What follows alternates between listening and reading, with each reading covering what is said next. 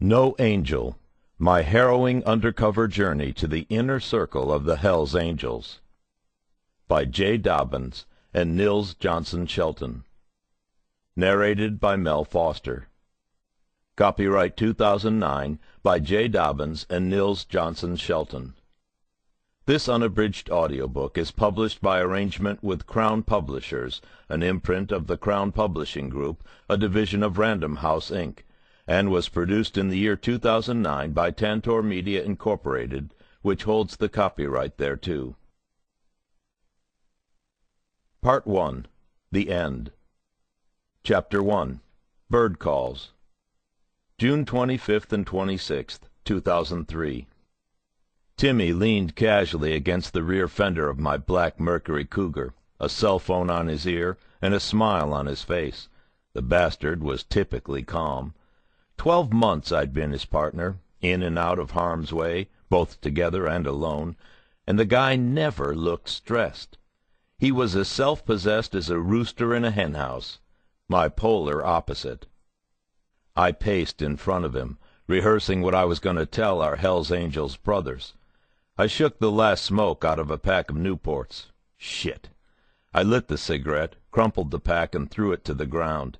It was 10 a.m., and I'd already emptied the first pack of the carton I'd bought that morning. Timmy said into his phone, "I love you too, honeycake. I should be home soon." He'd been saying things like that going on 5 minutes. I stared at him and said, "The fuck, stud? Come on." Timmy put a finger in the air and continued on the phone. "Okay, gotta run. Love you guys. Okay, see you tonight." He snapped his phone closed. "What's the drama, Bird? We got this." "Oh, you know, nothing really." I pointed at the guy lying face down at our feet. "Just that if they don't buy it, then we'll end up like this asshole." There, in a shallow desert ditch, was a gray-haired Caucasian male, his head split to the white meat. A pile of brains had oozed to the ground where Timmy had put Joby's .380. Blood droplets, sprayed into the sand and dirt, made small dark constellations. His blue jeans were splattered with purple quarter-sized splotches. His wrists and ankles were bound with duct tape. His hands were limp.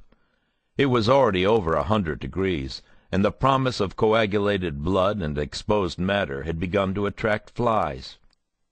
He wore a black leather jacket whose top rocker, that curved cloth patch that spanned the shoulder blades, read Mongols. I asked, "You think he's dead?" Timmy said, "Dude looks deader'n disco. Shit, those look like his brains in the dirt." Timmy leaned in closer. "Yeah, I'd say he's pretty dead." He spat a stream of phlegm into the brush beyond the grave. "Dude, no fucking around here. We go home and show the boys we killed a Mongol, then we better be dead nut sure it doesn't look like he's coming back." Timmy smiled. "Relax, Bird, we got this. Like Lionel Richie said, we're easy like Sunday morning." And then he started to sing, badly. "Why in the world would anybody put chains on me? I paid my dues to make it. Everybody wants to be me, what they want me to be. I'm not happy when I try to fake it. Oh, that's why I'm easy, yeah. I'm easy like Sunday morning." I smiled and said, "You're right, you're right. And even if you aren't, I don't see how it matters. We've come too far." He thought about that for a second. "Yeah, we have." We threw a couple shovels of dirt on our corpse and took some pictures. We relieved him of his Mongol jacket, stuffing it into a FedEx box. We got in the car and headed home to Phoenix. Timmy drove. I made some phone calls. I lit a cigarette and waited for someone to pick up at the clubhouse. Inhale, hold it in, click. The voice said, "Skull Valley." I said, "Bobby, it's Bird." "Bird, what the fuck? Teddy there?" "Not now, no." Bobby Reinstra's voice was humorless and empty. "We're on our way back." "We? Who?" Inhale, Hold it in. I said, "Me and Timmy." "No Pops?" "No Pops. He stayed down in Mexico." "So Pops is gone." I heard him light a cigarette. He'd only started smoking again since he'd met me. "Yeah, dude." "Wow." Bobby smoked, inhaled, held it in. I said, "We should probably talk about this later, don't you think?" He snapped out of it. Yeah, of course. When'll you be back?" "Soon. I'll call when we're back in the valley." "Okay. Get home safe." "We will. Don't worry. I'll see you tomorrow." "Okay. Later." Later. I flipped my cell shut and turned to Timmy. I said, "He bit it. Pop's death should work to our advantage." Timmy barely nodded. He was probably thinking about his wife and kids. Above all else, Timmy was decent. I looked past him, the asphalt and brown California pines, the late afternoon grid of Phoenix, Arizona, moved beyond him like a sunset movie backdrop. The next afternoon, J.J., Timmy, and I chowed at a Pizza Hut. We hadn't seen Bobby or any of the other boys yet. We wanted their tension to build. J.J.'s phone rang. She looked at the ID, then at me. I shrugged, stuffed a pepperoni slice in my mouth, and nodded. She flipped open. "Hello?" She grinned. "Hi, Bobby." "No, I haven't heard from him. You have? When? What'd he say?" "He said what? Bobby, what the fuck do you mean? Pops is dead?" She lowered her voice and choked out the words with a frightened stutter. "Bobby, you're scaring me. I don't know what the fuck's going on. All I know is a FedEx box came to the house this morning. It was sent from Nogales, Mexico." She pulled the phone away from her ear and placed a slice of roasted green pepper in her mouth. She sipped more iced tea. "No way, Bobby. I'm not opening shit. No, forget it. Not until Bird gets back." J.J.'s fear was convincing and effective. Our plan seemed to be working. I leaned into the leather banquette. We weren't your average-looking cops. We weren't even your average-looking undercover cops. And we painted quite a picture. Timmy and I were bald, muscular, and covered in tattoos. J.J. was cute, buxom, and focused. My eyes were blue and always lit up. Timmy's brown and wise. J.J.'s green and eager. Each of my long, bony fingers was armored with silver rings depicting things like skulls and talons and lightning bolts. My long, straggly goatee was haphazardly twisted into a ragged braid. J.J. and I wore white wife-beater tank tops, and Timmy wore a black sleeveless T-shirt that said Skull Valley, Graveyard Crew, over the heart. I wore green camo cargo pants and flip-flops, and they wore jeans and riding boots. We each openly carried at least one firearm. Arizona's open carry, so there you go. J.J. continued. "No way, Bobby. I'm not coming over there with the box. I'm waiting till Bird gets home. All right, bye." She hung up. She turned back to us and asked sarcastically, "So, honey, when can I expect you?" I grinned and said, "Any time now, any time." "Okay, can't wait." We laughed and finished our lunch. We'd been running ragged for months, and were in the home stretch. With any luck, Timmy and I were about to become full-patch Hell's Angels, and J.J. was about to become a real-life H.A. old lady. With any luck. Part 2. The Beginning. Chapter 2.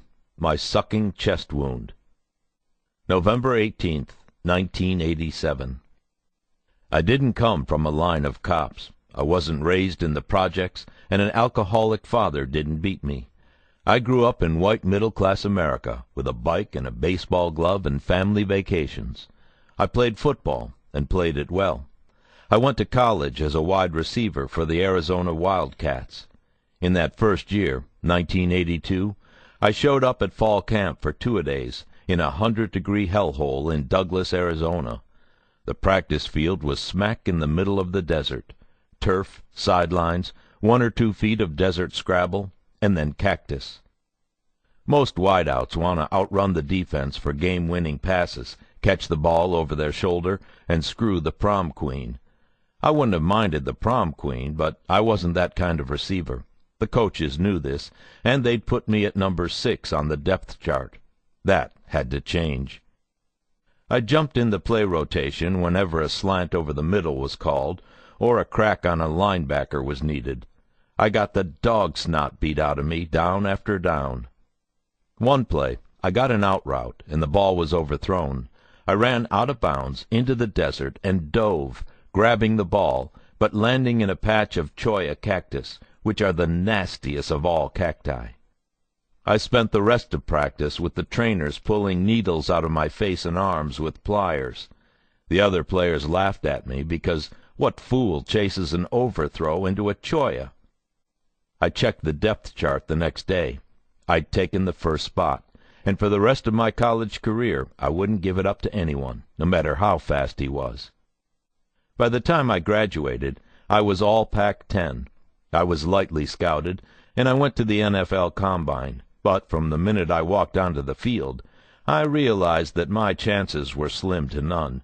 One scout put it perfectly. He said, "I can coach these guys to catch like you, but I can't teach you how to run faster." Next to the guys coming up that year, I looked like molasses poured into cement. Guys like Vance Johnson, Al Toon, Andre Reed, Eddie Brown, and Jerry Rice. Maybe you've heard of some of them. I knew I could cobble together a career of 2 or 3 years, but every year I'd have to reprove myself in camp, and at best I'd be a 3rd or 4th string option. My dreams were crushed, and I didn't know what to do. I'd gotten too used to crowds screaming for me, too addicted to adrenaline to just let it go. Eventually, I turned to law enforcement. I was young, and I bought into the Hollywood vision of being a cop. I considered the FBI and the Secret Service, but ultimately I ended up at the Bureau of Alcohol, Tobacco, and Firearms, ATF. This was where I'd transformed from star college athlete to hardened undercover cop. It happened on one of my first training missions, and it went down like this. We'd gotten a warrant for one Brent Provostguard, who had just gotten out of prison and was rumored to be in possession of a used .38 Rossi. We were going to bust him on ATF's bread-and-butter violation, felon in possession of a firearm, 18 U.S.C. Section 922 G1. I was assigned outside perimeter cover with my training officer, Lee Meller. We rode in a crappy 1983 Monte Carlo. We interviewed Provostguard's mom at her house, south of the Tucson airport, at the intersection of Krieger Road and Old Nogales Highway. She said he wasn't in, and he'd be back sooner or later. We left and staked out the place. What Mrs. Provostguard declined to tell us was that her son had sworn he'd never go back to prison, and that he was out in the Tucson scrub shooting his .38. He came home on his motorcycle. We swarmed, and he bolted on foot. I took off, passing everyone and disobeying orders to stay back. While a 4.6 in the NFL is nothing special, it's 6 speed for a cop. It was a full-blown foot chase, but he knew the area, and I lost him.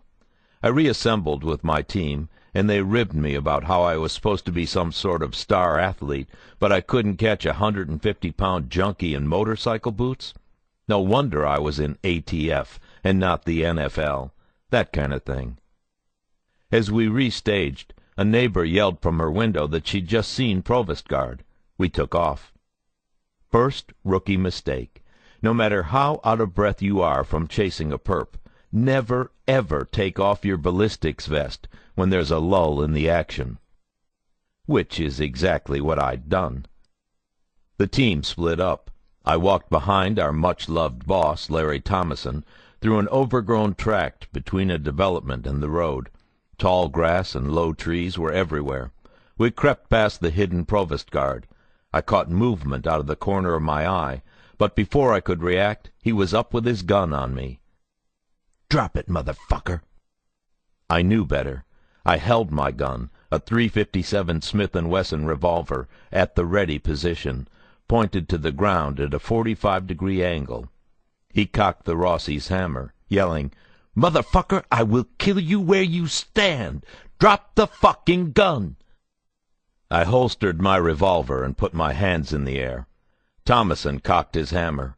He had Provost Guard in his sights, but he was toting a 2-inch barrel revolver, and he was 30 feet away. Thomason knew that if he fired, there was a good chance he'd hit me. He held. It was the right decision, but one that gravely altered his psyche. He was a committed leader in charge of showing a young man the ropes of a dangerous profession, and he never forgave himself for not taking that shot. I've always told him that the blame was mine, but he never accepted that. The others, searching an adjacent area, responded. When Provost Guard saw the empty Monte Carlo, his eyes, intense, bottomless specks, lit up. He was going to get out of there. Provost Guard's gun was thrust out in front of him. When he got close enough, I planned on pulling his arm and using it as leverage to disarm him. That plan died when he tucked the gun to his side. Before I knew it, he had me in front of him, his arm around my neck, the cold barrel of the Rossi at my temple. I didn't like that. I suddenly realized that it had rained earlier, and the desert brush smelled like a clean backyard, which is what I imagine heaven must smell like. I hoped I wasn't about to find out if my imagining was correct. We moved to the car. Provost Guard shoved me into the driver's seat and squeezed into the back, keeping the gun on my head. ATF agents surrounded us, their weapons drawn and their mouths running. Provost Guard said, "Close the door and drive, motherfucker!" I didn't. The car wasn't running. The keys were in the ignition. He shoved the barrel into the hollow of my neck. I wondered, should I drive, put the belt on, and run into a telephone pole? Or get shot here and let my partners waste him? Or hope one of them gets a clean line on him right this second? Or lie down and try to stay out of the way of everyone's bullets that were sure to puncture the Monte Carlo any second? Or drop the keys. Yeah, drop the keys. If I was going to die, then he was going to die too. I pulled the keys out of the ignition and let them fall into the footwell. I said, "I dropped the keys." Motherfucker! I leaned forward, and Provost Guard did too. Miller, who was closest to the passenger side of the car, stuck his revolver in the rear window gap and emptied it. Others fired. Provost Guard, his body shocked from the bullets cleaning out his heart and lungs, reflexively squeezed the Rossi's trigger. The bullet went in between my shoulder blades, just missed my spine, punctured the top of my left lung, and exited under my collarbone. Provost Guard had the death rattle. I had a hole in my chest. They call it a sucking chest wound, because when you inhale, air is sucked through the wound directly into the void of a collapsing lung. Blood gushed out of the hole like water from a garden spigot. We were dragged out of the car. Provost Guard was cuffed — you have to love police procedure in times like this — and laid in the dirt face up. I was shoved into the back seat, in pools of Provost Guard's blood and bile and tears, and Thomason jumped into the front seat and took off. I was in and out of consciousness as Thomason channeled Dale Earnhardt Jr. through the Tucson dusk. I said the Lord's Prayer and apologized to my parents for not being a good enough cop to make them proud. Then I took a little nap. I came to at the hospital. I was on a gurney. The ceiling rushed by in blue and white streaks. The soft but anxious pitter-patter of nurses' and orderlies' feet on linoleum filled my ears. There were 2 black nostrils above me, and above them a tuft of brown hair, and around that a half-moon of white paper. A hat. My nurse. Her gaze was locked on the horizon. I asked, Am I gonna die?" She looked down. She was pretty. Her left hand pushed into my chest. "You're hurt bad. We're not sure yet." I passed back out. I woke back up to a screaming pain in my chest. A boyish resident was inserting a clear tube into a hole he'd scalpeled through my rib cage to prevent me from drowning in my own blood. The tube would also be used to clear blood clots before I went into the operating room. I'd never felt such pain and discomfort. Having an inch-wide tube inserted into a raw hole of flesh was like, well, it was just like that.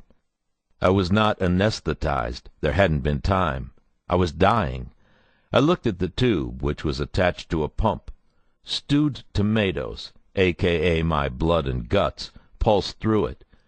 When he was done with that, the resident directed me to a video screen. He said proudly that they'd put a shunt in my femoral artery that helped guide a medical camera through my torso.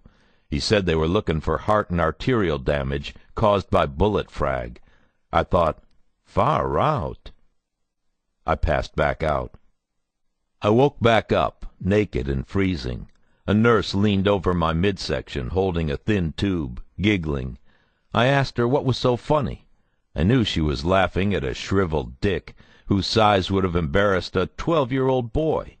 I gathered all my strength and said, "You could have a little respect for a guy who should be dead. And what exactly's your name?" She straightened up and stuck the catheter in. She covered me up and put her hand on my forehead. I passed back out. I woke back up. I was in a bed. The bed was in a recovery room. There were all the usual machines going beep, beep. There were IV bags and fresh flowers and foil balloons. There was an oversized teddy bear. My feet were elevated. And there was the tube inserted cleanly into my chest, surrounded by white gauze and tape. A beep-beep went off, unlike the beep-beeps monitoring my heart and respiratory rates. A sound like a small servo followed. Not 10 seconds later, I was as high and happy as I could be. I passed back out. I woke up. I passed out. I woke up. Nurses changed my bedpan and sponged me down. I recovered some strength. I got up and walked around, dragging my setup, the IV, the morphine drip, the chest tube detached from its pump, around with me. After a few days, I could walk up and down the hall once. After a week, I could walk around the recovery unit. Being so weakened was a new experience and a definite low point. It's truly humbling to be reminded that ultimately we're just a body. The mind gets a lot of attention, but it is housed, for better or worse, in such a fragile thing. The body goes and, well, who knows? This is why I believe in God. I prayed. I've always been an imperfect Christian. I prayed for my family and for myself. I prayed I'd get to go back to the streets, to go back to work. As I improved, I began to spend equal amounts of time awake and asleep. I befriended Dr. Richard Carmona, the surgeon who'd operated on me. He was a high school dropout who had enlisted in the Army, joined the Special Forces, became a decorated Vietnam vet, and then returned to civilian life where he took up a career in medicine. He was the head of trauma services in Tucson and moonlighted as a SWAT operator with the Pima County Sheriff's Office. Not 10 days after I came in, he was shot himself while executing a warrant. He made a full recovery and eventually went on to become the 17th U.S. Surgeon General. Gaining Dr. Carmona as a friend was one of the best things that came from my getting shot. People visited. They stayed too long. My mother cried.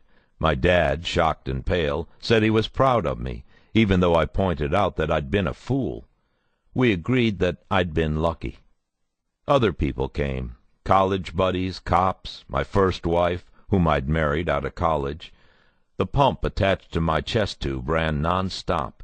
It cleared my wound of clots and errant blood, emptying the stuff into an otherwise white bucket by my bedside.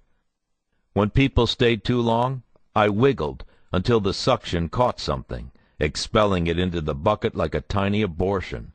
That usually sent them packing.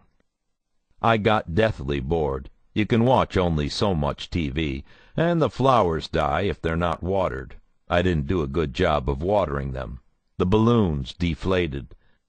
It's as if these things are brought to give their meager life forces to your recovery, dying along the way. I was reanimated by withering roses and expiring helium. Hell, morphine makes you think funny things. I had developed quite a taste. No doubt I was in excruciating pain, especially the first week, but after that it was more recreational than essential. My morphine bump was self-administered, but limited by a timer. I couldn't hit myself more than once over a 3-hour period, so I secured the switch with some medical tape from my IV, and I'd get a narc bump whenever the timer went off, awake or asleep. I had some wild dreams. It was heaven. The director of ATF called. He called me his golden boy. I didn't like being called a boy. I was 26. He said he'd heard good things about me, and that if I played my cards right, I could have his job one day. He told me to get well soon and get back on the job, that they needed more guys like me in ATF. I thanked him and hung up. At night I'd wake up from time to time. I had a funny feeling. The lights were low, the machines beeped. As I got better, there were fewer and fewer of them in the room. A good sign. The feeling I got was a new one. It was a rush I'd never known. On the football field, I'd been hit 1,000 times by hundreds of guys my size or bigger. I'd taken some real kill shots and always tried to get back up right away. It was a pride thing. When they dragged me out of the car, my chest spurting and gurgling, I actually pulled myself into a sitting position. It was the best I could do. The new feeling was this: I couldn't be stopped. After being shot, I began to feel the first pangs of invincibility. The rush of near death did something dangerous to me, though I couldn't see it at the time. I didn't want to get shot ever again, but I wanted to get as close to that flying bullet as I possibly could. Getting cheered by 80,000 football fans was an incredible feeling, but it didn't even register when compared with the rush of walking the line between life and death when no one was watching. I had taken the prescribed amount of painkillers, but that didn't change the fact that when I left the hospital, I felt like a full-blown junkie. I had black circles under my eyes and puked brown tar for a week. No appetite for anything but the smack I couldn't have. I cleaned up. Shakes, sweats, tears, the whole thing. My wife at the time wanted to know if that was it for me. She wanted me to get out. I couldn't blame her. I said this was why I was in it. She asked, "To get shot?" I said, "No, to go toe-to-toe with these guys. I lost this time, but I won't lose again." Not long after that, we got divorced. The director's words rang in my ears. I could have his job. His job involved a large slab of wood and an executive-style telephone with lots of buttons and lights. Shoot, in that year, 1987, he probably even had his own computer. It didn't appeal to me. The bullet put the rush of the streets in me and through me. It guaranteed I'd never direct anything but myself, and convinced me that large desks were for castrated dummies. I thought, fuck that. I'm going to be an undercover. Chapter 3. You're looking at the loves of my life is what you're looking at. August 2001 to January 2002. If anything, the shooting proved that my job, and therefore my life, was not glamorous in any way. Pathetically, I'd imagined that undercover life would be like Miami Vice, full of cigarette boats, fast cars, expensive clothes, and perfect tens in bikinis sitting in my lap while I negotiated with drug kingpins. Instead, I confronted toothless strippers and disgruntled Vietnam vets, and did deals with jonesing tweakers in trailer parks, while getting shot by a broke-dick ex-con who lived with his mom. Still, I loved the job. After the shooting, I went back to the academy to complete my training. Upon graduation, they sent me to Chicago, where I learned my new job with another young agent, Chris Bayless, a dynamic and intelligent undercover operative who remains one of my best friends. And what a job! In the years between the shooting and the summer of 2001, I'd done and seen things that citizens simply don't do or see. I'd been in another shootout. I'd had an inhuman number of guns shoved in my face. I'd bought and sold tons of drugs, and I'd made hundreds of solid collars. I'd worked African-American gangbangers and Italian mobsters with Chris, the Aryan Brotherhood with Special Agent Luis Quinones, and bikers from Georgia to Colorado with a bunch of different partners, including one of my ATF mentors, Vincent Cefalu. By 2001, I thought I'd seen it all. Yet, after nearly 15 years on the job, I still had something to prove. I still had more to see. In the summer of that year, a young, ambitious case agent named Greg Sugar Bear Cowan called about running some game up in Bullhead City, Arizona. Sugar Bear said that Bullhead was ripe for the picking, and that getting evidence up there would be like shooting fish in a barrel. He said we could take a lot of guns off of the street. I agreed to have a look. One morning I got up, ate breakfast, rustled the hair of my son, Jack, kissed my daughter, Dale, grabbed a plate of cookies that my wife, Gwen, had baked, and hit the road. Bullhead City's near the southern tip of Nevada, 10 hours from where I lived in Tucson. It's a broken-down town full of semi-employed mechanics who've shacked up with women who are, or were, dancers. It's a meth capital teeming with high school dropouts, and it's all set down in a brown and tan valley that looks more like Mars than Earth. Across the brown Colorado River is Laughlin, Nevada, Bullhead's dusty twin sister, with her twinkling Strip and brand-name outfits, Flamingo, Golden Nugget, Harrah's. I met Sugar Bear at the Black Bear Diner on Route 95. We sat in a window booth in the refrigerated air, while the desert sweltered outside at 115 degrees. He slurped coffee and nibbled at dry toast, while I crammed a bacon double cheeseburger into my mouth. He talked about a local gun shop called Mojave Firearms. The owner, Robert Abraham, dealt with a band of regulars who were all gunstrokes. Most of the deals were off the books, and there were significant numbers of modified machine guns going in and out of the shop. A guy named Scott Varville, a former Marine striper and ace bike mechanic, did the machine gun mods in his garage. We drove around town after lunch. I watched the dusty roads and subdivisions skim by from the comfort of our car's air conditioning.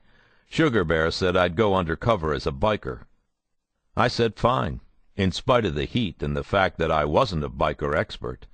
He said he knew I'd be fine, that I looked the part, and that bikers were respected in Bullhead. I said I imagined they were. He said that all the guys, especially Abraham and Varville, were Hell's Angels groupies. He said the angels were around, but not everywhere. I didn't think much of it either way. I agreed to come on board. We got started in late August. Cowan continued to run an informant while I staged up in Tucson. I got my bike tuned and checked out an ATF car, a black Mercury Cougar. I took target practice at the field office.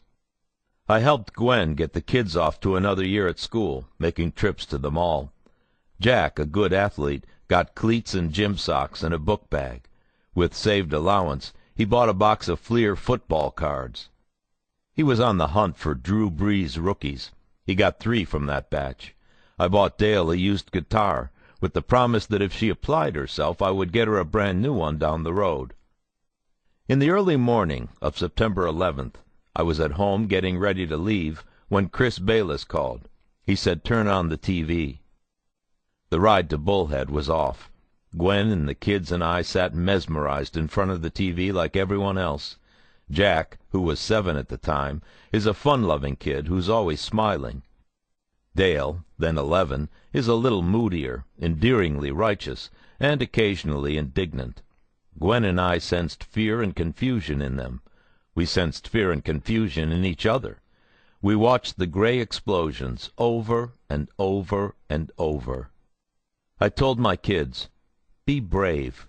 That's what this is, a chance for you to be brave. Set a good example for other kids who might be scared, and be proud that you're an American, because we're about to kick some ass." I spoke with Sugar Bear later that day. We were pretty sure the Bullhead case would be deep-sixed, or at least put on hold, but to our relief this didn't happen. I looked forward to work. I didn't want to sit around and think about how America had just been attacked. By the end of the following week I was holed up in Bullhead at Gretchen's Inn, a contemptible riverside hideaway off Route 95. From the outside it looked harmless, but from the inside it was something else. A flea-bag meth flophouse, busted locks on the doors, and windows that wouldn't close, people screwing all day and night. I slept with my arms folded over my chest, and one of my beloved Glock 19s in my hand. On the night of October 22nd, 2001, as I listened to methed-out tweakers bang away above and below my room, I lay down for the last time as 100% Jay Dobyns. The next day our case, codenamed Operation Riverside, would go into full swing. Sugar Bear's informant, Chuck, would take me to Mojave Firearms for some introductions. Chuck would say, "This is Jay Davis, good guy to know, good guy to be known by." Here's what I said. "What's up? This is a nice place you got here. Looks like you know your business." "Yeah, Jay's my name, but everyone calls me Bird. Here's my card. Imperial Financial. I do collection work." "Yeah, that kind. You know, a John Doe fucks up at the Bellagio and goes back to Omaha with a line of unpaid credit. They can't send a security detail to beat the gold out of him on his front lawn. Bad publicity. That's where I come in. Yeah, I guess it's pretty cool if I stop to think about it, which I don't. Pays the bills, keeps the lawn green, and doesn't take too much of my time. Yeah, I ride. You see a patch on my back? Well, then I'm not a 1%er, so quit asking. Yeah, that's my bike, the one with the baseball bat strapped to the sissy bars. What's it for? I'm a huge D-backs fan. Luis Gonzalez is my boy." "Oh, man, what do you think?" "That's right, dude, the collections. Baseball bat can come in handy in my line. But listen, I got another business. Maybe you can help me out?" "I need guns. Small ones, big ones, fast ones, slow ones. No papers. Hit-and-run deals I can throw in the river, you know what I'm saying? I appreciate your discretion, dude. You're a class businessman." "Yeah, so what if I already got a couple pieces? My Glocks are my babies, and they're for me and me alone. Right now, I'm looking for 45s. Also, know anyone who can work on my bike? You do?" "Thanks, dude. I owe you one. Any time you want to go down to the Inferno for beers, you let me know. Next night out is on the Birdman." Bob Abraham, the owner of the gun shop, filled in the blanks. He was 47, short, portly, strong, and knowledgeable about every gun under the sun. The intro went well. Abraham ate every scrap and crumb. The next day he sold me 2 45s. No papers, no forms. All cash. It was too easy. Through the years, I was often amused by how quickly suspects decided to trust me. Criminality is a brutal, sometimes comical game of one-upmanship. Bad guys are constantly trying to prove to one another, and themselves, that they're badder and harder than the next guy. This is one reason Abraham wanted to know if I was a 1%er. This phrase originated when rogue bikers ran roughshod over a 1947 motorcycle rally in Hollister, California. These troublemakers were described as the 1% of the American motorcycle riding public that is criminal by the American Motorcyclist Association. The name stuck and was proudly worn by those riders who considered themselves to be outlaws, since law-abiding bike enthusiasts, 99%ers, had ostracized these outlaw riders, and since they were usually societal outcasts to begin with, they formed clubs. These riders were easily identified by their motorcycle vests, leather or denim jackets, usually with the sleeves cut off and therefore known as cuts, which were adorned with the 3-piece patch of the outlaw biker. This patch was really 3 separate patches found on the back of the vest. It consisted of a large center patch depicting the club's logo, the infamous laughing winged skull or death head in the case of the Hells Angels, a curved rocker-shaped top rocker containing the club's name, and a bottom rocker containing the vest wearer's charter affiliation, usually the name of a city, state, or in the case of international clubs, country. The four major American outlaw clubs are the Pagans in the East, the Outlaws in the Midwest, the Bandidos in Texas, and the Hells Angels, who are found throughout the country in at least 20 states. The other three clubs may beg to differ, but the Hells Angels are the premier outlaw club in the United States and the world. Abraham wanted to know if I was a one-percenter, because if I was, I would have had instant credibility. It didn't matter that I wasn't a one-percenter, though, because for small-time guys like Abraham, credibility was cheap. After a couple more sales, Abraham introed me to Scott Varville, John Corr, and Sean McManama, who introed me to Tim Holt, a machinist who ended up making me a bunch of silencers. Each of these men had four things in common. They loved guns, they were white, they were not rich, and they all told me they knew Smitty, the local Hells Angels brass. Smitty belonged to the Arizona Nomad charter of the Hells Angels. Most large one-percenter clubs have nomad charters. They're divisions within the club that belong to a state but don't have a fixed location. At the time, the Arizona Hells Angels had fixed charters in Tucson, Mesa, Phoenix, Cave Creek, and Skull Valley, while their nomad charter kept a small clubhouse in Flagstaff. They had the state covered. I'd seen Smitty around. He looked like a hippie granddad, a swirling black and white beard, big old man eyeglasses, a bald crown that topped a curtain of long, stiff hair. When he smiled, which I'd learned was often for a Hells Angel, he looked like a lovable goofball. Varville loved Smitty the most. Varville maintained that the Angels wanted to recruit him, but that they couldn't because of his job, which he refused to give up. He was a school nurse, which was simply not badass enough. Varville was the most interesting of the Mojave firearms bunch. I first got with him on November 7th, 3 short weeks after having met Abraham, when along with Abraham and the informant, Chuck, we paid Varville a visit. I wanted to drop off my '63 Panhead to see if Varville could fix it. He said he could. We admired his Harley Road King for a while, and as Varville gloated over it, Chuck said, "Well, we've seen your scooter. Now where's the guns?"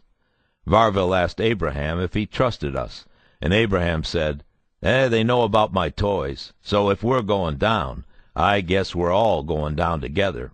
Yeah, I trust them. I trust them with my life."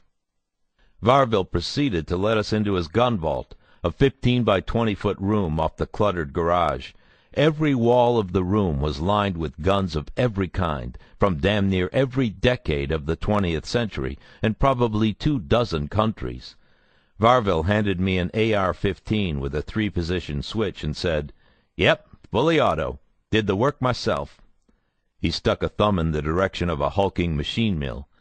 "Man, I can trick out these ARs all day." Good for him. After a while, we left. Weeks passed, and we worked. The guys were flush. I did a ruse deal with John Corr. I told him I was selling guns to some Mexican gangsters at a body shop, and I asked him to come along as backup. Before we went to the shop, we stopped at a 7-Eleven for gas and big gulps.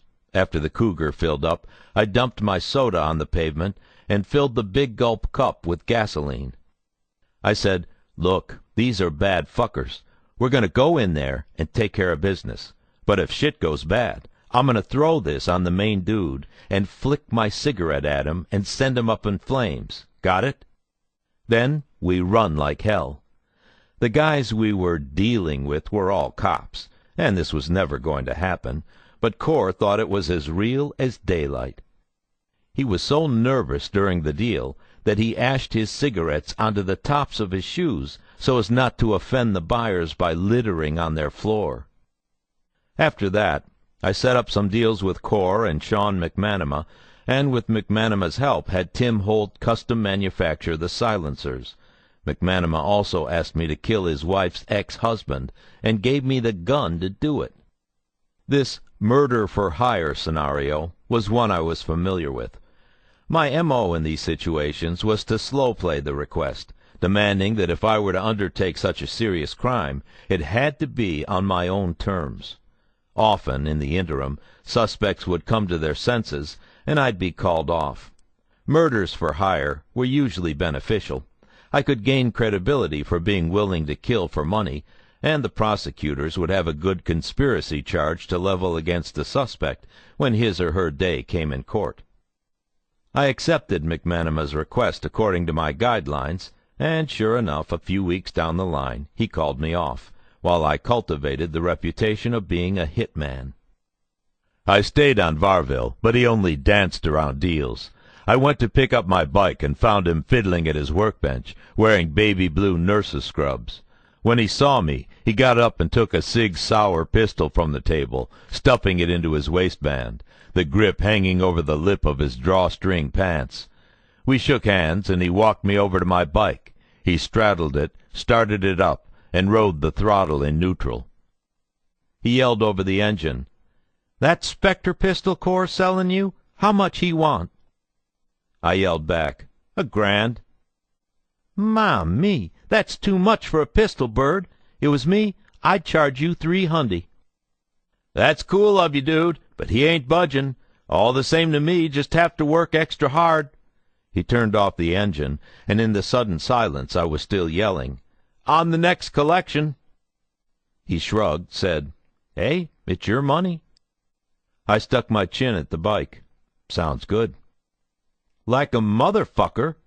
He cut the engine and swung his leg over the seat in a fluid motion, the pistol still in his waist. It defied gravity with so little baggy cotton medical nonsense holding it in place. "Hey, come with me. Want to show you something." He led me to the gun room. It was the same as before, gun after gun after gun. Varville opened a large drawer and started rummaging through it, pulling out rags and rifle butts and holsters and bulletproof vests, throwing everything in a heap. He spoke in a stream of words. He sounded like he was tweaking on meth. "Abraham and those guys want me to trick out everything they got. Fuck that.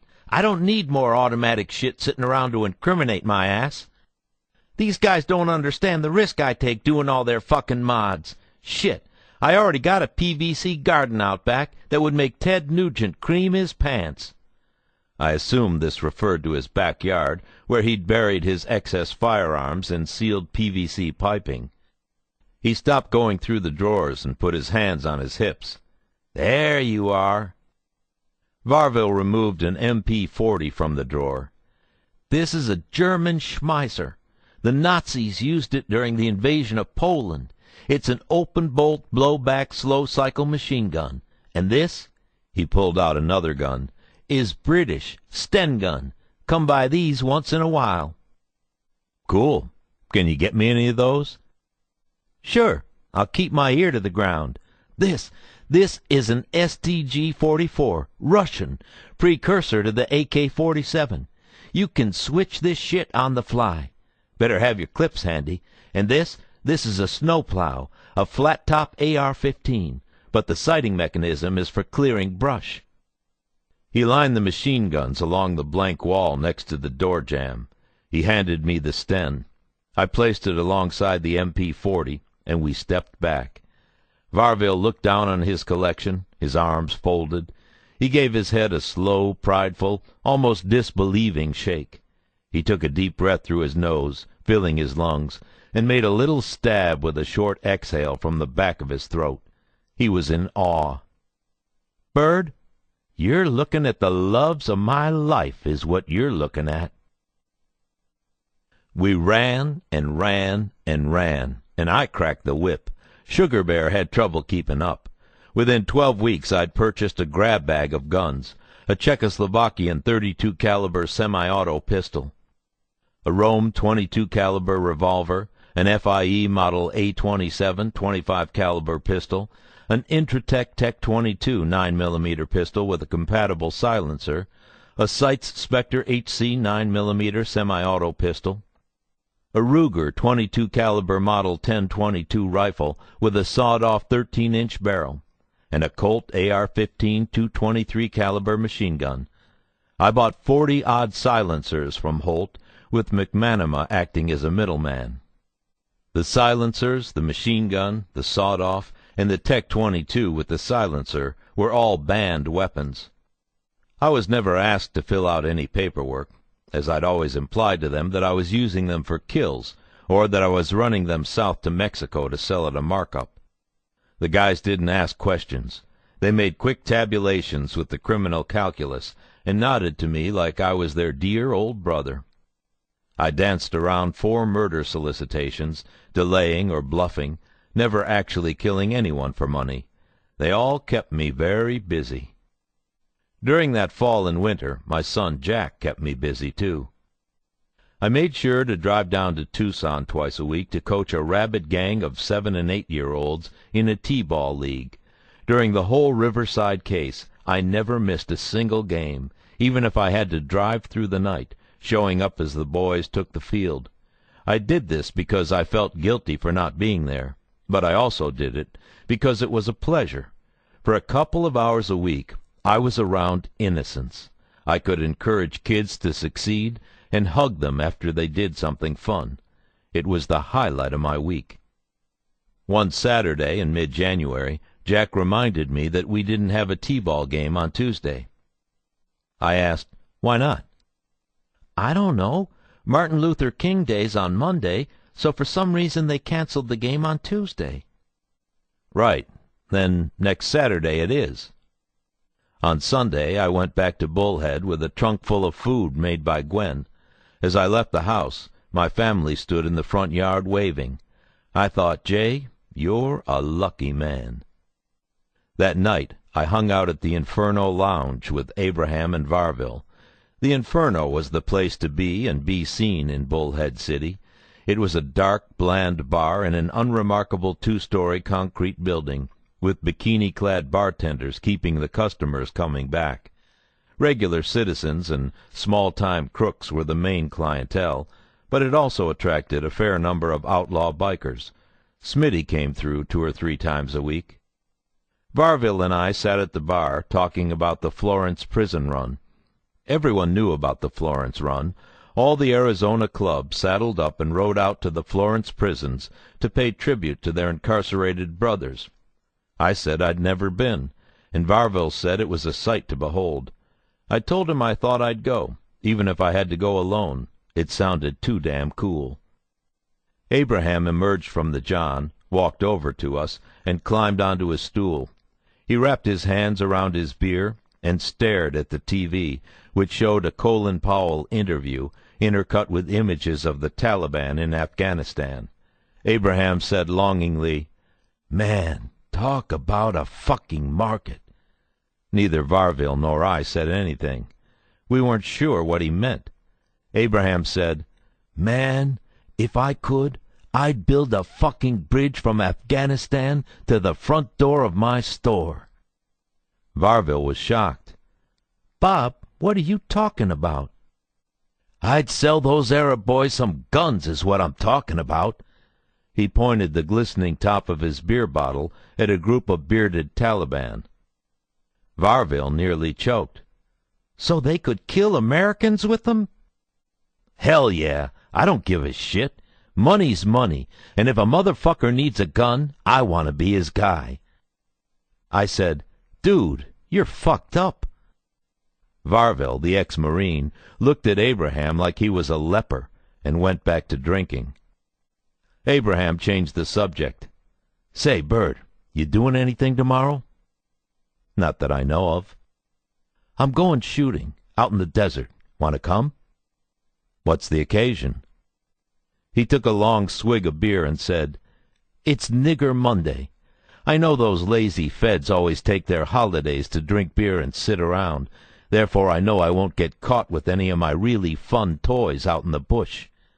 He tapped his temple, indicating his brains, which, had it been acceptable, I would have enjoyed bashing. I said I didn't think I'd make it. finished my drink, and left. I didn't take Martin Luther King Day off. I did paperwork, concentrating on Abraham, and visited Holt at the machine shop to pick up another batch of silencers.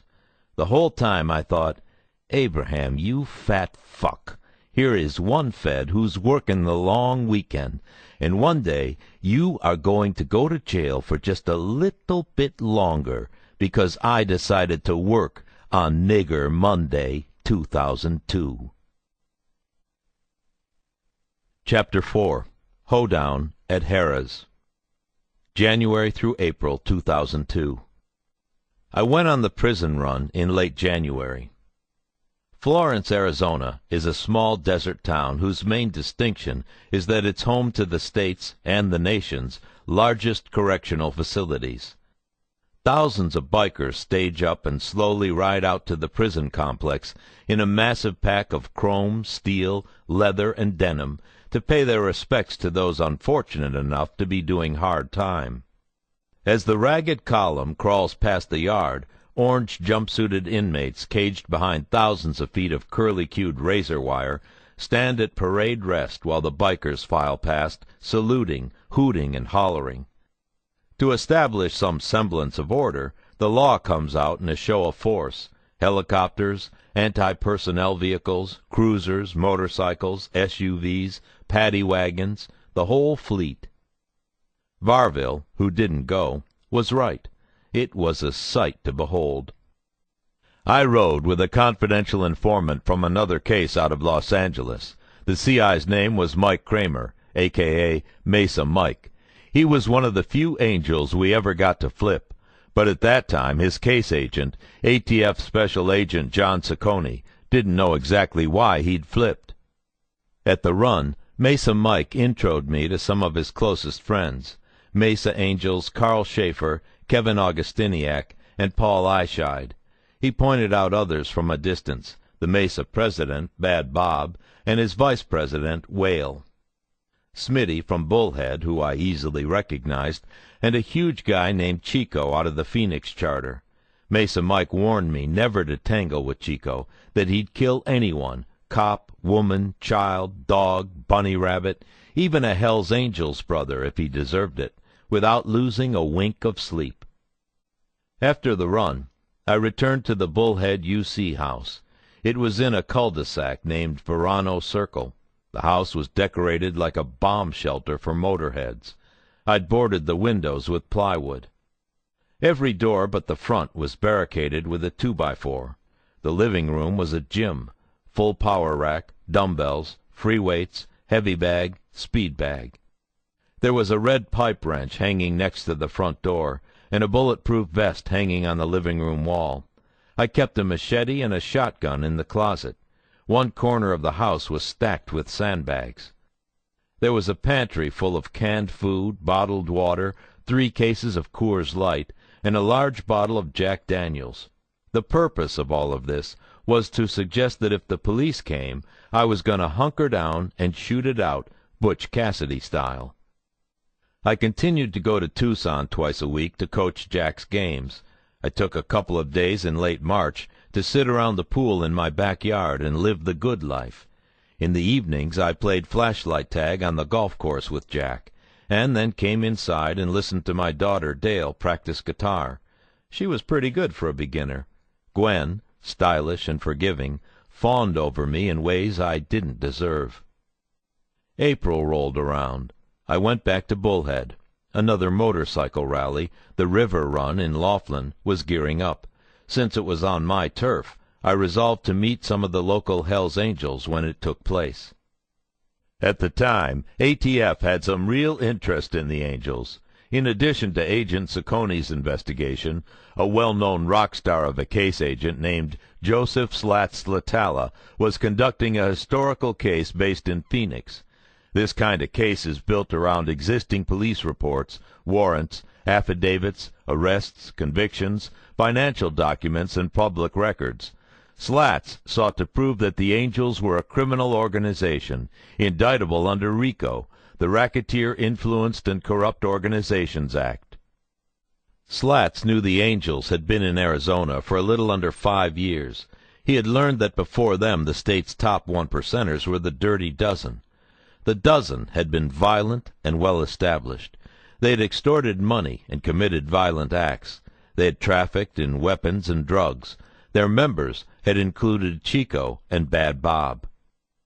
The Angels came onto their turf when Ralph "Sonny" Barger, the iconic godfather of the Hells Angels, retired his 40-year presidency in Oakland, California.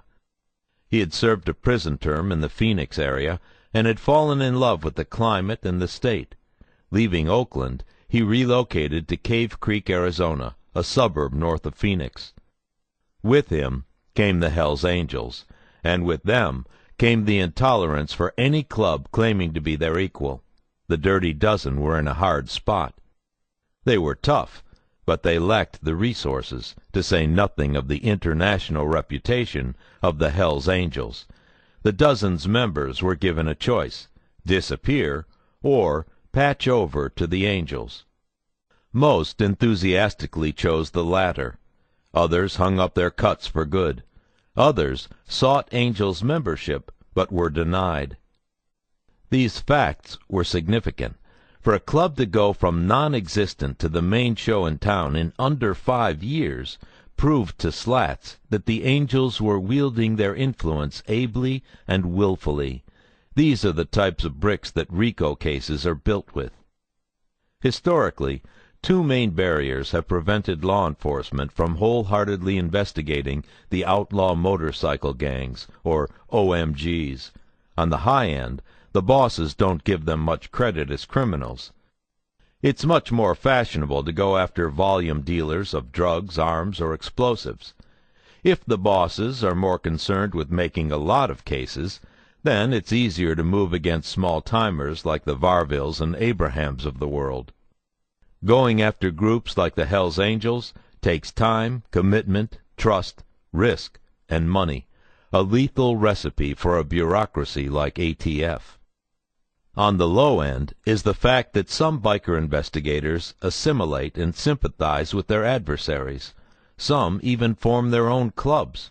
This has always been a mystery to me. Cops don't mimic mafia dons or dress as Crips and Bloods and form up neighborhood sets. So why would some choose to create their own motorcycle clubs patterned after criminal syndicates? Maybe it's because they're bound by the bikes themselves. One thing that cuts across all of them is the live to ride, ride to live credo. But I wouldn't know, since I don't really love bikes. Go figure.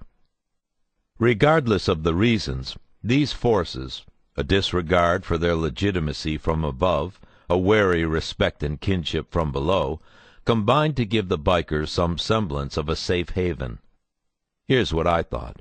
Yeah, guns and drugs ruin people's lives, but what truly ruins people's lives is violence, and violence was and is the source of the Hells Angels' power. In the coming months, as we'd meet to discuss the Angels, Slats expanded on this notion. He understood that outlaw bikers were easy to misconstrue as white, overweight, middle-aged illiterates who wore dirty bowling vests, drank beer, and sat around telling war stories about toothless hags they picked up on the side of the road. Not all of these guys were killers, rapists, or dopers. Slats knew that the majority of these guys had something in life, a job, a family, that restrained them. But he also knew that every outlaw who wore a 3-piece patch had the potential for some serious ugliness. A small percentage of 1%ers was crazy, violent, and wired enough that all they did was dope, booze, and commit crimes. He also knew that, being brothers, this smaller group had a lot of influence over the larger, less volatile group. When you mixed these guys with alcohol, drugs, guns, hammers, knives, and honor, and added a violent leader, then violence became the probable, even the preferred, outcome of any conflict. They were like a Greek fraternity with guns. We all knew that when these guys felt comfortable, they were capable of horrible things: rat-pack beatings, assaults, stabbings, shootings, rapes. When it got bad, Outlaw bikers fed off each other for each other, because, in their minds, all they had was each other. My thinking as a street cop has always been that I don't care who you are or what club you belong to. If you are being a violent asshole and engaging in illegal activity, then it's my job to try to arrest you. My feeling is that the OMGs are tailor-made for ATF. Guns, explosives, drugs, and violence. These are the cornerstones of our mandate. I also believe that OMGs are America's only truly indigenous form of international organized crime. Mafias come from places like Italy, Russia, and Japan. Drug cartels issue from South America and Southeast Asia. Street gangs are local and not unique to this or any other country. But the bike gangs started here in the 40s and 50s with the Hells Angels at the forefront, and now they can be found on every continent in nearly half of the world's countries. The Hells Angels themselves have charters in 26 countries on 5 continents. Germany alone has more members than the United States, and it all started with the visionary guidance of one Ralph Sonny Barger in Oakland, California.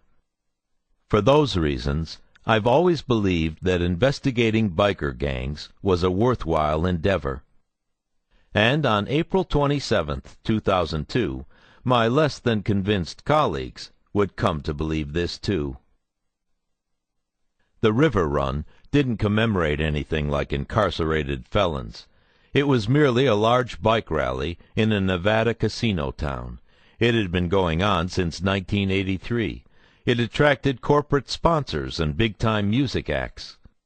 It featured custom bike contests, Miss Laughlin contests, lots of strippers, shaving cream and baby oil fights between said strippers, gambling, and general partying. The vast majority of the attendees were law-abiding citizens. But no run would be complete without the presence of the OMGs. They were idolized and highly respected, and since everyone loves being idolized and respected, they showed up in force. The Hells Angels were the stars of these events, but there were other gangs there too. Not to be at the same event as your rivals was the most cowardly of retreats, and no club willingly got shown up in this way. So it was that a Hells Angels rival, Southern California's Mongols, were in town too. These clubs had been in a violent feud for 30 years, but it had yet to explode into a full-blown war. In addition to the bikers, Laughlin was flush with cops. State and local guys were supplemented by feds like Saccone and Slats. In support of them were Sugar Bear and me, plus some of my oldest undercover friends and colleagues, guys like John Babyface Carr, Sean Spider-Man Hoover, and Darren Kaz Kozlowski. The support staff also included a young female recruit named Jenna J.J. McGuire. Kaz teamed up with me on the night of April 27th. Kaz was a crazy improvisational UC who always looked scary. He was famous for joking, "If I die on this job, I sure as fuck don't want it to be in a traffic accident or because I had a heart attack at my desk. I don't want to get hit by a bus on my motorcycle. I want to be duct-taped to a chair and shotgunned in the face. I want those motherfuckers to cut my head off. I want the boys to say, 'Did you hear? They cut Caz's head off.'" We went to the Flamingo, which was where all of the Angels were staying. We went to a centrally located bar and took a couple of stools. Everyone eye-fucked us. There were Hells Angels coming and going all around. J.J., in an observational role, sat at the end of the bar and watched while fighting off offers for free drinks and motorcycle rides. The situation in the casino was palpably tense. The Angels knew the Mongols were around. They expected a fight, but they didn't know when or where it would start. The Angels had sent spies to the Mongols' hotel and were convinced that the Mongols had returned the favor. No one seemed approachable, and I hadn't yet seen Smitty, the main guy I wanted to meet. After an hour of nursing beers, Kaz and I concluded that maybe it wasn't our night. That's when Smitty stopped at the bar a few stools down. He was by himself. He ordered a Crown Royal and Coke. I knew I had to mind my P's and Q's. If I screwed up the intro, then Kaz and I would be at the bottom of a pile before we knew it, and any hope of establishing a rapport with the Angels would be nixed. I wasn't exactly scared. We had a cover team and there were cops everywhere, but I still had to look tough while being respectful. As for Kaz, he didn't care. He'd shoot it out like in an old Western, and love every minute of it. Kaz and I approached Smitty. Before we got close enough to make him uncomfortable, I said, "Excuse me, you're Smitty, right?" He turned to us.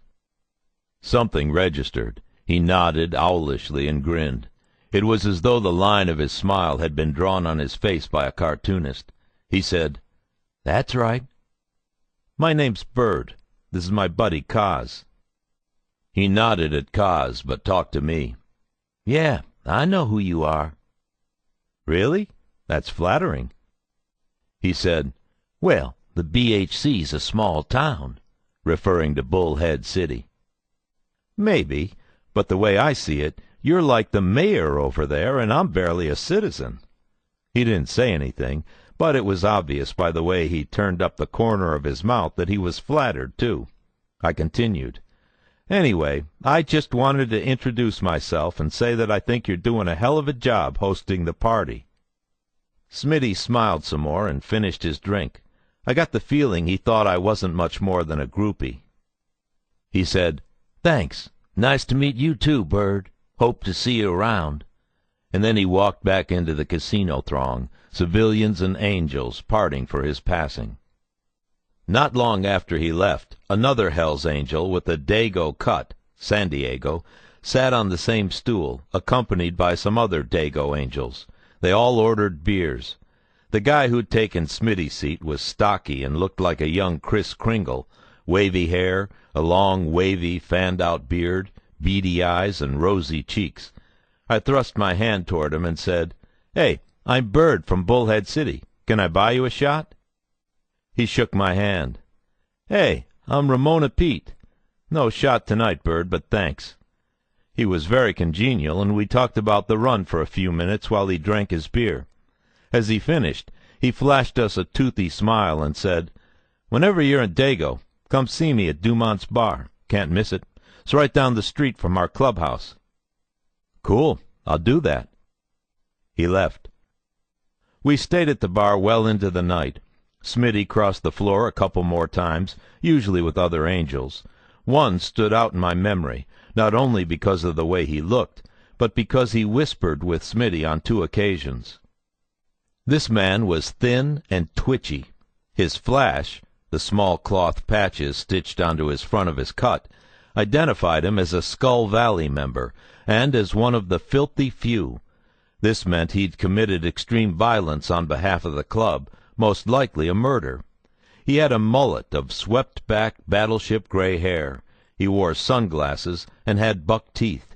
He reminded me of the Nestle's Quick Rabbit. Smitty and the rabbit disappeared from our radar for a while, but eventually they rejoined us next to a blackjack table not far from where we sat. Smitty looked nervous, and the rabbit sweated visibly. His hands were shoved into his pants pockets, and his elbows were locked. They spoke intently for about 5 minutes, and then broke, the rabbit briskly walking away. Smitty didn't look happy. He rejoined some angels at another blackjack table and nodded to the dealer, who stopped slinging cards. Smitty spoke to them quietly but purposefully. We turned our attention back to our drinks, playing it cool, pretending the angels weren't there and didn't matter to us. When we looked back to the blackjack table, the angels were gone. We looked around. All of the angels were gone. Kaz said, "What the fuck?" I shrugged. Something was up. We just didn't know what it was. We finished our drinks, paid the tab, and went outside. It was almost 2 a.m. As we walked to our bikes, police cruiser after police cruiser screamed down the Laughlin Strip. Some people ran in the direction of the squad cars, but most ran against them. I could almost smell the craziness, as if trouble came with a hint of sulfur. Kaz said, "Well, guess we know where the angels went." There's a long bar at the Harrah's Laughlin Casino and Resort called Rosie's Cantina. It's rectangular, with purple columns at the corners. People huddle around it to play keno and smoke long white cigarettes. It's surrounded by the usual American casino scene, ecstatic slot machines and dozens of video poker and blackjack consoles that play a dinging soundtrack dedicated to elusive cash. Mongols watered themselves around the bar. They were everywhere. They sat on stools and stood in their boots. They were decked in leather and denim. Their chests puffed like those of rare birds. Their backs twitched like those of horses. They acted as they always do, paranoid and defensive and conscious of their ability to intimidate.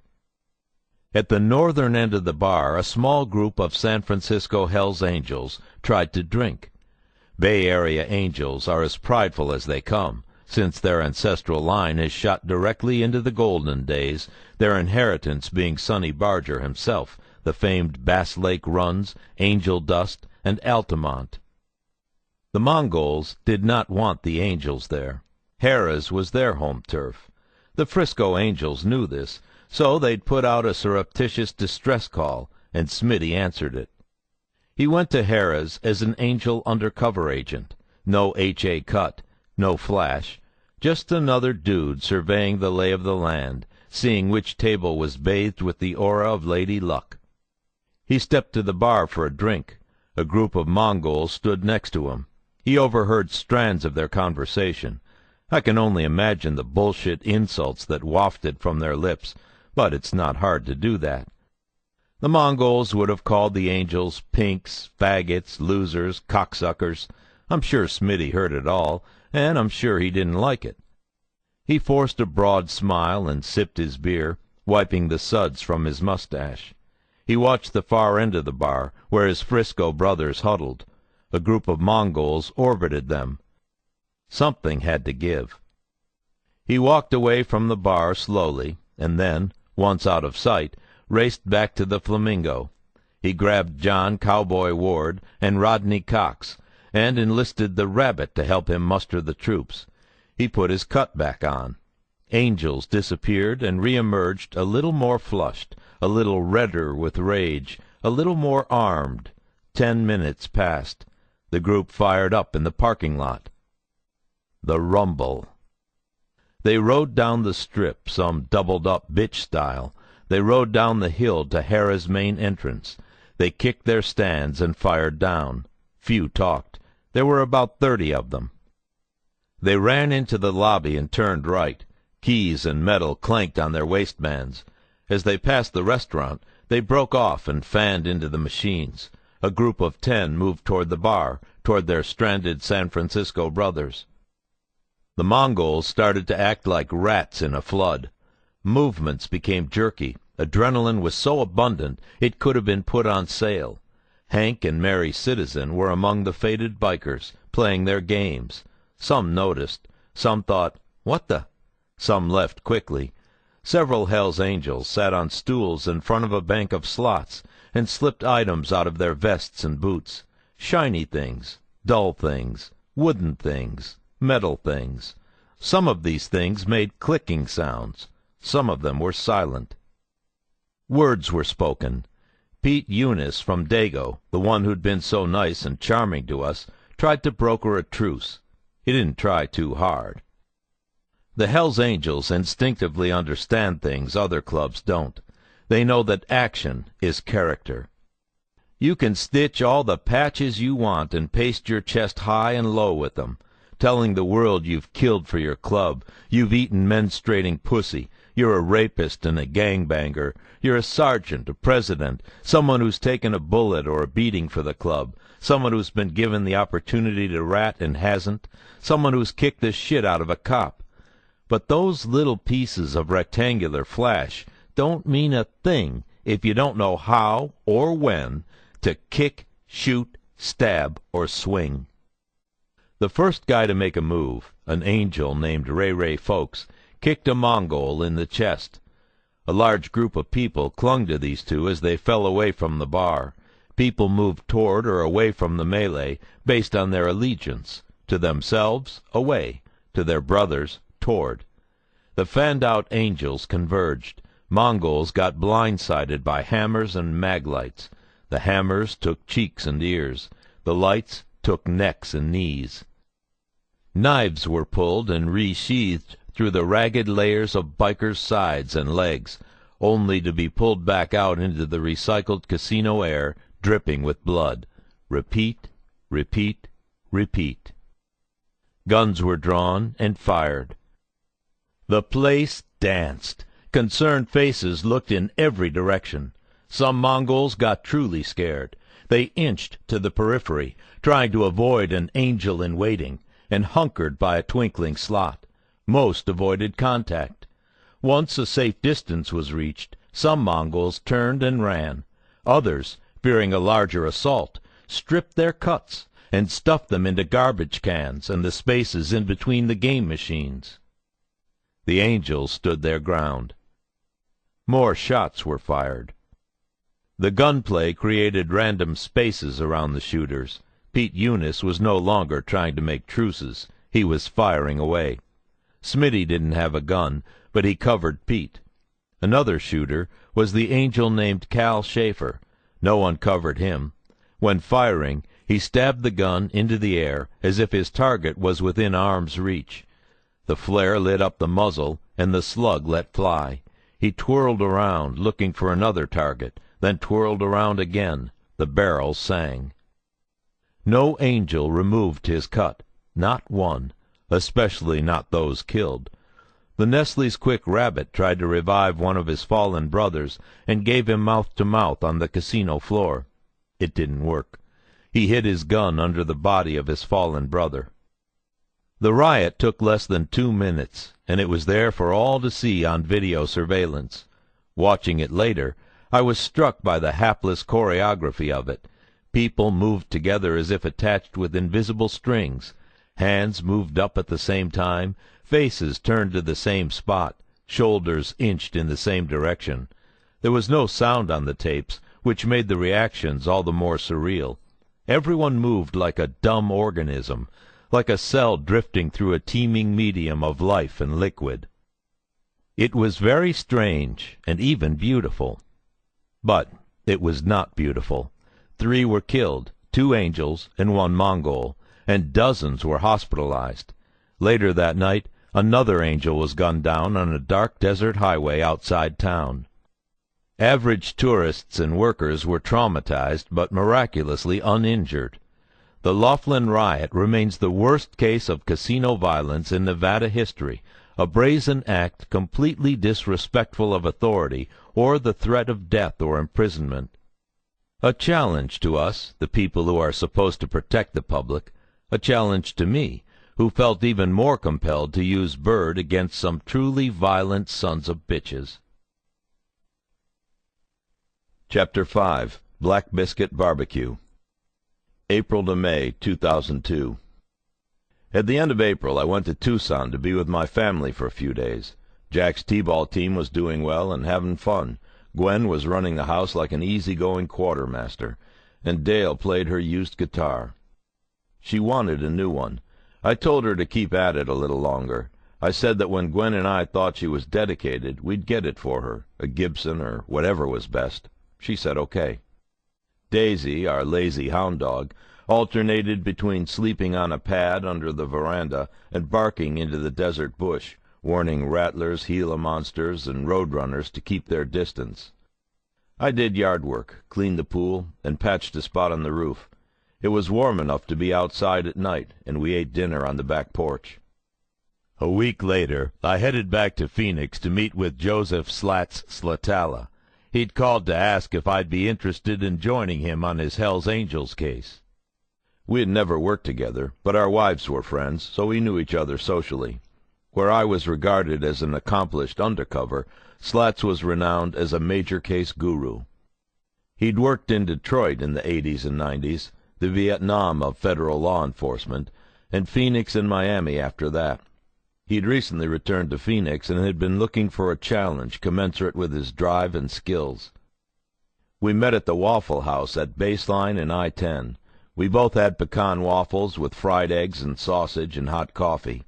The place smelled like a tar pit, brimming with bacon drippings, syrup, and industrial-strength cleaners. He said he'd been keeping tabs on Operation Riverside, that Sugar Bear and I were doing good work. I said his case in Phoenix sounded promising.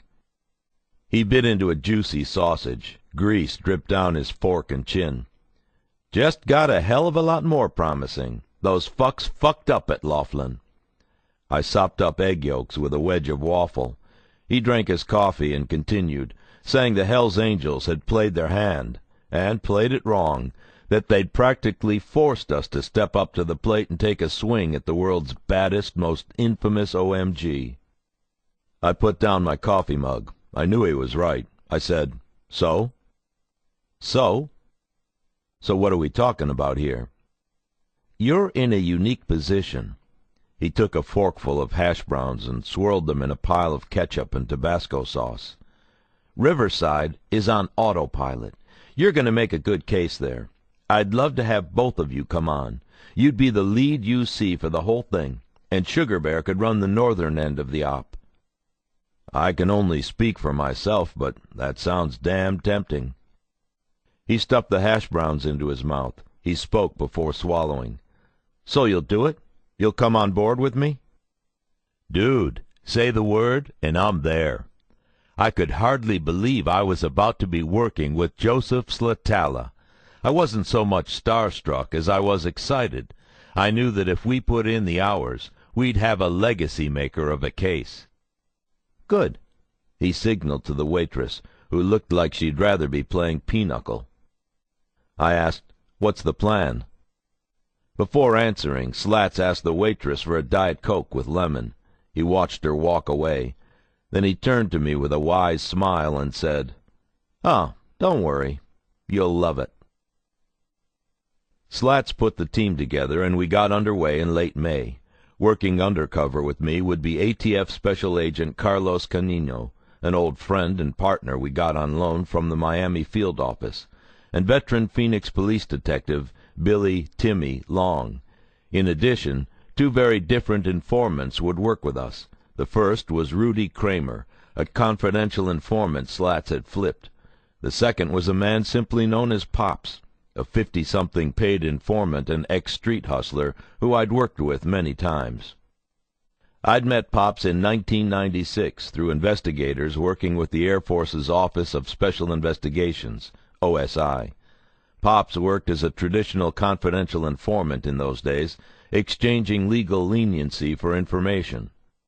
Pops helped the OSI with a home invasion crew, a band of robbers who targeted residential homes that included an Air Force officer. At the time, Pops was heavily involved in meth.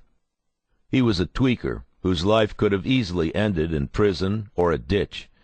The OSI case went well, and after he took care of his legal problems, never having to serve any time, Pops started doing informant-for-hire work for the Arizona Department of Public Safety.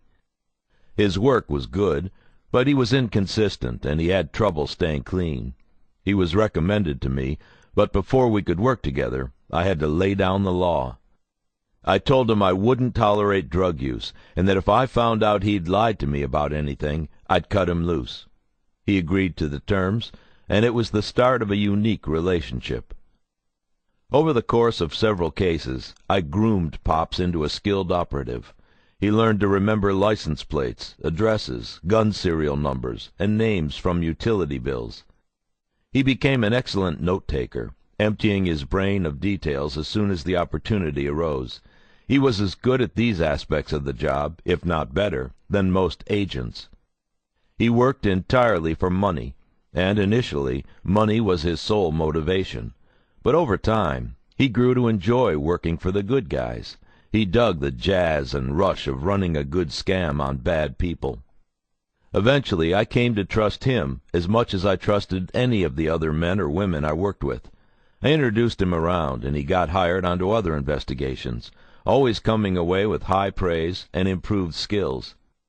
By the time I'd asked him to join me on Black Biscuit, he was making a living working exclusively as a paid informant. When I told Slats I wanted Pops, he asked why. I said, "This guy knows the meth game from the street up. He's not a one-percenter, but he knows these guys in ways we simply can't. He wouldn't be faking.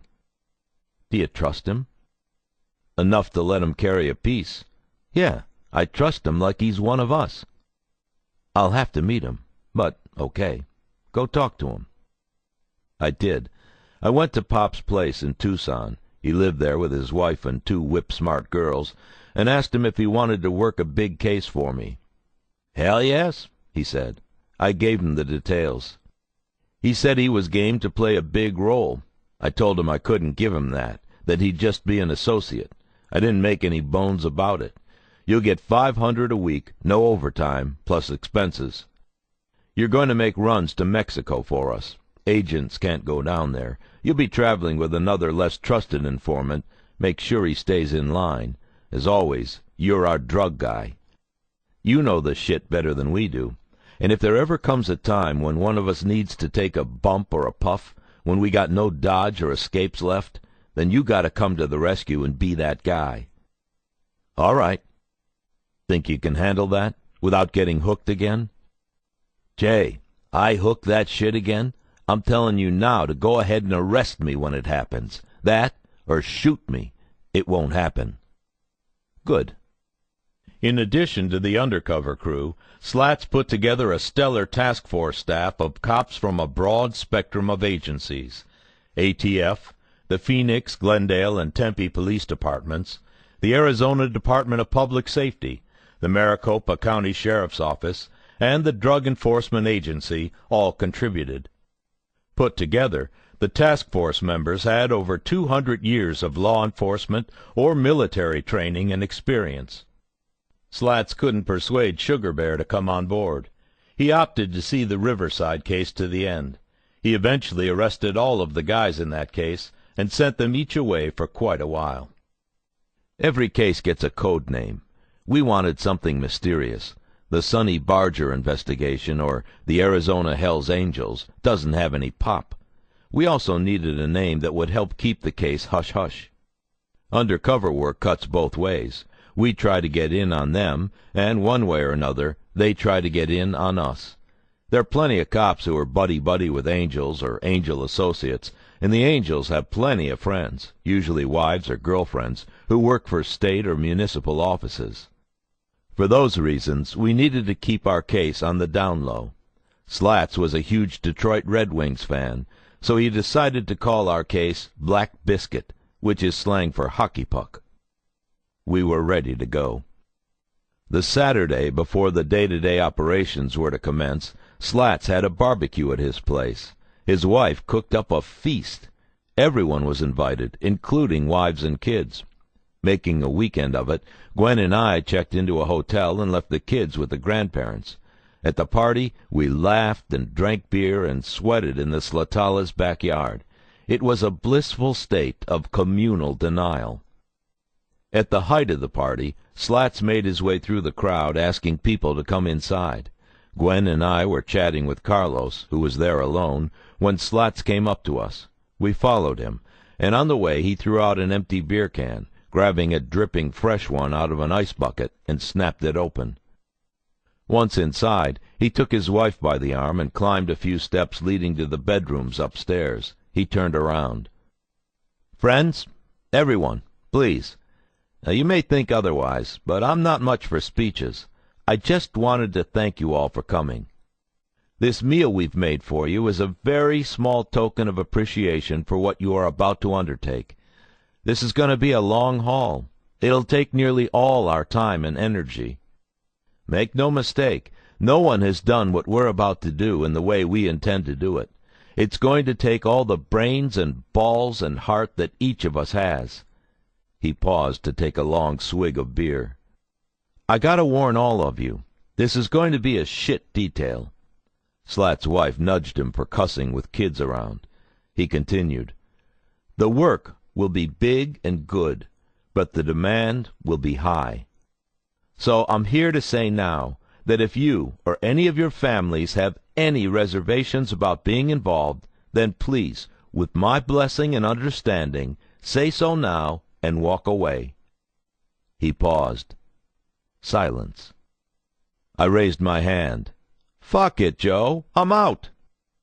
Everyone laughed. Joe said, "All right then. I'll see you on Monday. Enjoy the last free Sunday of your foreseeable futures." Chapter 6. Rudy wanted to know where I did my time. May 2002. Our CI, Rudy Kramer, was a long-time biker and repeat offender. His rap sheet revolved around meth, which he had cooked, dealt, and used, thereby violating rule number 1 of the Successful Drug Dealer's Handbook. He'd been pinched on a felon in possession of a firearm, which was made worse by the fact that the weapon in question was a machine gun. Given the alternative of turning informant versus going away for a very long time, he wisely chose to cooperate. Rudy was not a Hell's Angel, but he could name an impressive number of them from mugshots, and claimed to be on speaking terms with at least 3 prominent Arizona Hell's Angels: Mesa Charter President Robert Bad Bob Johnston, Cave Creek Charter President Daniel Hoover Siebert, and Sonny Barger himself. He told us Sonny had exchanged alcohol and drugs for the pleasures of Pepsis and ice cream. He also said that Sonny rode with a windshield to protect the tracheostomy hole he'd received as a result of laryngeal cancer. Rudy also knew a guy named Tony Cruz, a greedy drug user who dealt openly in guns and narcotics. Cruz was the president of the Tucson Red Devils, a Hell's Angels support club. Support clubs are distinct from their superiors. They have their own member rolls, clubhouses, and officers, but they operate with the official sanction of their parent clubs and do basically whatever is asked of them. Other Hell's Angels support clubs in Arizona at the time included the Spartans and the Lost Dutchmen, but the Red Devils were the largest and most dangerous. They mainly provided muscle to the Angels for enforcement, collection, and extortion jobs. This was all great, but Rudy had one more box in his checkered past that sealed his importance to us. He was an inactive member of a Mexican OMG called the Solo Angels, based in Tijuana, Mexico. The Solos had about 100 total members, with minor representation in the San Diego, Los Angeles area.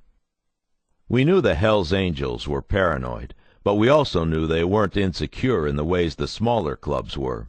If we'd run straight at the Hell's Angels as average Larry bad guys, they would have ignored us, or at the most handled us with extreme caution. We had to be invited into their house. It was an issue of respect. In biker circles this was universally understood, just like it's understood that the sky is blue.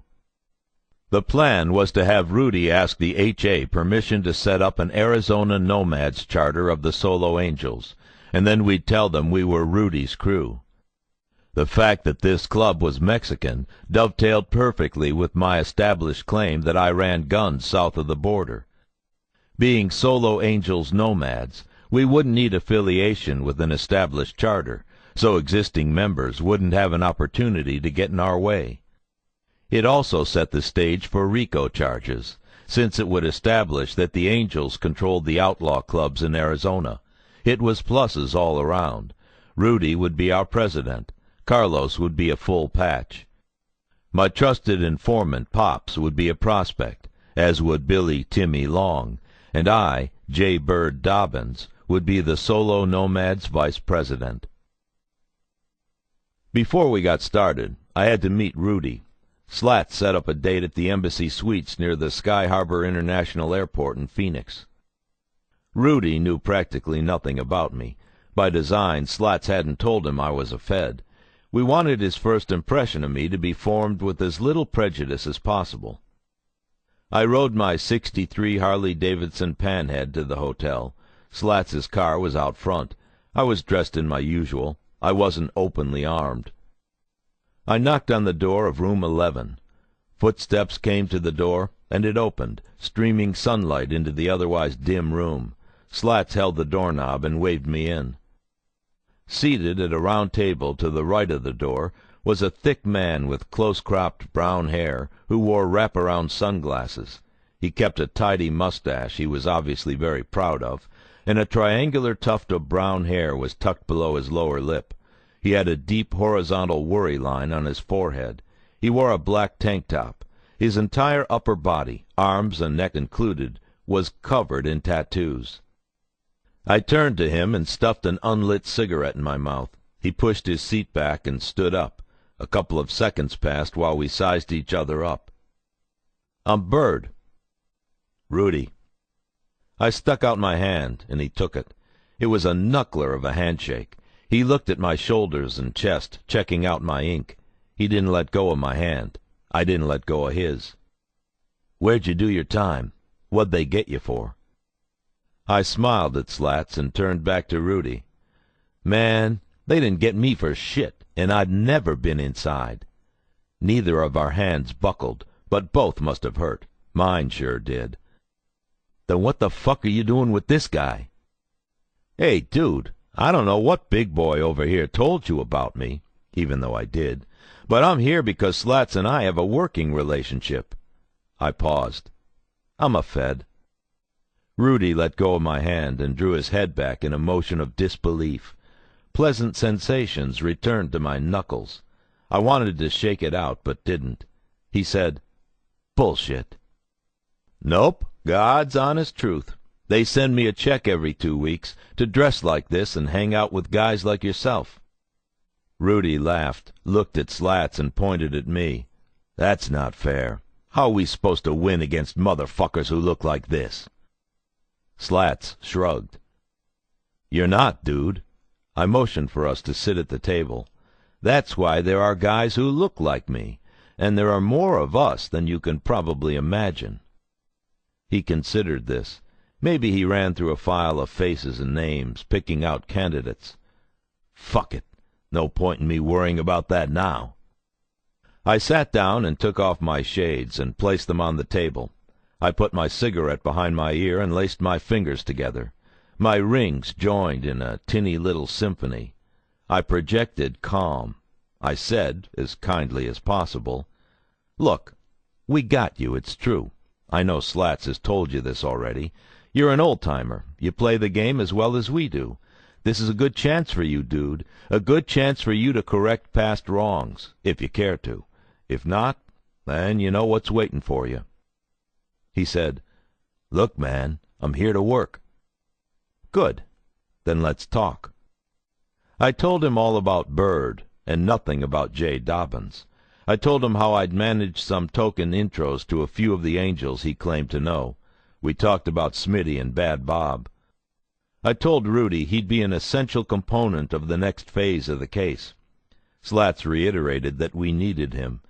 It's always good to talk up an informant, especially one who's separated from you by a flow of ambivalence. You need to build up trust, or at least the illusion of trust, in a case like Rudy's. He asked what we wanted from him. Slats outlined the plan. Rudy listened carefully, nodding and smiling from time to time. When Slats was through, Rudy said it was risky, especially for him. But he also said it was so crazy it might just work, and that we'd chosen the right guy. I said we couldn't do it with just anyone. We needed him, and only him. I pulled the cigarette from my ear and lit it. We all lit cigarettes. He said, "You don't need to flatter me so much." I said, "Maybe not, but you'll be in charge as far as anyone knows, and you can't forget that you're not. If this works, and we start to roll as a unit with you as our leader, then you have to remember that it's us, and especially me, who's calling the shots on the street. Got it, dude?" He went, I stared at him. He still had his sunglasses on. I knew I wouldn't get to see his eyes that day. Maybe it was the shame of being put in a bad spot, or maybe he was jazzed by the prospect of doing something so ballsy. But whatever the reason, he kept them hidden behind his shades. I couldn't blame him. He was a man with no choices, and you don't want to stare in the face the guy who's taken control of your life, not right after you've met him. I asked, "Well?" He didn't say anything for a minute. Then he pointed at my left arm and said, "That tattoo." "Yeah?" "What is it?" "It's St. Michael." "Oh. You know him?" "Think so. He's the patron saint of cops, right?" "That's right. And Grocers. I looked it up on the internet once. No shit? No shit. He didn't think it was cute. Whatever. He said, "Well, you're going to have to come up with some other story about that if you want to run with these guys." He sat back in his chair and twirled his finger at the ink on my torso. "Shit, dude, you think I got to where I am without a story for my St. Mike? I'm the guy with the sword, the dragon's my addiction to junk, and I'm killing that motherfucker. I've been around the block, Kramer. Don't sweat it." Satisfied, he grunted and parted the drapes. "What about that?" "My bike?" "Yeah." "What about it?" "It looks okay, but it won't keep up with the guys we'll be seeing." "I'll keep up." "Not on a worn-out panhead you won't. You might be king shit undercover, but I'm king shit biker, so watch and learn." "I can't argue with you there, dude. I can't argue with you there." And I didn't. Part 3. The Middle. Chapter 7. Too Broke for Sturgis, where Timmy learned the fine art of fetching sauerkraut. June to July 2002. June and the better part of July were spent getting our Solo Angels story straight. After Rudy got our solo charter official, he and Pops had to make a couple of trips to Tijuana to pay dues and sort it out. He set to work in Arizona. He ran a few meth deals with Tony Cruz and re-established contact with Bad Bob. Rudy had to answer questions of perception and politics. The Angels were curious why, all of a sudden, Rudy had become so hot to set up shop in Arizona. He said it was because of the proximity to Mexico, where his club was based, and where his boys, that is, us, had established some business, alluding to our gun-running ruse. They also wanted to know what we thought of the Mongols.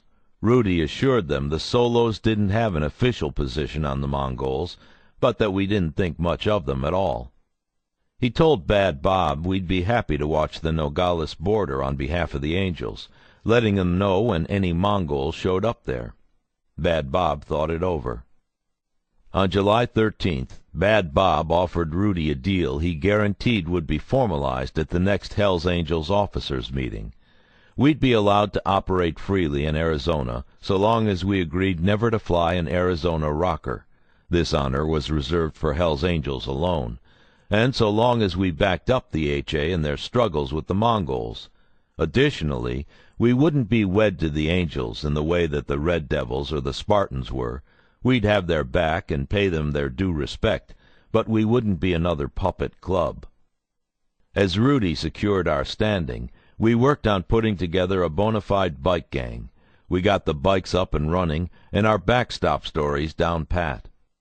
Christopher Cricket Livingstone, an ATF agent and Slat's right-hand man on the task force, used Rudy's jacket as a template and got his mom to make the patches we'd sew onto our brand-new leather vests. Our club's colors were orange on black, so all of our patches were stitched with pumpkin orange thread. The ones on the front of our jackets, small rectangles and diamonds collectively referred to as Flash, were mostly abbreviations. SFFS, Solos Forever, Forever Solos. IIWIT, It Is What It Is. And FTW, Fuck the World, a biker favorite. On our backs were sewn our three-piece patches, a solo center patch depicting an orange motorcycle, a top rocker that said Solo Angels, and a bottom rocker that said Tijuana. In addition to these, we had a side rocker that said Nomads. We were ready to roll. A committed biker's calendar is filled with rallies and runs, and we Solos wanted to commemorate our coming out on a large run, which, in addition to being ceremonial, would maximize our exposure. We chose an all-clubs rally at Mormon Lake called Too Broke for Sturgis. The afternoon before the run, Slats told me we needed to have a sit-down. We'd been having meeting after meeting, going over details and procedure and backgrounds for weeks, and I felt like we didn't need to have another. Slat's way was methodical. whereas mine was improvisational, a method Slats would later dub smokin' and jokin'. I was eager to get going. My nerves shook. My adrenaline began to flow. I knew Slats must have been nervous, too, and I figured this would be the last pre-op meeting he and I would have, so I agreed to see him. He told me to meet him at Jilly's Sports Bar in Tempe. I pulled up in Roll, got off my bike and walked inside, test-driving the dick-out style I wanted to trademark. I figured a yuppie sports bar was as safe a place as any to let it all hang out. I pushed the door open, guns in my waistband, wife-beater on my back, camos on my legs, flip-flops on my feet, and a belt buckle so big Ty Murray would have been proud. My eyes struggled to adjust from the Phoenix sunshine to a dimly lit bar. As they did, I saw before me a smiling Slats, his family, Carlos, and most important, Gwen, Dale, and Jack. I'd completely forgotten it was my birthday. I let go of my attitude and returned to my old self. We ate cake, opened presents, and talked about everything but work. For 3 hours I made a point of putting as much loving on the kids as possible. It was one of the best birthday celebrations I ever had. Toward the end, Carlos elbowed my ribs and said, "Nice, huh? Slats wanted you to see Gwen and the kids one more time, before we die in the forest tomorrow." I nodded. It was nice. The next morning, the team gathered for breakfast at the Waffle House on I-17 and Bell Road. We finished before Rudy showed up and waited for him. Eventually he pulled into the parking lot with a piggish piece of trailer trash clutching his sissy bars. He got off the bike and ordered her to stay outside. As he sauntered in, Carlos asked, "Who's the beauty queen?" "Can't remember her name. Grabbed her in the parking lot at the Apache Junction Walmart." "Well, get rid of her," Carlos said. "Fuck that. We go bitchless. They'll think we're a bunch of homos. Not cool." "All right, fair enough. But if she becomes a liability, then the gig's off. I think Jay and Timmy will agree." We said we did. Rudy said, "Don't worry about it." Mormon Lake is about 200 miles north of central Phoenix off I-17. Rudy and I rode up front, him on the left, me on the right, the usual positions for the president and vice of an OMG. The members fell in behind us. Behind all of us, keeping their distance, were the 2 vehicles that carried the cover team, a white rental truck and a passenger van. About 100 miles in, we pulled off at Cordis Junction to gas up. We stopped at a mobile and unasked. My legs and shoulders were killing me. I felt as old as the road was long. Rudy slouched on his bike like a vacationer in a hammock. He yelled, "Prospect, go get me a pack of Reds. Make sure you tell the bitch-ass attendant we're filling up. Pay for all of it." He spoke to Timmy. An absent grin faded from the lips of the nameless woman clutching Rudy's waist. She looked like she'd lived the lives of 3 women put together. Rudy slapped her on the thigh, and she slowly draped her arms over his shoulders, like a bored bitch doing a trick for which she no longer got rewarded. Timmy shook his head, but did what was asked. He was an experienced cop who dealt with perps and CIs like Rudy for years. He knew we were on our way to a real-life run, and we were all playing dramas that would make us more like the genuine article. As a prospect, Timmy had to get used to being ordered around. I went inside and bought a pack of Marlboro Lights and 2 packs of Advil. I slammed the pills dry and packed the cigarette box on the heel of my palm. I lit a cigarette as we pulled out. We rode on for another hour and pulled off at Munn's Park. At the bottom of the ramp, Rudy turned to me and said, "That sucked. You better speed the fuck up. My club ain't gonna roll like bitches." "Whose club?" "Slats told me to kick you up. You're supposed to be following me. I'm your P." P meant president. "We ain't at the run yet, and I thought we did pretty good." "Maybe we hit 70. That's too slow. You gonna work the Angels, then kick it up a notch, or 20. "All right, President Kramer. Next time we'll make you prouder, sir." Good. He turned back to the road and gunned it. We followed, but at a distance, just to piss him off. We rode through flatland, toward blue mountains rising up in the east. On either side of the road, broad swaths of green-yellow grazing grass alternated with massive strands of ponderosa pines. It was a nice ride. Rolling into a biker rally wearing a three-piece patch is like walking into a high school cafeteria naked. It was no different at Tobruk. Before we got there, I'd been nervous, but as we rolled in, I got scared. This was a feeling I was used to. A huge part of undercover work is hiding your fear and channeling it into things that bolster you. Everyone we passed looked at us. I decided to take the attention as a compliment and not an accusation. My ego was hungry and ate it up. I accepted the fear, and the attention felt good. Rudy sped up as we approached the entrance gate. We did too. He blew by the attendant, flipped him off, and yelled, "Solos don't pay for shit!" That felt good too. We pulled into a parking area and walked around. Rudy led us to a group of red devils and introed us to Tony Cruz. Cruz looked like Jerry Garcia without a smile. He ordered a prospect to get beers. Rudy ordered Timmy to help him. Rudy yelled at Timmy to bring him two, and to make sure they were both like ice. Timmy marched off. Carlos and Pops and I stood behind Rudy as he talked to Cruz. Rudy bitched about setting up the new charter, never missing an opportunity to flatter himself and his ability to sway the angels. Cruz asked if I was the one who did the business down south. I said yes. He said we needed to get together. Rudy said one of us would be in touch. Two women, one short and skinny, one tall and overweight, walked up to Cruz. He grabbed and jiggled the ass of the taller one. She leaned toward him and bit his ear. The smaller one winked at Rudy's gal, who, to her credit, hadn't said anything. The women walked away. The backs of their jackets had single patches that read, "Property of the Red Devils." This referred to both the women and the jackets. Timmy returned, toting a load of silver bullets. I took two.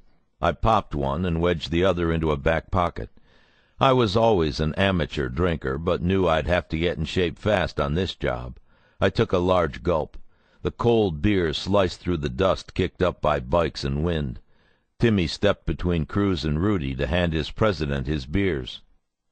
"Prospect, I am trying to talk to this guy, and you're getting in my way." Timmy looked over his shoulder. Cruz stared at him, his long curly hair blowing around his face. Cruz's prospect had delivered the beer without interfering. Timmy turned to Rudy and said, "Sorry, Prez, won't happen again." "It better not, or you're going to have the shortest biker career ever." Timmy turned away, took 2 steps, and rolled his shoulders. If he had done it facing Rudy, it would have been an obvious challenge. He played it off like he was stretching. Rudy let it go. We stood around and bullshitted.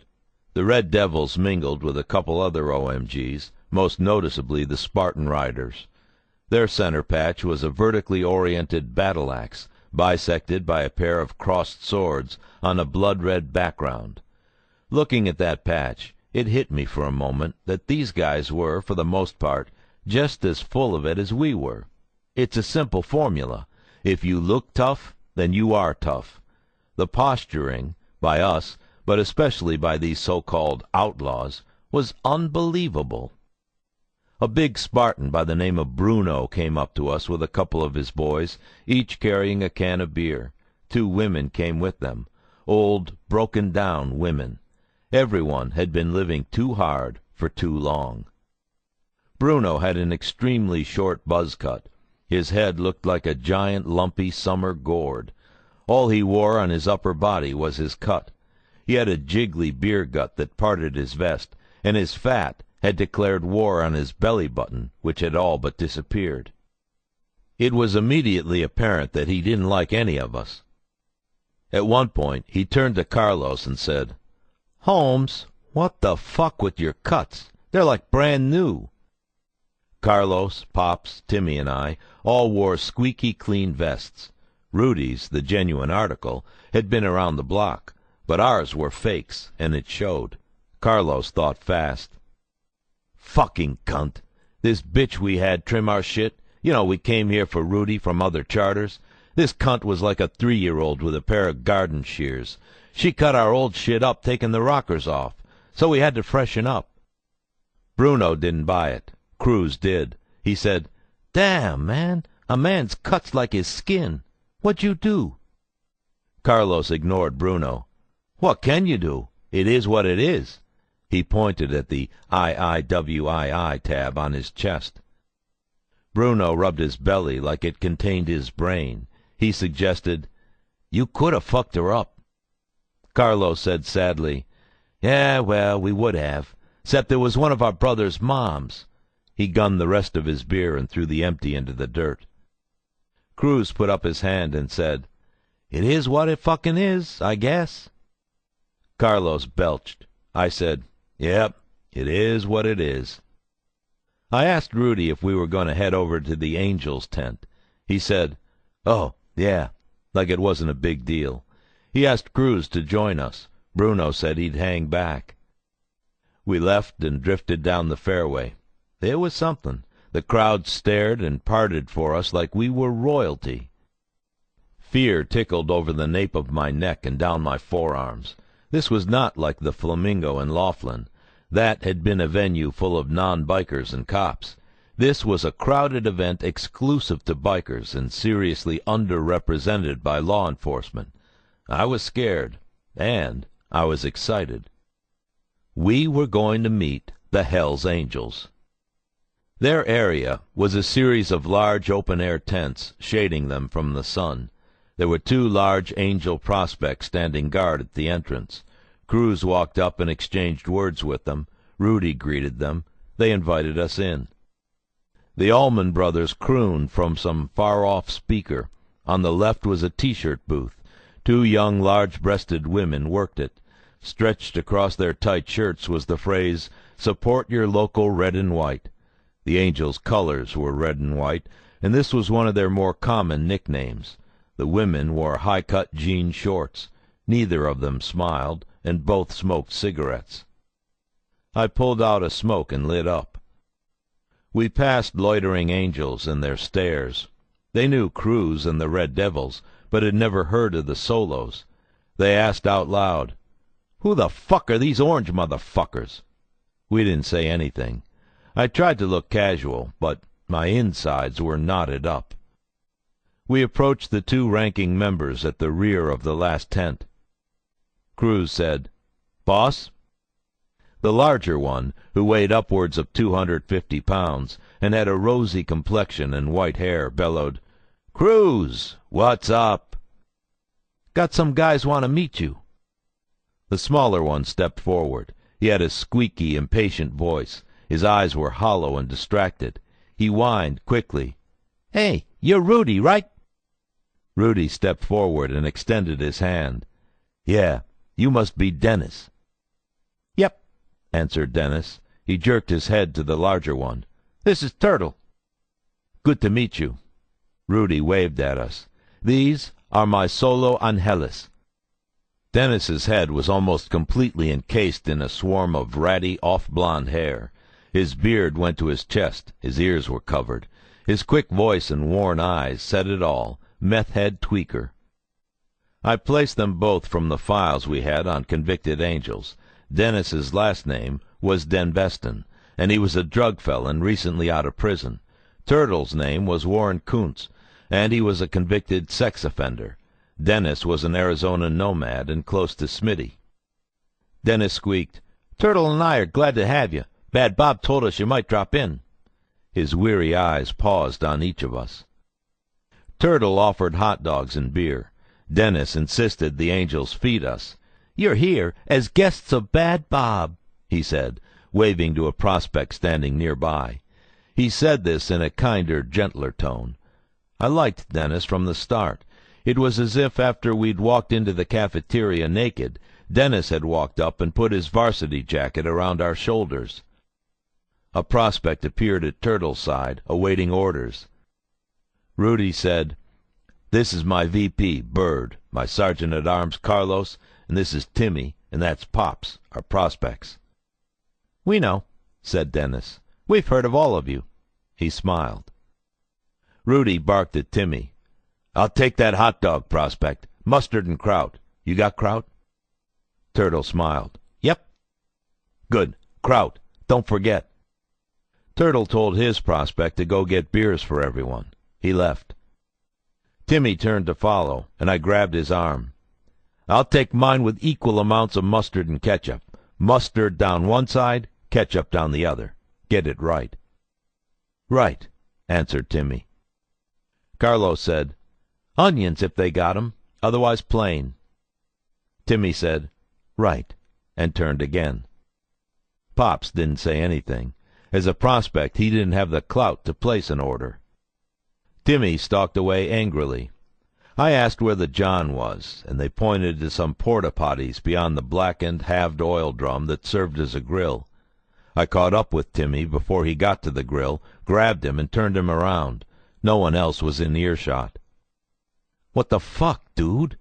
I jabbed my finger at the ground. "Fuck that guy."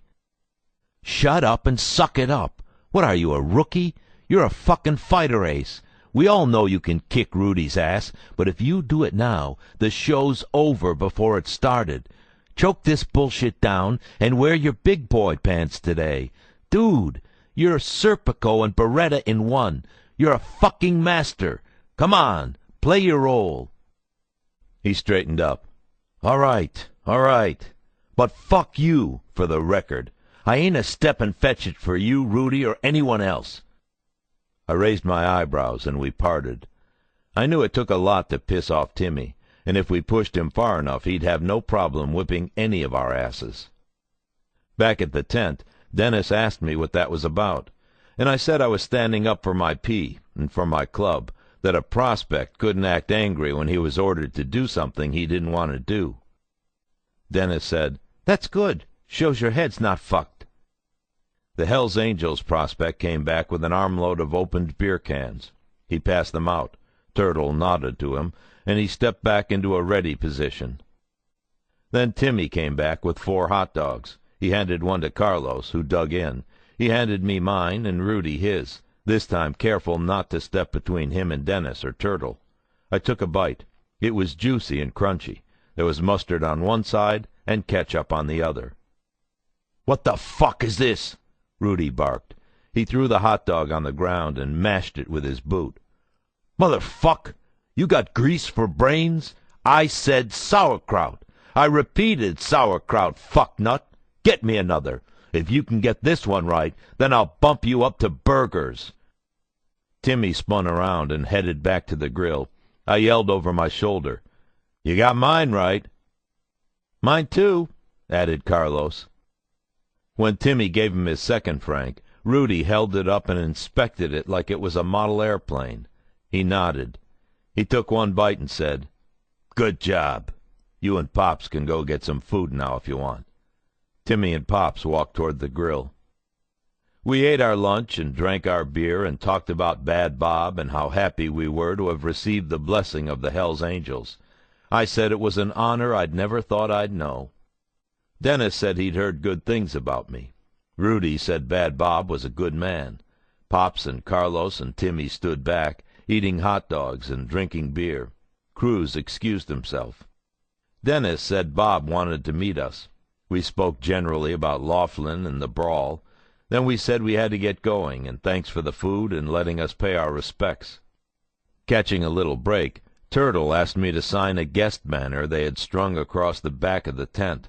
It read, "Hells Angels Nomads," and had a 5-foot-wide death head in the center. The request made me smile and relax. Would an Angel vet like Turtle ask someone he didn't like or respect to autograph club property? No, he wouldn't.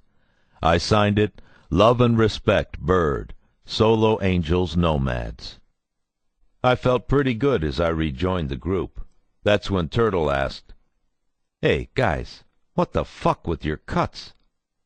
And that's when Carlos, with some embellishments from Pops, told them our bullshit story about Cricket's mom again. We owed her a roomful of roses. The ride back to Phoenix was a joke. Rudy's bike took a dump, and we paid some guy to haul him, his gal, and his bike home. Mine coughed and wheezed and wouldn't go faster than 50, since, bike genius that I am, I'd only opened the fuel petcock halfway, and Timmy, exhausted and dehydrated, continually retched the day's food and drink over his shoulder onto the road. He fought through it, never complaining, but by the time we got back, his right side was covered in dried-up chunks of hot dog. We regrouped at Task Force Headquarters, a place we called the Pumpkin Patch, or just the Patch, on account of the Solo Angel's pumpkin orange colors. It was a one-story warehouse in a Metro Phoenix industrial park. The surrounding businesses included furniture companies and small software firms. We had an office up front that never had a secretary in it, and behind that, through a nondescript door, was operations. A dozen desks, twice as many computer terminals, a couple offices, a conference room, and a loading bay were where we'd end up spending a lot of time tinkering with our lame-ass ATF bikes. An overused kitchenette and bathroom, posters of pin-up girls, and a whole wall devoted to my college football career, which the other agents made endless fun of. We had a space for a suspect matrix, basically a wall of photos and names, and stations for evidence processing, and a safe. Over the course of the following year, the Patch would become the closest thing to home many of us had. Timmy cleaned up, Slats made coffee, and then we debriefed. Two main things came up. First, we had to put some mileage on our cuts.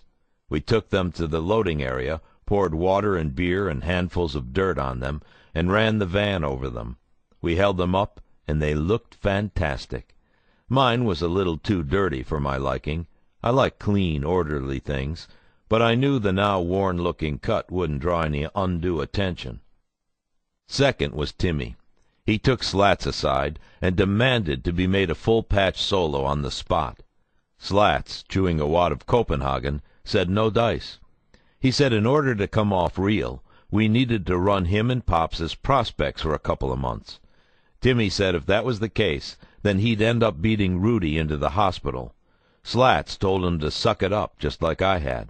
Slats said he'd tell Rudy to chill out, that he'd remind him this was a big game. Timmy said that wasn't good enough. Slats spat on the ground and said too bad. We broke and went home. Our Phoenix undercover house wasn't set up yet, so Carlos and I crashed at hotels. Slats, Timmy, and Pops went home, to wives, kids, dogs, and everything. Before he left, Timmy secretly grabbed a center patch, a top rocker, and a Nomad's side rocker from the flash stash. He didn't tell anyone. He got home at 3 a.m., snuck up to his bedroom, and nudged his wife awake. Timmy would not be a prospect. He'd paid his dues through years of undercover work on gangbangers, sex offenders, and street dealers. He had more property crime experience, robberies, larcenies, home invasions, than all of us put together. He knew that the Angels prospected their guys for no less than a full half year, and that to keep up appearances, he was probably expected to prospect for Rudy for at least 3 months, the lesser standard that most other clubs demanded. As far as he was concerned, this was unacceptable. He knew he could serve Black Biscuit better and faster as a full patch, an official member. His wife sat up in bed. He showed her the patches and his vest and begged her to sew them on. She said okay. He made a pot of coffee, and they sat together over the sewing machine in the room off the garage. The next day Timmy showed up at the patch decked out in all his flash. We laughed it off. Rudy fumed. Slats shrugged, said, "All right, let's get to work." I slapped Timmy on the back, glad to have him as a full partner, and said, "I guess that's how us solos roll." Timmy said, "Damn right, fast and right at you." Chapter 8. Jesus Hates a Pussy. August 1st, 2002. 5 days after 2 broke, we got an invitation to meet Bad Bob at the Mesa Clubhouse. Bob expected us at 9 p.m. We decided to meet at a church parking lot in Gilbert, Arizona, a former town that had been engulfed by Phoenix's insatiable sprawl. Pops, Carlos, Timmy, and I were about as close as we could be to shitting our pants. Two Broke felt like it had taken place months ago. Meeting the Angels in a tent outside during the day wasn't the same as riding our bikes into their driveway at 153 South LeBaron, kicking down, unassing, and walking right into their cinder-block stronghold. At night. I felt certain we were setting ourselves up. I thought our game might be too tight, and imagined Rudy was a tweaker dickhead cop-hater who wanted to see us smoked. We knew that it didn't take much for a UC to end up as dead as Elvis. If we'd miscalculated or been too brash, we'd be gone before we could finish saying, "Mr. Hell's Angels, sir, it's an honor to—" Sure, the cover team would storm in a few minutes later, but they'd only be able to even the score, hose our brains off the wall, and snap some tags around our toes. We sat around a picnic table under a mesquite tree, waiting for Rudy. The sun was down, but the desert twilight lingered. Pops and I smoked like twin furies. It was August in Arizona, and the sweat sealed our solo cuts to our torsos like second skins. I had my Glocks, and Carlos and Timmy each carried Beretta 380s. Pops had a Smith & Wesson 5-shot revolver.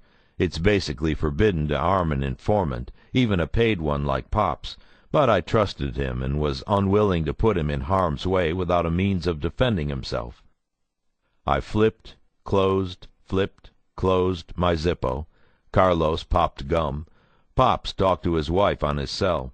Timmy just sat there, calm as a lizard on a rock. Bastard. Rudy pulled in. He revved his engine, fired down, and jumped off. He didn't have a gun. Pops was a friend. Rudy was a means to an end. He was still a convicted felon with revoked gun rights. "Sorry I'm late." He didn't sound sorry. I didn't care. I said, "No worries. We got time." Timmy said, "It's only 7, Prez." "All right." Rudy unwrapped the new soft pack of Reds, bit off the foil, and shook out a smoke. I lit it for him. We didn't say anything.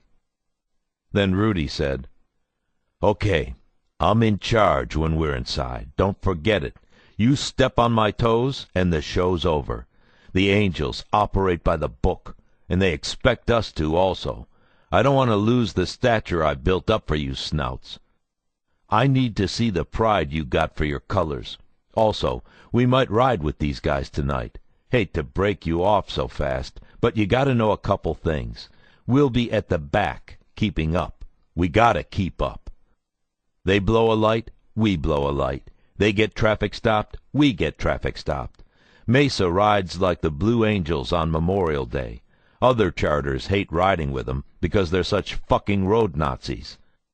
Stay 18 inches off the wheel in front of you, and stay back. Never, ever cross the line of a full patch's front wheel. You pass one of these guys, and there will be hell to pay." No one said anything. Rudy said, "The fuck? You guys ready?" We looked at each other in silence. Even grizzly old Pops, who on most days couldn't have given a shit if someone put a bullet in his head, stayed quiet. Rudy was disgusted. "Listen, if we're gonna do this, then let's roll over as fast and hard as we can. We're gonna get off our motorcycles and walk up to these guys like we're the baddest pricks on earth. We're gonna look 'em in the eye and tell 'em who we are. What comes next, comes next. We'll handle it." Rudy looked directly at me. "If you don't have it in you, if you want to go home right now and tell your neighbor's wife what a badass you are, then let's call this bullshit off and close the case, because it has to start right here and right now." Our silence continued, born more of shame than of fear. "Jesus hates a pussy." I blurted it out. The guys looked at me with "what the fuck" looks. I said, "It's my old partner, Chris Bayless's mantra for this kind of situation. He were here, he'd say, 'So your stomach's in knots and you want to go home. Well, strap your nuts up and go to work. Jesus hates a pussy. You're a fucking undercover. You gotta do what you gotta do. Come on, guys. I'm nervous as hell, but Jesus hates a pussy, all right?" Timmy repeated it quietly. "Jesus hates a pussy." Carlos and Pop said it together. Rudy said, "All right then. Jesus hates a pussy. Now let's get the fuck out of here." It worked. We rode out. To call what followed white knuckle would be like calling a severed leg a scratch. Rudy put Pops and Timmy, both fearless hard riders, at the back and told them to choke it up. Carlos and I held on for dear life. We stayed within 2 feet of the bike in front of us and rode like a chain through a jumbled crankbox. Cars flew past at obscene angles as we banked our massive Harleys over the Phoenix freeways. Twilight gave way to nighttime. The lights coagulated in smears of orange, red, and white.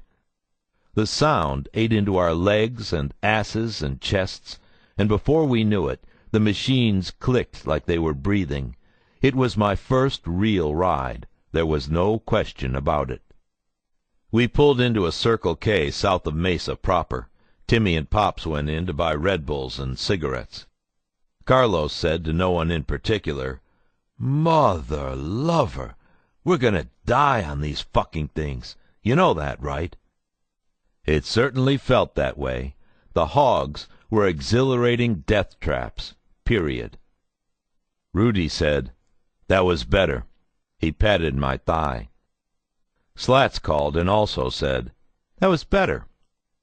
I told him thanks, and that we were getting ready to head over. He said the wire was running and the cover team was already in place. They could be at the clubhouse, Ithaca pump-action shotguns blazing, inside of 45 seconds. I said, "Cool," and hung up. Civilians looked at us from the corners of their eyes. I smiled at one woman and her 10-year-old. She turned the boys' shoulders away from the group of scary-looking men I was a part of, hustling them toward their car. For the first time in days, I thought of my son, Jack. I'd missed a lot of my kids' milestones. The worst was when I was working a casino bombing case in Vegas, and I missed Jack's first steps. Gwen called and left a message as soon as it happened. I couldn't pick up the phone because I was in a piece-of-shit undercover car with our suspect and my partner, Vincent Cefalu, cruising around the Las Vegas fringe, looking for a place to have tacos, while we talked about a plastic explosives deal. That's the kind of thing I've habitually traded the most precious moments of my life for. The woman with the little boy put her car in gear and pulled out in a quick, sharp arc, her axle whining. We hung around the parking lot a little while longer, and Rudy said, "Let's go." We all said, "Jesus hates a pussy," and we went. Chapter 9. First Night in Mesa. August 1st and 2nd, 2002. The Mesa Clubhouse was in a residential neighborhood, a single-level ranch with a carport on the west side, fronted by a shoulder-high cinder-block wall painted white and topped with red roofing tiles. A large Palo Verde tree shot up from behind the wall. An open chain-link fence with red plastic strips woven into the links could be closed to seal the driveway. Twin death heads faced each other over the porch, engaged in a non-stop stare-down. Painted between them in the flared Hell's Angels typeface was the red word Mesa. 5 Hell's Angels came out to greet us. Rudy called them Ghost, Trigger, Big Head, Stroker Dave, and Rockham, who was a prospect. All were armed with guns, and each carried a favorite fighting tool, a buck knife, hammer, sap, or set of brass knuckles. They led us to a side entrance. Rudy entered with Trigger, and I followed Ghost, who wore a ballistic vest. When he reached the door, he turned, put a hand on my chest, and said, "Sorry, Bird, these gotta stay outside." He pointed at my Glocks. We had to keep our guns. If the Angels wouldn't allow us the freedom to carry, then the case simply could not progress. Our thinking was that if we relinquished our guns, we'd be doing ourselves a disservice. If we said, "Okay, we'll leave 'em behind, but just this once," then they might have wondered if we were the badasses we claimed to be. That couldn't happen. Every word and action had to be devoted to gaining credibility. We decided we'd insist on staying armed. The alternative wouldn't just be foolish, it would look weak. It's a cliché, but it's especially true for undercover operators. You can only make one first impression. I said, "Ghost, no disrespect, man, but I don't take my guns off for anyone, not even H.A. It's nothing personal. It's just that we're just like you." Ghost looked over my shoulder. "My boys'll say the same thing." Carlos, Timmy, and Pops nodded solemnly. Ghost frowned and cocked his head. I couldn't get a bead on his eyes because, even though it was nighttime, he wore dark wraparound shades. I had on a pair of clear prescription wraparounds that were good for night riding. He took his hand off my chest and grunted. "Uh-huh." I continued. "Hell's Angels ain't the only ones with enemies, dude. We got 'em too. If you insist we disarm, then we'll gladly wait for our pee out here. You know Rudy can't carry, and if you guys were to get ambushed by those Mongol faggots, then we need to be with him to protect him." Ghost said, "Okay, Bird, I hear you, but I don't make the rules." The voice slithered from behind the threshold. It was Bad Bob. Robert Johnston, Jr., at 6'5" and 230 pounds, took up the entire doorway. I recalled his rap sheet: arrests for extortion, assault, reckless endangerment, narcotics distribution, and felon in possession of a firearm. Felony convictions for criminal enterprise, RICO, and, of course, felon in possession of a firearm. His appearance said something else. He had a neat, round, brown and yellow goatee, and long, healthy brown hair that fell onto his shoulders in waves. You could tell he took pride in his grooming. He looked like Barry Gibbs's badass long-lost brother. He had a barrel chest and catcher's mitts for hands.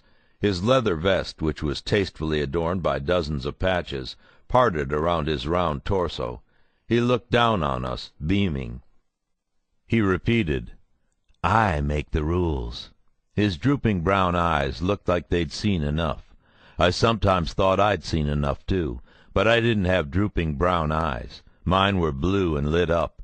With Bad Bob, I figured, he's a Hell's Angel. How many times has he really feared for his life? Not as many times as I had. Bad Bob said, "It's okay, Ghost. These guys are okay. They're our guests." He opened his long arms, and we all moved up the stairs.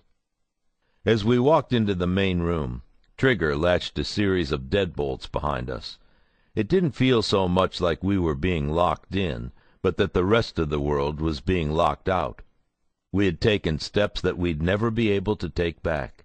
The sense of the unknown was almost crippling. Almost.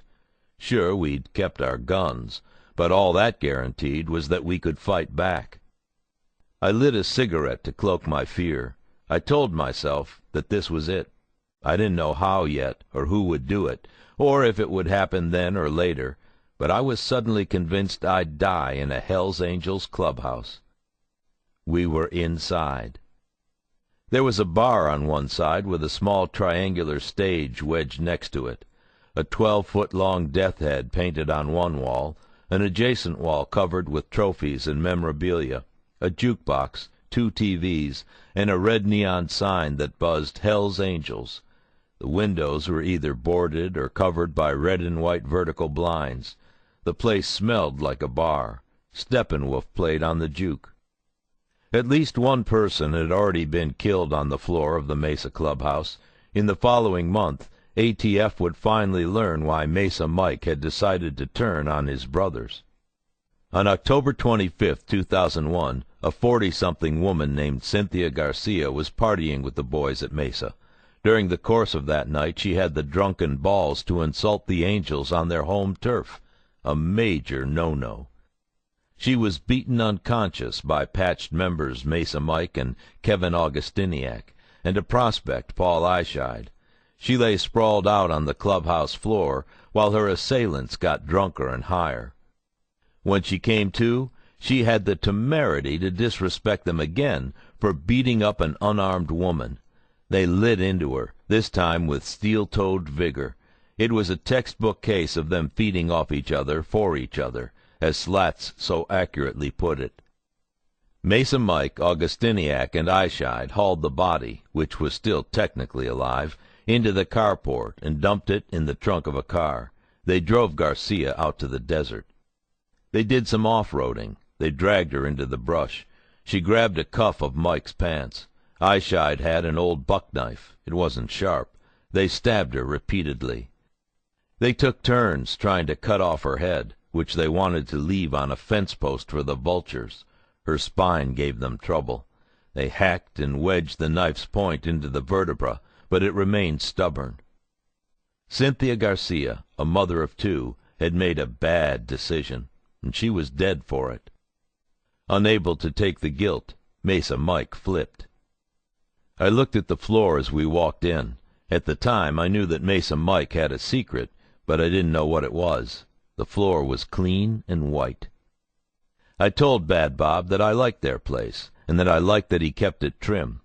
He smoothed the front of his vest, thanked me, and directed us to the bar and told Rockham to serve drinks, bud bottles and shots of Jack. We all did the shots, and the glasses got refilled. Bad Bob gave Rudy a piece of paper. Bad Bob went behind the bar and rummaged through the shoebox. He found what he was looking for, and closed the box and put it back under the bar. He fanned out a handful of HAMC support stickers and patches. "I want you guys to take these. Put them on your bikes, your vests." We took them and said thank you. Carlos asked Rockham why they called him that.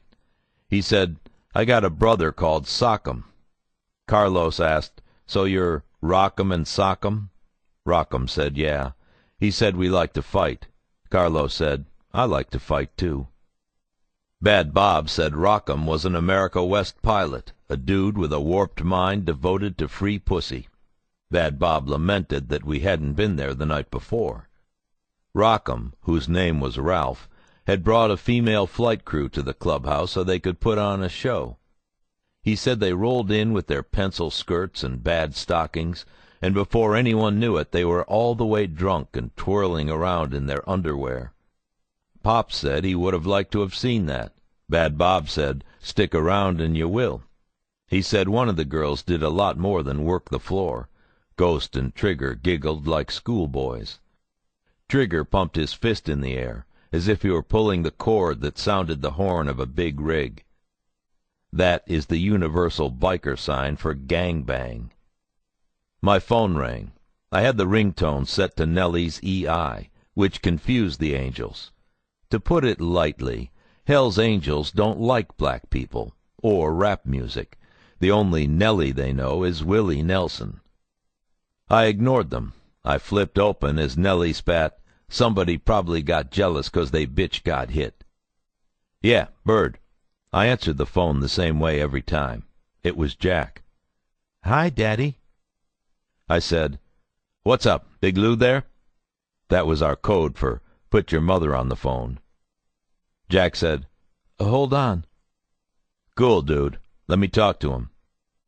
Gwen got on the line. I heard Jack running away, yelling something to the dog. Gwen said, "You're busy?" "Hello. What's shaking?" I mashed out my smoke in a glass ashtray and lit another. I got a perverse enjoyment from talking to Gwen when I shouldn't have been. Like the bullet that had once punctured my chest, Gwen's voice gave me a feeling of invincibility. Gwen said, "You're smoking." I didn't say anything. I took another pull and exhaled into the mouthpiece. "I wish you wouldn't do that. It's disgusting." Her dad had succumbed to smoke-induced emphysema. She was serious. "I know. What's up?" "Nothing. Jack and Dale just wanted to make sure you were coming home this weekend." I paused to make it seem like I was getting instructions. I nodded and said, "Right." On the other end, Gwen hummed the Jeopardy tune. Then I said, "You got it, Big Lou. Nothing I'd rather do more. Nothing at all. You can count on me." "Good. See you then. I love you." "Right. Me too." Gwen made a kissing noise and hung up. Right, they won't know what hit 'em. I'll contact you when the gig is up. Right, later. I flipped shut and put the phone on the bar. As I turned back to the boys, Trigger passed me a joint. I took it, but didn't put it to my lips. My cigarette was still going. Trigger asked, "Who was that?" I told them about Big Lou, and went into my imperial financial debt-collecting spiel. As I talked, I pulled hits from my cigarette and waved my arms around so much they mostly forgot about the joint. We were all various degrees of drunk anyway. I stuffed the joint in my mouth, not inhaling, and drew out a business card. I handed it to Rudy, who handed it to Bad Bob. He looked at it and slid it into an inside pocket. Pop's eyes craved the weed. He said, "Bird, you gonna bogart that roach all night, or you gonna share?" I pulled the joint from my mouth, exhaled the remainder of some Marlboro smoke, and passed it to Pops, who covered me by coolly taking a long pull. Real cops can't do drugs unless our lives depend on it. If, down the line, a defense attorney got wind of any drug use, or any sexual misconduct, or a short temper, or anything that might make us look like assholes, then they could discredit us as witnesses. We were, after all, professional liars who constantly misrepresented ourselves, a fact every half-witted defense attorney never let a jury forget. But Pops, our paid informant, who was in no way a bona fide law enforcement officer, was our narcotic exception. He was in a gray area, and he partook sparingly to serve our purposes. Bad Bob said, "Sounds like a good job, Bird." "Yeah, well, pays the bills, keeps the lawn green and all of that." "Good stuff. I got a good job, too." We knew Bad Bob worked at a car dealership. Trigger passed Bad Bob the joint, and he inhaled sharply. He looked bored. Out of the blue he said, "Hey, let's hit spirits."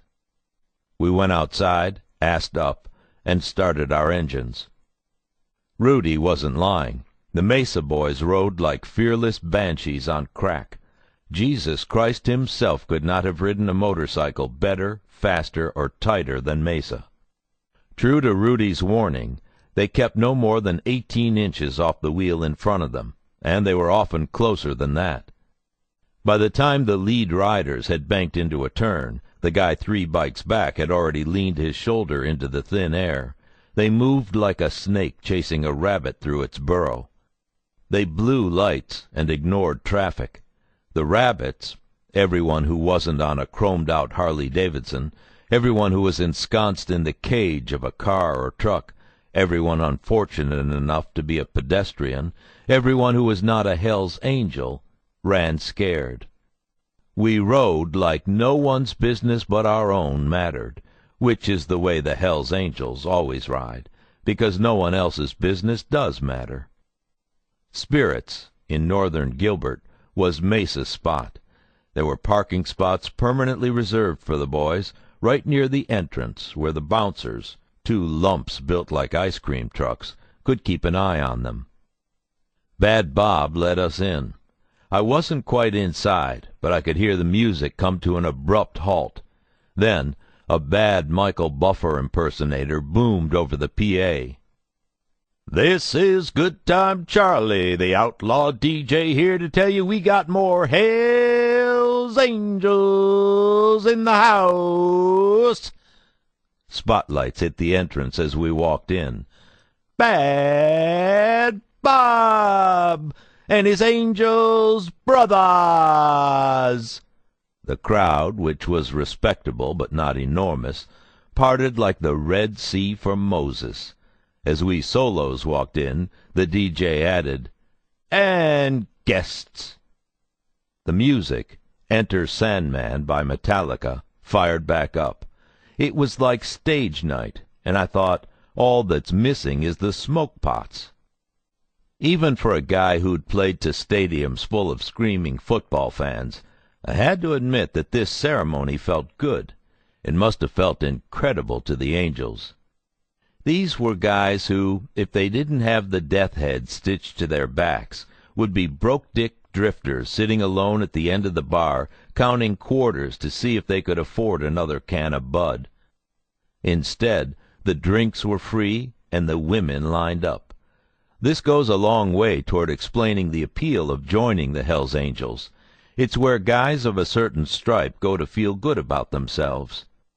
Once members, they are offered universal respect, which they undoubtedly deserve since they are, as a group, a fearsome bunch. They get treated like kings because in their world they are the kings. And since they are instantly recognizable wherever they go, they get this respect everywhere. Their world travels with them and for them, a bubble made of leather and motorcycles. We were led to a VIP area that was occupied by a few other angels and a snarl of scantily clad women. Some were attractive, some looked like mud flaps on a snowy day in March. We were introduced. After the intros, we broke up. Timmy periodically checked on our bikes and talked with the bouncers. Pops hung with Ghost, and I huddled with Rudy and Bad Bob. "I know you've been doing business with crews down in Tucson," said Bad Bob. Rudy said, "I'm glad you do. If you didn't, it'd mean he wasn't on the level, and that'd mean I'd have to stop working with him." "It's my business to know these things." I said, "It sure as shit is." Bad Bob puffed up. "That's right." He turned to me. "I want you to know you can do your thing with crews, and whoever else, with my permission. So long's I know about it, it's cool. Man's got to put bread on the table." An unknown prospect brought each of us a brown bottle of beer. The bottles were sweating, their labels peeling. Bad Bob swigged his beer. He was reading from the script. We all were. He said, "I hear good things about you, Bird. Only good things." A little ball formed in my stomach, but Bad Bob smiled and it went away. He appeared to trust us. A more astute criminal might have caught the implication of those words. Sometimes the personas we undercover cops create are too good. I hoped this wasn't the case. I hoped we weren't moving too quickly. Bad Bob said, "I gave Rudy a list of phone numbers. We can help you. You can help us." "You're talking about the Mongols." "I am, but we prefer girls." "Okay, I got your back on those bitches. Me or my boys see any of them, down in Nogales, on some dirty cactus road, in a fucking Mexicali saloon, wherever, you'll be the first to know." "Thank you, Bird." "Don't mention it." He didn't. We went back to the clubhouse around 1 a.m. In spite of being drunk, the boys still rode tight and fast. Stroker Dave was in front of us, and at one point he spread-eagled his arms and legs. He looked like a four-pointed star doing 90 miles per hour down the Superstition Freeway. Timmy looked at me and shook his head. I knew what he meant. I was exhausted, and we still had to write reports and get up the next day and do it all over again. And it wasn't even that late. We were still warming up. Rockham served another round of Jacks and Buds at the clubhouse. I poured back the shot and nursed the beer. Then I said we had to go. Bad Bob, ever the host, asked, "You sure you're good to get home?" I thought he was going to offer a ride with a designated driver. Instead, he removed a plastic Ziploc filled with white powder from behind the bar. "'Cause I can offer you each a little road bump if you need to fly right." Pop said he was reformed. Rudy said he'd already had some. I said that Timmy and Carlos and I had a job early in the morning, and that I'd had enough of that stuff for 3 lifetimes. Bad Bob shrugged. "Suit yourselves. I'll see you soon." Yeah, soon. Chapter 10. I Want a What? August 2002. Hell's Angels live for their club and their brothers. One of their credos is, "Step down or aside for no man, no law, no God." They are free men unto themselves. At the root of this liberty is the experience of riding a bike. Their Harley-Davidsons are the vehicles of their emancipation from society's rules and expectations, from a life of work and obligations, from other men, wives, girlfriends, and family. Of course, they have jobs and wives and girlfriends, but these things are secondary to their status as Hell's Angels. The things that the rest of us depend on for safety and consistency were never there for these men. They're outcasts. The way they see it is, why should they return any favors? For these men, it is the smallest of steps from outcast to outlaw. The irony is that while their appearance and lifestyle are clearly set up in opposition to those of us who live straight lives, they are hardly distinguishable from one another. Their individuality is confined by a rigid conformity. All wear the same kind of clothing, ride the same brand of bike, and adhere to the same set of club rules. All must report once a week to church meetings, and all must make monthly dues. The cuts forever remain the property of the club, as do the skin patches, the tattoos that each new member must receive. If for whatever reason a brother quits the club, then the Hells Angels are bound to go to his residence and remove every article of clothing, furniture, and memorabilia that contain any reference to the Hells Angels, not merely to punish and divest him, but because the stuff simply is not his. If the man in question leaves on good terms, his skin patch gets an out date. If he leaves on bad terms, then those tattoos are carved off, in some cases taken back with a cheese grater, or with a clothes iron on the linen setting. I eventually learned from Skull Valley Angels Teddy Toth and Bobby Reinstra, whom I had not yet met in August of 2002, that the Hells Angels rules were legion and covered damn near everything. They made a D1 football playbook look like a pamphlet on buying a jacuzzi. The Hells Angels have rules that govern their bikes, their appearance, their behavior, their old ladies, their engagement in criminal activity, their handling of rivals. If you become a Hells Angel, everything else about you becomes moot. You're no longer John J. Johnson. You're a brother, a soldier, a unit of fear, a spoke on a wheel of violence. Drinks become free, and pussy is never more than a dick's length away. You're the rock star and both of his bodyguards rolled into one. You're suddenly capital R respected. If you're done wrong by someone, the whole club is duty-bound to do wrong back to that person. For example, see Cynthia Garcia, God rest her soul. In spite of all this, they apparently lacked a rule that prevented us from gaining easy access. That or Bad Bob was gullible or desperate enough to vouch for us statewide within a week of our meeting Mesa that first night, which is exactly what he did. We were exploiting one of the Angels' few weaknesses. In the wake of Laughlin, they needed allies and potential recruits. They looked at us and saw kindred spirits, guys who were tough, cautious, business-minded, and willing to use violence. The Mongols' situation was real, and the Angels, while prepared for their adversaries, could never be prepared enough. The bottom line was that the Hells Angels knew a good thing when they saw it, and we were a good thing. The day after our first Mesa visit, I made sure to call home ASAP. The next morning I rolled over in bed, opened my phone, and dialed home. I told my kids I was sorry I couldn't have been with them the night before.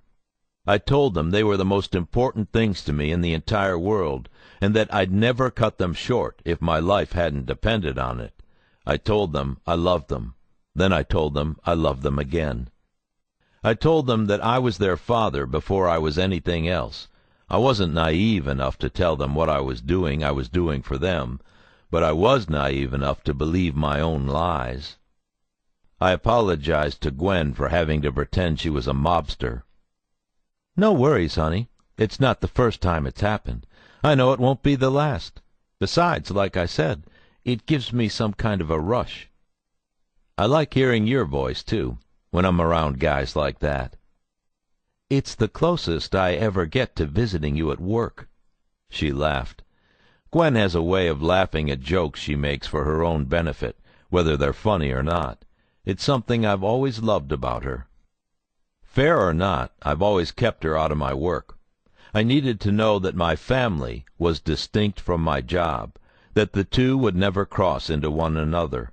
I didn't have the heart to tell them the ugly secrets the world had shown me, and I needed to believe that decent families like mine were what I was fighting for. I needed sanctuary, which is exactly what they'd been for me. I wanted to go back to them, but first we had to do a gun deal that Rudy'd set up. It was in no way associated with the Angels, but it was all part of the show, so we saddled up. The deal was in Apache Junction. The neighborhood was a blank, garbage-strewn expanse of neglected suburbia, which is too kind a term for it. Not a lawn in sight, dotted with dilapidated trailers, rubble and litter and dust everywhere. Vast, worthless, vacant lots. One of those broken places on the fringe of what we think of as America, but which is every bit American. Carlos, Timmy, Rudy, and I pulled up to a white trailer around 5 in the afternoon. Carlos brought up the rear. He lost control of his bike a little and skidded to a stop, nearly bowling me and my bike over. No harm done. We laughed. Rudy put his head in his hand. He still couldn't believe how lame his crew members were at handling their bikes. I couldn't half blame him. There was a white late-model BMW 325i with filthy, illegible license plates in the driveway, along with 3 cars on blocks. On the porch of the trailer was a ratty, stained love seat. Sprawled across the love seat was a shirtless man with tattoos of a pentagram around his bulging belly button, a hand with its middle finger extended over his heart, and a necklace of satanic-looking letters. He was passed out. Around his right wrist was a hospital outpatient band. Rudy said, "That's Nathan." A woman opened the door. "Hey, Rudy." "Hey, sweetie." Sweetie was the last word that came to mind as I gazed on a classic meth tramp. Lined face, shattered teeth, sunken eyes, bleach blonde hair, her waist bulging over her cut-offs. "Hey, this your crew, huh? I'm Iwana." All I could think was, I wanna what? I lit a cigarette. I should have had sympathy for people like Iwana, but the simple truth was that I didn't. After a certain age, after so many miles, after so much drugs, and after I'd seen so many people like her in my work, it was easier to think of people like her as lost causes. I knew this was a convenient lie I told myself. I wouldn't hesitate for a second to use a person like Iwana as a snitch if I thought she could be useful. Rudy was a prime example of just this kind of arrangement. What we dangled in front of him was not merely a pass on jail, but a final way out. Often the opportunity to flip and be remade in relocation was the ultimate chance in a life of repeated disappointments. All involved silently agreed that these changes were unlikely. Cops held them out as fantasies, and perps clung to the hope that there was something pure left in their hearts. We knew that even with the best intentions, the odds were stacked against the Iwanas and Rudys of the world. Habits die hard, money is tough to come by, and temptation is a bitch. A kid appeared at Iwana's bare thigh and tugged at her shirt. It was a boy, maybe 5 years old. He looked as though he hadn't bathed in days. Iwana swiped at him and said, "Not now, Dale. We have guests." He ran away. He shared my daughter's name. My heart sank as he hung his head and scampered off. We went inside. There were 2 others. Rudy introed them as Mark and Sharon. Sharon said, "I'm Nathan's old lady." She added, "He OD'd last night." No shit. Timmy asked, "He need anything?" "Nah, they already gave him some stuff." Rudy said, "Mark's your guy." And we went with him. He led us to a dark one-room apartment that could only be accessed from the backyard, where little Dale rolled a tire around.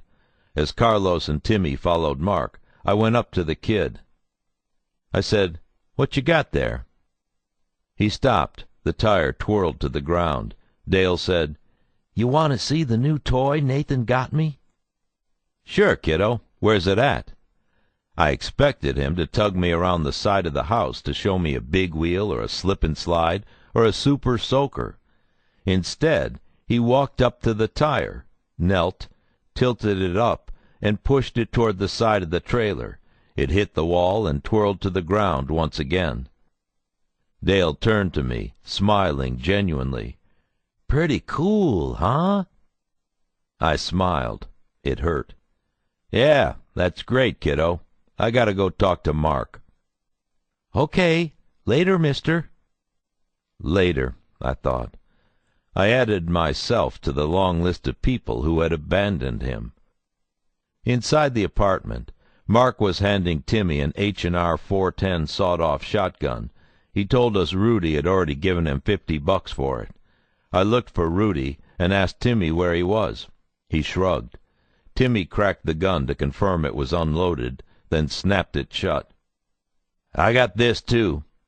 Mark faced a low counter, and his back blocked what was on it. He wheeled around, brandishing an AK-47. Carlos, who was off to Mark's side, said, "Whoa!" and grabbed the rifle's wooden grip. I put a hand on the rubber stock of one of my Glocks, but didn't draw. Mark said, "Chill. It ain't loaded." Carlos pointed the barrel up. "Yeah, heard that before. It's all fun and games until someone puts an eye out." I released my pistol. Mark said, "I thought you guys might be interested in this. Damn, that's what you do, right? Buy guns?" I said, "We buy certain guns, dude. Let's have a look."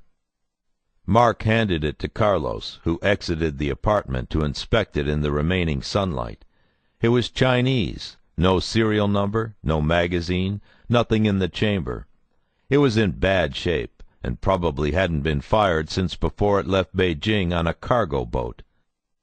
"I'll give it to you for $100. That's a hell of a deal." "We know what's a deal and what ain't," said Carlos. "This is shit, a relic. Mount it on your wall and tell people your dad was in Korea or something." I said, "There you have it. We'll stick with the shotgun. Anything else? I wanted to get out of there." Mark said, "I don't think so. Let's go ask Nathan." We humored him. All of a sudden, I wanted a taco. Good taco stands in Apache Junction. When we got back to the trailer's living room, Sharon and Nathan were on the floor. Nathan moaned, and Sharon appeared to be trying to help him. Rudy and Awana were nowhere to be seen. Timmy asked what happened. Sharon looked over her shoulder. Her eyes were wide and desperate, like she'd just flung herself off a balcony. "He fell down." Nathan said, "Fuck that." From a back room, a woman screamed, "Yes, fuck, ooh, yes, yes, yes, yes." The kid wandered into the room and stopped in front of me. No one said anything to him. He was bored. He'd seen it all before. I felt filthy. I moved out of the boy's way. He passed, leaving the room. Nathan still lay on the ground. I pointed at the pentagram on his stomach. "What's with the tattoo?" He sat up. "This?" He grabbed his belly with both hands and shook it like a jello ring. "I'm the fucking devil, man." "Really?" asked Carlos. Timmy huffed. "Well, you got any guns you want to sell us, Beelzebub?" "I got a pistol in the car. Shit, I'll give it to you." Mark said, "Fuck that, Nathan. These guys deal." He turned to us. "I'll go get it." He left. Timmy took a knee next to Nathan and asked if he had to go back to the hospital. Nathan said fuck no. I asked him if he was hungry. He said, "You got a line for me?" I didn't say anything to that. Mark came back holding a greasy rag. He unwrapped it. careful not to let his fingers come in contact with the pistol, which was a very small battleship-gray .22 Derringer. Carlos took it, unloaded, and inspected it. Carlos said, "This isn't a gun. It's a paperweight." Timmy looked at it and laughed. "How much you want for that?" I asked. It wasn't worth more than $10. Nathan said, "20." Sharon said, "Fuck that. Just take it." Nathan said, "No, Mark said these guys deal." He looked at me. $20. Sharon got up and pleaded, "Please, take it." Apparently she didn't want the devil to be armed. Timmy helped Nathan to his feet. He took 2 steps toward Sharon and slapped her hard across the face. "I'm selling that fucking gun if they want it, okay?" Sharon started hitting Nathan on his shoulders and chest with both hands. He reeled back a little, but was otherwise unfazed. Timmy got between them. They calmed down just as quickly as they'd started up. I lit another cigarette and took a deep pull. The thought drifted through my mind of my blue pool in my shady backyard, with my great kids playing in it before they ate the dinner their mom had cooked for them. This was bullshit. I started to leave. I didn't see Carlos give Nathan $20 in exchange for the Derringer. I addressed Mark. "Well, that about takes care of everything. We're going to wait outside for Rudy. Nice doing business with you, dude." "You too." As we were leaving, 2 small girls appeared in the adjacent kitchen.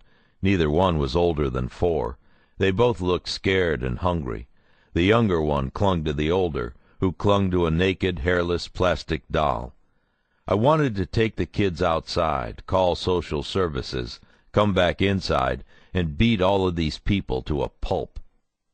As I stood staring at these little creatures, Nathan and Sharon started to get into it again. Apparently Sharon didn't want Nathan accepting any money for the gun. I asked Carlos if he'd paid for it, unaware that he had. Carlos said, "Sure, I gave him the money. It's only $20. I said, "Fuck that. If she wants us to have it, then we're just going to take it." I took the $20 that clung to Nathan's fingertips. I didn't want to give these assholes any money to blow up their noses so they could not feed their children. I pointed at the 2 girls whom Carlos hadn't noticed. He looked at them, looked at Nathan, looked at Sharon, and said, "Let's get the fuck out of here." Timmy was already opening the door. We went to the bikes. When we were out of earshot, I said, "Jesus Christ." "Motherfuckers." Carlos rubbed his cheek. Timmy leaned against his bike. We were all pissed. We weren't here to stand by while Rudy fucked a meth whore. Minutes passed. Timmy said, "Sun's still strong." It was almost 6, but it didn't matter. He took out a tube of sunscreen and placed it on his handlebars. He took off his T-shirt, squeezed some cream into his hand, and started rubbing it into his chest. "Got aloe in it. Cools you off." Carlos asked, "Really?" and peeled off his shirt, too. I took off mine. We all started to rub it in. Carlos asked if I'd do his back. We laughed uneasily. We'd seen it all before, too, but that didn't make it any easier. We still wanted to forget. I did his back. He did mine. We laughed a little harder, a little easier. Rudy walked out of the house, buckling his belt. Awana stood on the porch, waving like a wife whose husband was off to work. He walked up to us, 3 bikers rubbing sunscreen into each other on a hot Phoenix night. "What the fuck?" I asked. "What the fuck with you?" "Had to get a piece. You know how it is. These hens can't get enough of this old rooster." I didn't like Rudy's behavior, but I couldn't call him out on the spot. I had to maintain the appearance that he was the president of my club. I wanted to tell him he had to stop acting the way he was acting. I wanted to push him out of the way, march back into the trailer, and arrest the losers we'd just dealt with. But I couldn't. An undercover constantly trades his or her ethics for the greater good of a case. I knew this kind of thing wouldn't stop on its own, though. Barely 2 months on the job, and Rudy needed to be reined in. Old dog, old tricks. New problem. Chapter 11. Why'd Jack give me that rock? August 2002. The next day was Saturday. I went home. I needed to. When I pulled into the driveway, my job was jammed inside me like a kidney stone. It dissipated quickly. I was greeted at the door by a postcard. My wife, my children, a dog. Smiles and waves and hugs. The weekend passed in a blissful flash. The kids laughed around the pool. Gwen pointed me to the yard work. I love yard work. Everything is self-evident and rewarding. The lawn needed a trim. I trimmed it. There were flowers on the verge of the backyard that needed pruning. I pruned them. I put some of the clippings in a Southwest-style vase, red desert pottery painted royal blue with yellow sun discs, and put them in the middle of our heavy oaken table. I played flashlight tag with Jack and Dale on the golf course. We went to the movies. We played chicken in the pool. That weekend, the heavyweight burdens of the job succumbed to the featherweight joys of home life. Gwen's birthday was coming up, and we knew I wasn't going to make it. I had to go to San Diego for an ATF training session. So one night, all the grandparents came over for dinner. Gwen broiled shrimp, and I grilled T-bones. We talked about Jack starting slow-pitch baseball that fall. No more T-ball. My dad said I'd teach him all about getting it going under pressure. I said, hell yeah, I would. We talked about what I'd do in San Diego, and I said aside from listening to lectures and hanging out with my partners, I was going to surf. At night, in bed, I'd run through the case in my mind. We'd made good progress, but I was still insecure. The fear I'd felt as we rolled up to Mesa was subsiding and beginning to congeal into confidence. But I still wanted to take it pretty slow. We'd go full bore later, once we knew that we had a reasonable chance of getting away with riskier questions and activities. If you don't wait until you have enough credibility, then cases can go bad fast. My most recent bad experience was on a Sons of Silence case. The Sons were a minor biker gang in Colorado Springs. We were running around as a made-up club called the Unforgiven. All the members were cops. Our center patch was St. Michael. And we wanted to further demonstrate that the Sons used intimidation and the threat of violence to maintain their turf. If we could do this, we could roll it into the RICO case being built against them. We wanted to do it that night by putting the screws to them, by hanging out in their place and showing them up. They were small time, and my confidence was high. My partners, John Babyface Carr and Chris Crisser Bayless, accompanied me to their bar. We sat in their place and drank and waited. We didn't have to wait long. A guy asked me who I was, and I told him I was the Unforgiven. Who the fuck are you? He said he was the warlord for the Sons of Silence. I lied and told him I'd never heard of them. He knew I was full of shit. He said we needed to take off our cuts, sit tight, and wait for the ass-beating that was on its way from his brothers. I told him, fuck you, we stay or leave when I feel like it, not when ordered. That was stupid. The place was suddenly pin-drop quiet. The only sound was the deadbolts turning on the front door. Most of the time, after taking a beating, a man will bullshit about how big the other guy was, how he didn't have a chance in hell. I'm no small fry, but this guy was legitimately huge. According to the marshal's processing, he was 6'6" and a shade under 300 pounds. He reeled back and hit me with a no-shit-for-real knockout punch. My head whipped like a rag doll's. Babyface later told me that as the guy hit me, he watched my eyes roll into the back of my head. I fell, and the only thing that kept me on my feet was a column in the middle of the bar. Not 5 seconds later, Babyface was chicken-winged, while Crisser and I fought for our lives as the whole bar wailed on us. Guys, chicks, everyone. Pool cues, shot glasses, steel-toed boots, flashlights. We had a couple guys locked outside who eventually came in and helped put a stop to it, but we took a licking. We'd made such an impression that when the Sun's president learned of the fight, he said, "I don't know who these dudes are, but they should be in our club." The only price I had to pay for that kind of respect was pissing grape juice for about a week. That's why I love yard work, and I had plenty of it that August weekend. But the weekend had to end, and as I loaded the Merc, Jack ran up to me. He looked up and held out his hand, giving me a small, smooth rock from the backyard. He placed it in my palm and folded my fingers over it. He held my fist in his hands. It was a mature gesture for an 8-year-old. I wondered what exactly the rock was for as I smiled at Jack, but I didn't ask. I pocketed it and kissed his hair and left. The trip to San Diego was a week away, and before we left, I had to see Smitty. Throughout the Riverside case I'd run with Sugar Bear, I'd maintained that I was not a one-percenter. As far as Smitty knew, I was a freelance roughneck. I was afraid he'd be suspicious when I revised my line and told him that I'd been a solo Angels nomad all along. I knew Bad Bob had called Smitty and told him that the Solos were a new club with permission to fly their colors in Arizona. When Smitty told Bad Bob he knew who I was and that I was no one-percenter as far as he knew, Bad Bob assured him I was on the level. He agreed with Smitty that I should have told the truth from the beginning, but he vouched for me in the same breath, saying that my dishonesty would be compensated for by my loyalty. Smitty told him fine, but he still wanted to talk to me. On August 9th, Carlos, Timmy, Pops, and I met Smitty, his wife Lydia, and Dennis at the Inferno in Bullhead.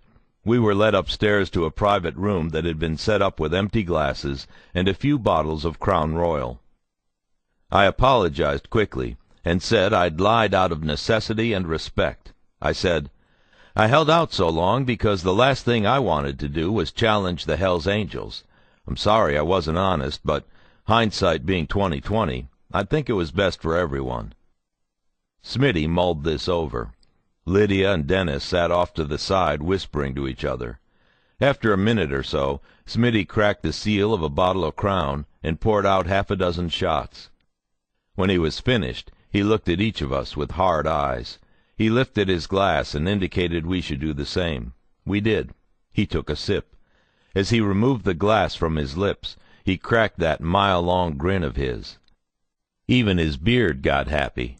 Smitty put a hand on my shoulder. He wagged his finger at all of us like we'd been bad, bad boys. Then he said, "You did all right, Bird. Not right, mind you, but all right. From now on, you be on the up and up with the 8-1s, and all is forgiven."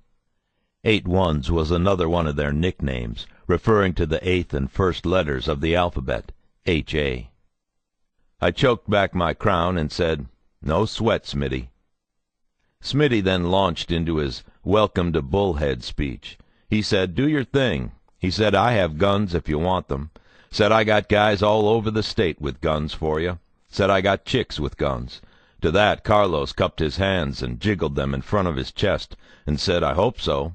Smitty laughed, his grin never breaking stride, and said, "Not just those kind, but the kind that go pop, too." Carlos said that he'd once had a pair of titties go pop on him. Said it wasn't pretty. We all laughed. Lydia laughed the hardest. Then, unprompted, Smitty offered up that he had fled California for Arizona after he'd committed an arson. He said he'd torched a bar, an adjacent business, and a motorcycle garage. "It was just too hot, you know." No one pointed out the bad pun. He went on, "Hey, man, Arizona's good stuff. Good stuff. Sonny's here, Johnny and Hoover and Bad Bob, too. Teddy's here, Crow's here. Lots of old-school headbangers. We got this state locked down. Arizona's red and white through and through. Bad Bob did right. We're thin up here, and we're happy to have you. You guys are good fucking stuff. Now let's go eat dinner." As we left the bar, Smitty flashed the butt of a gun at me with a wink and handed it to Dennis, a convicted felon. Dennis took it and stuffed it in his pants. We consummated our friendship with burgers, beer, and milkshakes at the Mad Dog Tavern. Everything was delicious. Things were going well, which meant we were due to hit our first speed bump. Chapter 12. Teaching Teacher. Mid-August 2002. "The fuck do you mean we're not official?" It was Slats. He had Rudy in the crosshairs. Rudy was strung out. His eyes were as beady and black as a teddy bear's. We were getting ready to go through one of our gauntlet sessions at the Patch. At these get-togethers, undercovers and informants sat at one end of the room, while Slats and the support agents grilled us as mock Hell's Angels. It was role-playing designed to keep us sharp and in character. Rudy shuffled and looked down. "I mean, you know, I haven't paid my membership dues." Slats was livid. "We gave you money. Why didn't you pay them? Pops, weren't you down in Tijuana with Rudy?" Pop said, "Yep." "And so? Didn't you pay up?" Pop said calmly, "I thought we did. Rudy handled it." Slats turned on Rudy. "You get on the level right now, or I'm calling the paddy wagon, and someone other than Iwana is going to be soaping up your ass tonight." Rudy spoke into his chest. "It wasn't enough. I owed 3 years of back dues. They wanted more for the startup in Arizona. It wasn't enough," he repeated. Slats stepped close to him, took out a tin of Copenhagen, loaded his mouth, and spoke very quietly. "You unfuck this ASAP. Understand?" Rudy watched the ground, like he expected it to open up and swallow him whole. Slats continued. "I find out you're blowing the money we give you on crank and trailer trash pussy. I swear to God Almighty, I'll bump you faster than you can say recidivist. Got it?"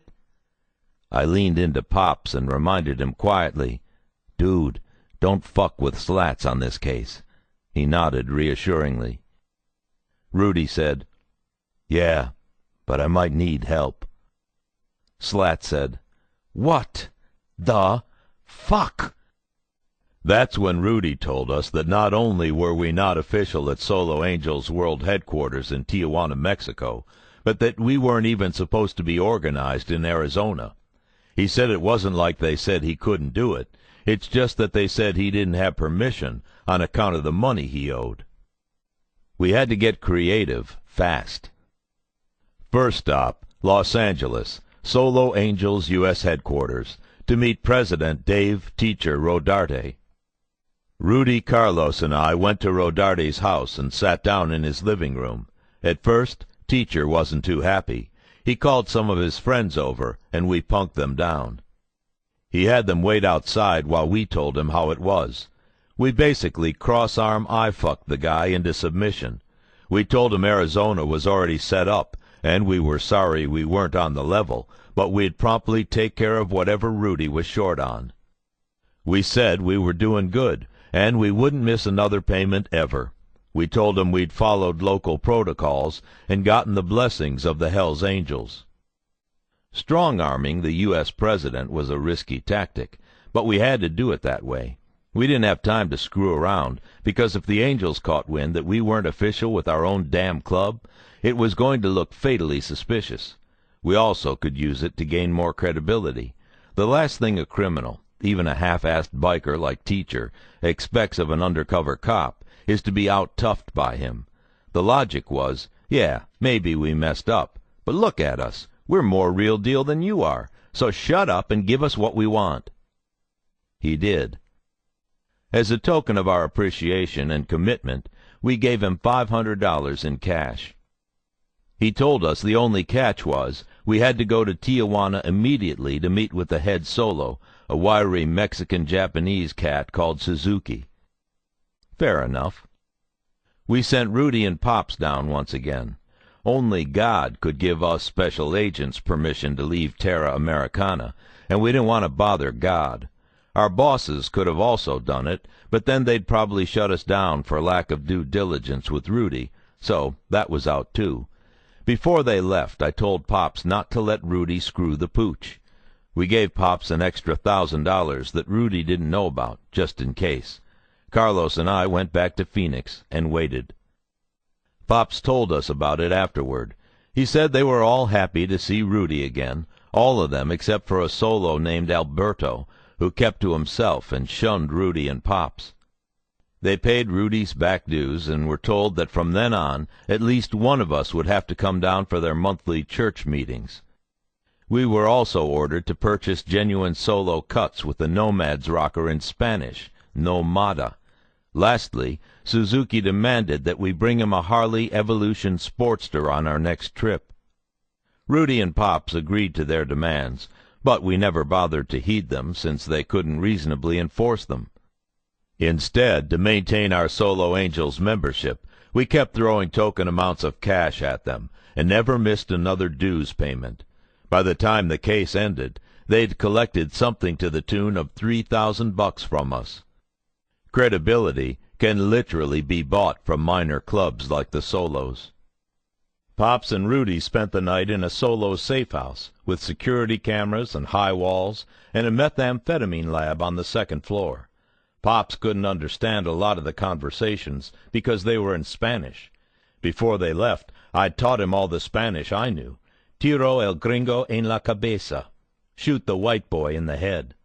That wasn't very useful, so Pops settled down with a few SoCal members and bullshitted with them. They told him something interesting. They'd heard that there was an undercover cop or informant running with the Red Devils in Tucson, or maybe with the Phoenix Metro Charter of the Hells Angels. This was a hard-to-crack charter that consisted almost entirely of former Dirty Dozen members, including the dangerous Robert Chico Mora, whom Mike Mesa had warned me of at the Florence prison run. Pops said thanks, and he'd pass it on. Which is exactly what he did as soon as he got home. Chapter 13. Feeding Smitty His Cake. Late August, 2002. This intelligence could have referred to Rudy himself, or any of us, or Mesa Mike. It could also have simply been an inconvenient, baseless rumor. Bikers always think they're being infiltrated by someone. It confirms that they're big shots who need to be checked. They don't want to be investigated. That'd be a real pain in the ass. But they always want to believe they're being investigated. It's a strange psychology. The task force discussed the issue at our headquarters, the Patch. Since we couldn't come up with a way to make it work to our advantage, we decided to let it play out. In the meantime, we were off to San Diego for our annual Undercover Operators Conference. ATF training sessions are not known for their entertainment value, but this one was a blast. The speaker that weekend was Michael Durant, the Black Hawk helicopter pilot who got shot down over Mogadishu, Somalia. His lecture was truly inspirational. The specifics of his ordeal were more harrowing than I could imagine. He spoke at length about the generalities of perseverance in the face of lethal odds, a thing the UCs at the conference understood completely. His words sent a charge through the crowd. After Durant spoke, I decided to clear my head and hit the surf. I rented a longboard and headed down to a popular Mission Beach break. The beach was lined with bars looking over the water. I zipped up my wetsuit and paddled out. I waded with the local kids on the line and caught a few waves. The ocean did its rejuvenating thing.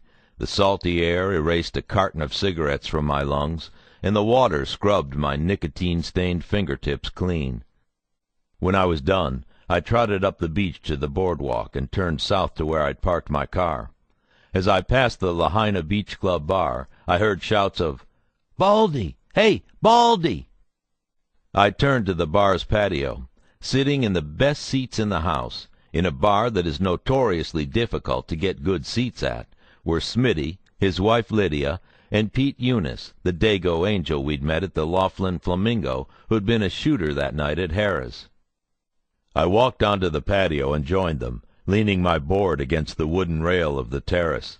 Smitty asked what brought me to Dago, and I said I was in the area on a collection, and after that I was going down to Tijuana on Solo Angels business.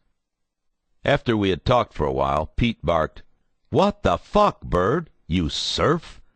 He said the words as if he were confirming that I'd been to the moon.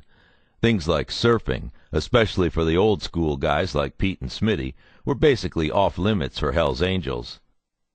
I said, "Fuck yeah, dude." "Where'd you learn?"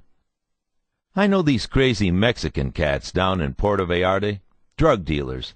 They like to do half a dozen lines and dive in the ocean with their longboards. They get so jacked up that half the time they're just falling into the drink, but they have a hell of a time. They taught me. I'd actually learned while in college." Pete said, "Crazy wetbacks." "Yeah, well, they helped me out. I helped them out. We have a good time. So you guys here on pleasure?" "Business and pleasure," answered Smitty. "I got your call. Was going to get back to you later." He pointed his beer at Pete. "We got some serious club shit to go over, and Lydia came out too so we could celebrate my birthday." I recalled the Laughlin surveillance tapes showing how Smitty had backed up Pete while Pete plugged away with his pistol. I assumed they were getting their story straight for when they got served by the grand jury, which hadn't happened yet. I mentioned that a bunch of friends and I were planning on having dinner later on. I insisted that I treat them to surf and turf at Jose's up in La Jolla. Smitty and Lydia accepted. Pete said he wouldn't be able to make it, but told me to stop by his bar, Dumont's, if I had the time. I grabbed my board and decided to head back into the water to show them what I could do. I paddled out and turned around. I could see them as I bobbed up and down, my feet dangling below me in the Pacific. Lydia waved. I couldn't tell if Smitty or Pete did anything, but they were clearly looking in my direction. I waved back, a big, goofy kid's wave. I was having fun sticking it in their faces. I couldn't see the point of being a Hell's Angel if it meant you couldn't enjoy things like surfing. I dropped into a lazy 4-foot wave and glided along its face. Before it petered out, I threw the board over the edge of the wave and grabbed the rail and fell into the water. I came up and looked at the bar. Lydia was waving again. I could even see Smitty's cocky, big-ass granddad smile from all the way out there. As soon as they left the bar, I got out of the water and headed to the Holiday Inn where the conference attendees were staying. I grabbed Carlos and we gathered a bunch of agents, including the young female operative who'd been at Laughlin, Jenna J.J. McGuire. J.J. would be my girlfriend for the night. I knew I'd eventually need a full-time girlfriend on the case. Whoever this woman was, she'd need a take-no-shit mentality in order to survive and thrive in the biker world.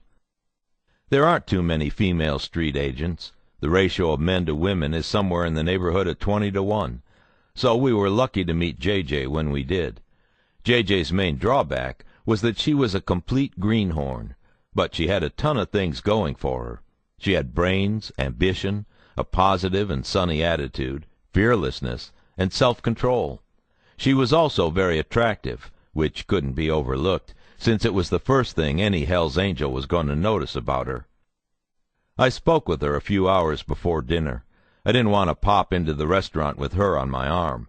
I wanted her introduction to look spontaneous. We decided to station her at the bar, where I'd notice her as a one-time flame, and I'd send her a drink and invite her over. This chance encounter would give her an out whenever she wanted it. If she got uncomfortable, or if I thought she was in over her head, she'd simply excuse herself for having made other plans. It also gave me a good out if Smitty or Lydia decided they didn't like her. That didn't happen. Smitty took right to her, first because of her looks, and then because of her personality. J.J. was all smiles and kept Lydia occupied. I think if she could have, Lydia would have taken her back to Bullhead that night.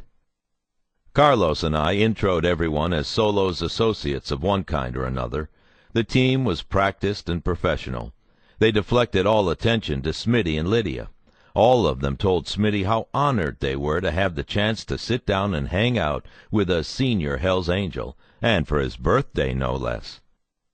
Smitty happily accepted the attention. He told us he'd been in Vietnam, had killed lots of gooks, and had extensive military training. He made it sound like he was a Ranger, Marine, and SEAL all wrapped into one lethal package. I thought of Scott Varville, and for a moment it seemed like Smitty was no different from that broke-dick school nurse with the gun and bike fetishes. But once he got rolling, He talked about Laughlin, and whispered about how much he hated the Mongols. He told us everything we already knew, that he'd been arrested at Laughlin, and was likely to face a murder rap, and that he was still without his dear old cut, which had been impounded. We gasped at this, as if impounding a Hell's Angels cut was not only unreasonable, but downright un-American. He appreciated our outrage. At the end of the night I took the waitress aside and told her to bring cake for everyone, and to put a candle in the slice for the Hell's Angel. The cake was vanilla with white icing. The candle was red. By that point in the evening, J.J. sat between me and Smitty. Lydia had gone home relatively early. Smitty smiled and blew out his candle. J.J. interrupted his hand and grabbed his fork. She cut into the cake and held a chunk to Smitty's mouth.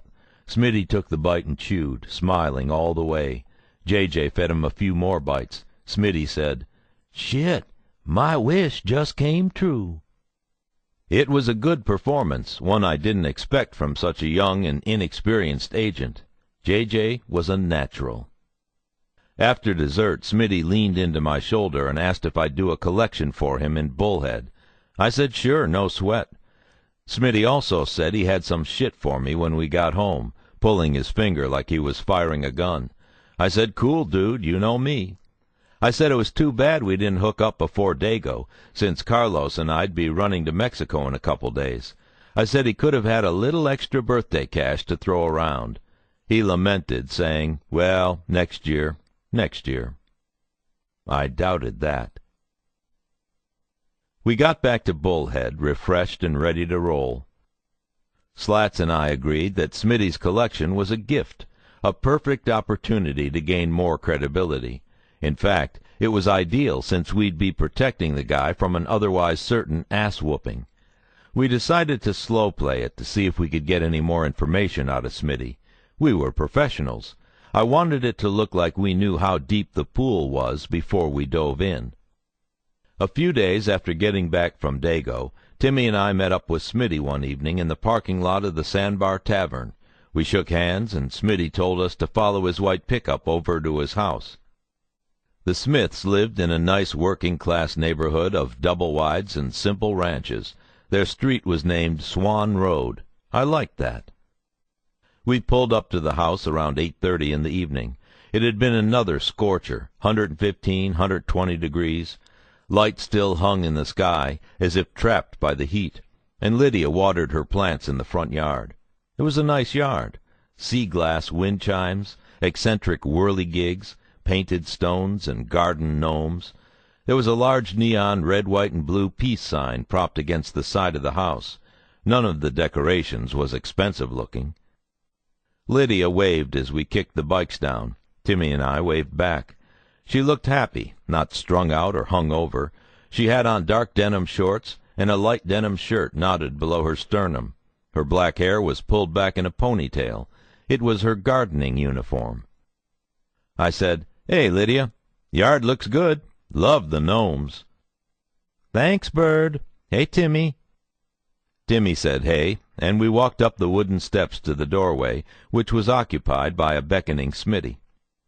The inside of the trailer was neat and orderly.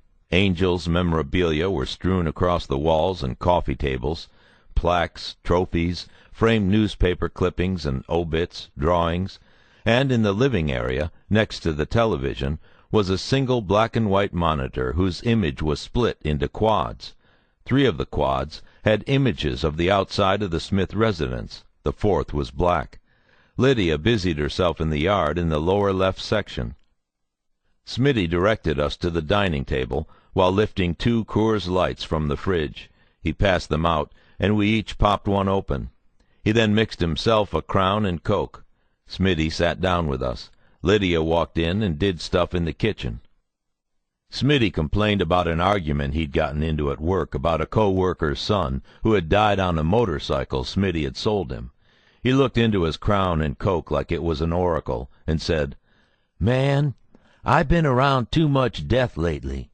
Laughlin, a brother's son, got killed recently. This kid, too much, man, too much." We didn't say much. We were tough guys, used to death and death's senselessness. As far as Smitty knew, we were hitmen. What did we care about a few random deaths? He caught on to our indifference, straightened up in his chair, and said, "I don't like death, you know, unless I'm the cause of it, you know." He changed the subject, and told us about the collection. It was over a disputed $8 grand a guy named Porter owed to a woman Smitty kept calling Crazy Carol. The dispute was currently in court, with Carol as the plaintiff and Porter defending. He gave us a docket number and the guy's home address. Suddenly, Dennis whisked in without knocking. No one seemed surprised. Maybe Smitty had caught sight of him on the surveillance system. Dennis moved into the kitchen, got a beer, and settled down. Smitty asked him if he knew this Porter guy, and Dennis said he didn't. Dennis was sweating and on edge. He took his beer, opened the front door, looked outside in 3 directions, and walked down the steps. With Dennis gone, Lydia asked, "Bird, you know what they call Dennis?" "Nope." Smitty said, "They call him Chef Boyardee." Lydia asked, "You know why they call him that?" "No, why?" "Because he cooks the best rock you can find, the absolute best," said Smitty. Lydia said, "Make Jesus jealous, his shit's so good." Dennis came back in. No one asked him anything, but he trilled, "Nah, I don't know no Porter. Why the fuck would I know some Porter guy?" Smitty said he messed around in the drug game. Dennis ignored him and started to bitch about $7 grand he owed the county. Apparently his residence had incurred some taxes while he was in lockup. Smitty went to the kitchen for another drink. When he returned, he said, "You know, I got another thing for you. Bail Bond's place has about $300 grand out, and they need it back. They wanted me to help 'em, but I just can't do it now, not with all this heat from Laughlin. You should take that action, Bird. It could really help set you up." I lit a cigarette and pretended to think it over. No way could I, a federal agent, start collecting debts from lowlifes for some broke-dick bail bondsman. On the other hand, I couldn't say no right away. I said I'd think about it. I was still pretty busy with my Vegas work and the guns, but the percentage on $300 grand was nothing to shake a finger at. I also said I'd do the Porter thing, but that I needed to do it my way, which was methodically and by the numbers. I said I needed to case him a little, and that it might take a few weeks. He said he didn't care, as long as it got done. I squashed out my smoke, and Timmy and I got ready to leave. Dennis plopped down on the couch and squealed, "Later." Lydia gave both Timmy and me a kiss on the cheek as we passed the kitchen. She told me to say hi to Carlos. Smitty said, "You know, Bird, I was thinking, you ought to move that little blonde number out to Bullhead." I told him I'd been thinking that too. I really had. Chapter 14. Fuck Your Guns. September 2002. The next week was busy as hell. Flew to New York on September 9 to be part of an ATF peer support team and to go to some 9/11 memorial events. While I was there, I hit a local biker bar named Hogs and Heifers to throw back drinks with other agents, including Karen, a female special agent based in New York. I was extra cocky that night. I put in a call to Bad Bob saying I was in New York on a collection. I asked if I could visit the boys at the 3rd Street Clubhouse. He told me he had to make some calls. He called back 15 minutes later. He said I should call Brandon, the New York City P, at such and such a number. I did, and Brandon said, "Fuck yeah, come over." I was dumbstruck. The New York P was a guy known around the biker world. He didn't owe me, a nobody from a nothing club, a damn thing. Bob's willingness to vouch for me opened that door. As I left, Karen implored me not to go, saying it was stupid to go without any cover. I asked, "Go where?" She said, "You're going to meet the Hells Angels, Jay." I don't know where you got that from. And besides, fuck the Hells Angels. I'm not worried about what they're going to do to me. They should be worried about what I'm going to do to them. She looked me dead in the eye and said, I'm glad I'm not working with you. You're out of your mind. If you leave, I'm going home." This was probably the first time during Black Biscuit that my desire to succeed overcame my common sense. I flagged a cab and said, "Take me to the Hells Angels, dude." He didn't know where that was. I said 3rd Street, between 1st and 2nd Avenues. I was scared. I'd been scared a lot lately, and I was getting kind of used to it. Jesus hates a pussy. But I couldn't believe what I was doing. As the cab crossed town, I told myself I couldn't chicken out. I thought of the time I went bungee jumping, of how terrified I was at the thought of jumping off a bridge only to be saved by a glorified rubber band. I remembered how every nerve in my body told me not to jump, while my mind screamed, "You need to man up and just do it, dude." I threw myself off that bridge. It was almost more than I could handle, but it was exhilarating and worth the fear. That's what it came down to. Were the risks taken worth the fear? Would I be able to live with myself if I'd given up? No. I'd have no self-respect. How could I expect people, my family, my partners, even the people I investigated, to respect me if it was obvious I didn't respect myself? We pulled up. I paid. I got out and lit a cigarette. I crossed the street. The New York Hells Angels lived on arguably the safest block in New York City. They owned an entire tenement building. It was painted black. The sidewalk in front of their building was cordoned off with barrels and bikes. There were plenty of cameras trained on the front door and street. The sidewalk was so clean it looked like someone had polished it. I knocked. A small shade slid open. A pair of black eyes. A voice asked, "Who is it?" I said, "I'm Bird. Brandon's expecting me." The door opened. A big dude, like 5 bushels of wheat big, blocked the opening. He said he was lumpy. I held my smart-ass tongue, shook his hand, and went inside for the nickel tour. The place was a museum. HA paraphernalia everywhere, going way back. Pictures, plaques, flags, framed in memoriam cuts and tabs, old guns, a battle axe, helmets, knives, newspaper clippings, even decommissioned bikes. It was Hell's Angels heaven. I was zooming. I'd fallen under my own spell. I didn't stay long. I only wanted to pay my respects. I bought some T-shirts to show the boys out west. I met a few guys, one of whom was among the scariest dudes I'd ever laid eyes on. He was only 5'11", but he weighed about 300 pounds and didn't have an ounce of fat on him. He was an Illinois angel named Mel Chancey. The scariest thing about him wasn't his size. It was his smile and easy laugh. It looked and sounded kind, but what it said underneath was, "Hey, man, nice to meet you. I'd love to bash your head in on the curb. Want to go outside?" I steered clear of him. Brandon asked if I wanted a sausage from a fair on 1st Avenue. Said they made them real nice, Italian style, with peppers and onions on soft bread. I declined. I left not 20 minutes after having arrived. I decided to check out Ground Zero. I wanted to do a right thing for the right reasons. Something in me had to push back against the impulsiveness and recklessness of Bird. I got there around 10 at night. The streets were quiet. There was the pit, still in disarray, flooded with lights. High fencing cordoned off the area, with pieces of paper and photos and posters laced into the lattice of the fence. A small group of people huddled at the corner of Church and Vesey.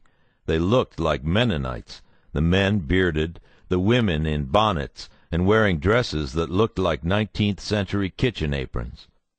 The previous night, 2 columns of blue light had shot up from a huge array of spotlights, reaching for the heavens, honoring the souls lost that day and the ghosts of buildings gone. Everything felt respectful. I forgot who I was, and who I was pretending to be, who the angels were, and who they were pretending to be. I was in the biggest, busiest city in the country, and it was almost entirely silent.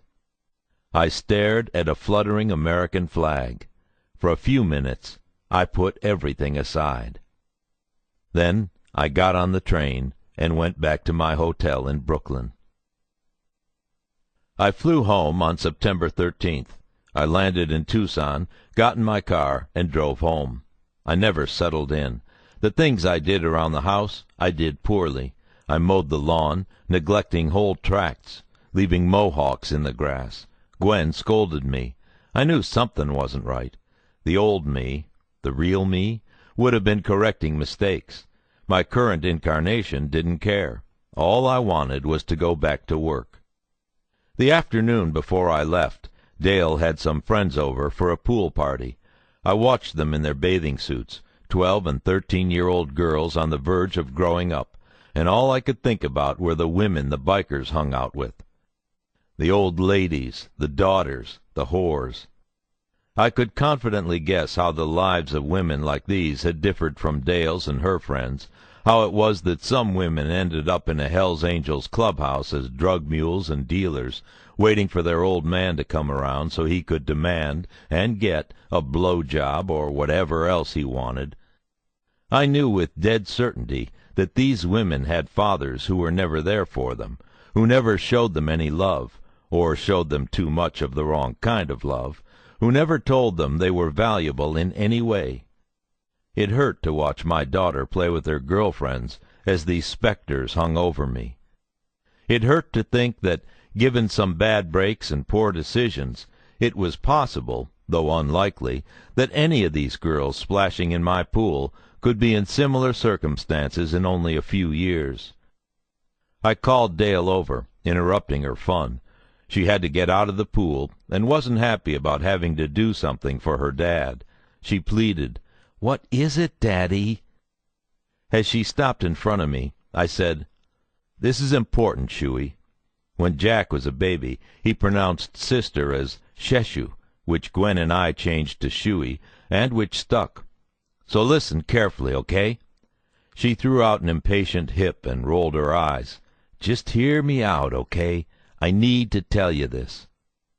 "Right now? Is this about boys?" "It's not about boys, not really. It's more about you. Just listen. Never, ever do anything that you don't want to, just because someone else says so. If someone wants something from you that you don't want to give, then you don't give it. Understand?" She didn't say anything. It was too awkward. Even as the words came out of my mouth, I knew Gwen would have to clarify the message later. "What I'm saying is, you're the most important person in the world to yourself. If you carry yourself with respect and determination, you'll be fine. Other people won't respect you unless you respect yourself first. Understand?" "I guess so, Daddy." "Just don't forget, you have only one reputation, so guard it and protect it. Don't let anyone tell you what to do." She straightened up with a quirky smile. "But you're telling me what to do right now." "Smart ass. Listen to your old man on this one, okay?"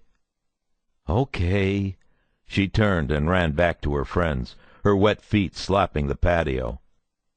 "I love you, Shuey." She stopped, turned around, and shot daggers at me, and ran off that much faster. Her friends giggled. The rest of the day and night dragged on. I couldn't stop thinking about the case. That evening I played catch with Jack, and actually dropped a couple of soft, high-arcing pop-ups. Later that night, Gwen and I didn't have sex, which wouldn't have been that unusual, except that she had to point it out to me. Sex hadn't even crossed my mind. As I got in the Undercover car the next morning, Jack handed me 2 more of his rocks. He smiled and repeated the gesture of folding my fingers around them. I kissed his head, put them on my dashboard, told him I loved him, and left. I met Carlos to do some Tucson gun deals that Timmy and Pops had set up. It was going to be our first big day of dealing, which was good, because Slats was getting anxious. He'd been putting the screws to us to procure some evidence. We knew that all that protocol stuff we'd gone through, all the approvals and permissions, were good background for the ricos, but none of it meant anything if we couldn't demonstrate that the Hells Angels engaged in criminal enterprise. Carlos and I met at one of the solo clubhouses, a Waffle House at Grant Street and I-10.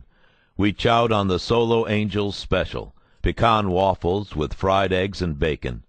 We waited for our contact, Doug Dam, a Tucson Hells Angel, to give us a call and get things rolling. We ran recording devices that day, but they weren't transmitting wires. In order for the cover team to follow us, we'd have to call and let them know where we were headed. Doug called Carlos. He told us to meet him at his place. We paid the waitress, who, no joke, was named Flo, and who had a flowery platinum explosion of a hairdo, and left. We met Doug in his front yard. He was 6 feet tall and a shade under 200 pounds. His eyes looked like windows into the soul of a very intense or very stupid individual. He sported the standard Hells Angels facial hair, and wore a thin silver chain and cross around his neck. His rep was that of an unstoppable street fighter. He routinely traveled the country to resolve Angels' problems with his fists. He shook our hands. He said we had a lot of running around to do, and he needed to eat first. Carlos suggested Waffle House number 2, this one at 22nd Street and I-10. Ah, the Waffle House. A finer undercover cop restaurant there never was. Bad coffee, below-average service, good waffles, easy on the wallet, and hard on the digestive tract. Smells familiar, just like the funk under your big toenail does.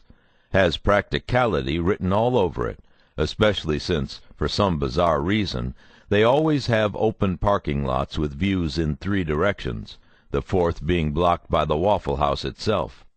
Good for surveillance and a lack of surprises. Yeah, when I or any of my law enforcement brothers are cruising down the road and see those 11 yellow squares containing those 11 black letters, there's little we can do but be drawn to them. Like moths to a porch light, except that we crave a cup of coffee in a questionably clean mug. We told Doug we'd pay, and Carlos and I had seconds of pecan waffles. Doug actually finished his meal with ice cream. Spooning scoops of vanilla into his goateed mouth, he said, "Here's the deal. I got a .38 and a .40 semi-auto back at my place. The .40 cal isn't clean, so don't get caught with it. I got another gun, too, but can't sell it." He wiped his mouth with the back of his hand, smearing white cream into his mustache. He leaned in and whispered, "It was used in a serious crime, and it has to go in the river. So." I whispered back, "We understand. Occupational hazard." Right. Doug was a talkative son of a bitch. Getting info out of him was like fishing with dynamite. "Thanks for moving this stuff today. I really need the dough." Carlos stepped in. "Hey, we thought you guys were doing pretty good down here." We knew they weren't. "Not really. I had a nice bulk pot thing going, but since I got picked up on it last year, it's been pretty dead. But man, those were the days. I could get shit down here for about $400 a pound, drive it to Maine, where I used to live, and sell it for 3 times as much. Used to move shit for a supplier, 500 pounds a trip. But I got wise and started taking smaller loads of my own stuff, so I wouldn't have to pay anyone else. But like I said, that's stopped for now." I said, "Sounds like our thing with the iron. We got those Mexican boys by the balls with one hand and the throat with the other." "How do you mean?" "Man, I'm the source and the distributor. No middleman. The alpha and the omega, baby. I show up with a load of pistols, and I set the price. Supply and motherfucking demand. Econ 101. "Sounds just like my pot thing," he said longingly. Then he added, "'Cept I didn't have no border patrol to fuck with me." I said, "Yeah, well, occupational hazard." Doug laughed as he souped up the melted ice cream. "Nah, we don't got it as good as Mesa, I'll tell you that. Tucson's had some tough times. First, we only got 6 members, not counting the couple guys in prison on some ATF bullshit. Then we got one member, our tattoo guy, Mac, who's got a non-association clause as part of his probation. And we got Jojo, who just got out of the joint and whose leg is all fucked up. We got me, who just got my bike's license plates revoked for lack of insurance, and who barely beat out a third-strike felony for the pot thing last year. I acted as my own lawyer, I tell you that? He hadn't. Carlos said, wow. And then we got Fang, who did a 16-year murder lick, and who doesn't want to go back to prison, but who still doesn't give a fuck. You'll meet him later. He's got some goods, too. Anyway, I'm telling you, man, if the fucking feds wanted to throw a RICO our way, it wouldn't take much but some scotch tape to make it stick. Sweet. Slats would like the sound of that. Carlos looked at Doug, nodding seriously. In the meantime, he played a subtle game of footsie with me under the table, like we were teenagers macking on the same girl. Carlos got off on making light of any situation. I told Doug about our cash contributions to Mesa, and said if things worked out, then we'd throw them some proceeds from the Mexican markup, that it was the only decent thing to do. Doug said he and all the boys, who he insisted never did anything without group approval, an important point for our records, would really appreciate that. And so we began to deal. Before we left the second Waffle House, I called Slats from the bathroom and gave him Doug's address. Slats said he'd parked the van 4 blocks away and could be there in a flash. I said good, but I didn't think there was much to worry about. I said, sit back and pound the Diet Cokes. Shut up, he coughed. We went to Doug's, and he gave us a .38 Taurus blue steel 5-shot revolver and showed us the dirty gun, a 9mm of unknown make, that he couldn't sell. He said the .40 caliber was at Fang's, and that we'd have to go over there to get it, but that he would take the money now. Carlos gave him $800 for the 2 pistols, plus a $50 commission. Doug put the $800 in his back pocket and the $50 in his wallet. He told us that was all he was going to make for the day's work. I thought, dude, one day you're going to go to prison for a long time on a third strike because you were jonesing for $50. Pathetic. Doug got in his car, and we followed him to Fang's. Carlos called Slats and told him where we were headed. He told him we'd have these guys all prosecutable by 3 in the afternoon, that things were going easy, which they were. We were veteran ATF agents doing our thing. Over the years, Carlos and I had bought so many guns between us, it was like picking up milk on the way home. We pulled into Craig Fang Kelly's driveway at 1501 South Windmore around 1 in the afternoon. He offered us beer, and we took him up on it. I asked him where the .40 cal was, and Fang said it wasn't here, that he'd had trouble getting it, and that we'd likely have to pick it up at the house of Tucson Angel Mark McPherson, but that he and Doug had to make some calls first. He said we could wait outside if we wanted. Carlos pulled the shade aside. In the backyard was a metal table and a basketball hoop. Carlos and I looked at each other and nodded. Okay, we'd wait outside. As we walked toward the table, Carlos said, I got $50 says you can't dunk any more, Bird. And you can? You know it. Carlos was a Division II All-American defensive back and punt returner. Dude, no way you dunk and I don't. All right, let's find out. All right, then. We looked for a ball. No surprise that there wasn't one. Can't imagine the Hells Angels squaring off for a game of shirts and skins. The hoop must have been left by the last tenant. I held up my car keys. We'll use these. All right, who goes first? You do, Shorty. Bet. I'm on it. Carlos stripped to his undershirt. I didn't have to, since that was all I was wearing, but I did put my shoulder holster on the table. We both had on jeans and motorcycle boots. I threw Carlos my keys. He walked under the hoop, held up his arm to measure the distance, which was about 3 feet from his fingertips, and then stepped back several paces. He got in a ready position and rocked back and forth, jangling the keys in his right hand. I was glad Slats wasn't on the wire. He would have been calling us right then to tell us to stop. But we couldn't.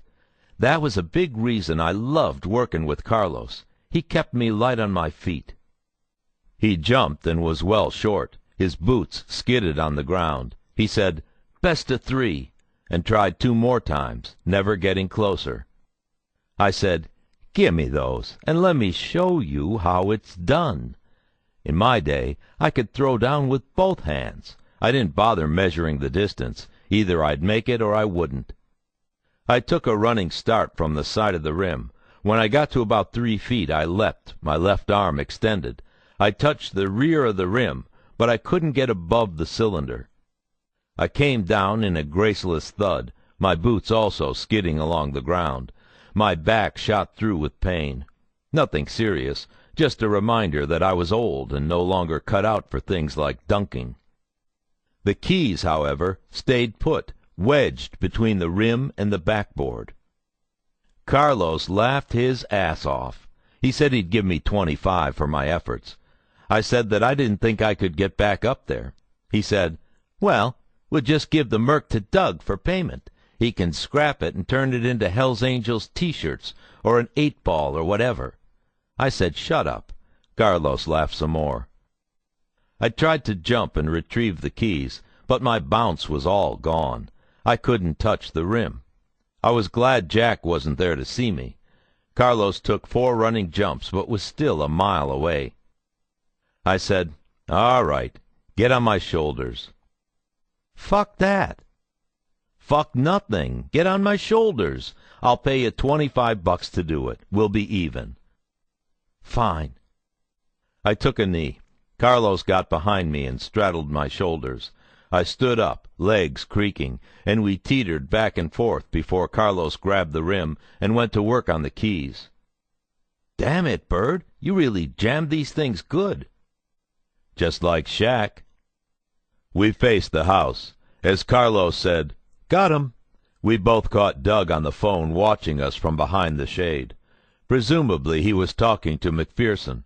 He was probably saying that he had a couple of clowns who wanted to do business, that maybe they'd heard of us, the badass solo angels, J. Bird Davis and Carlos Jimenez, who at that moment happened to be playing chicken with an old basketball rim.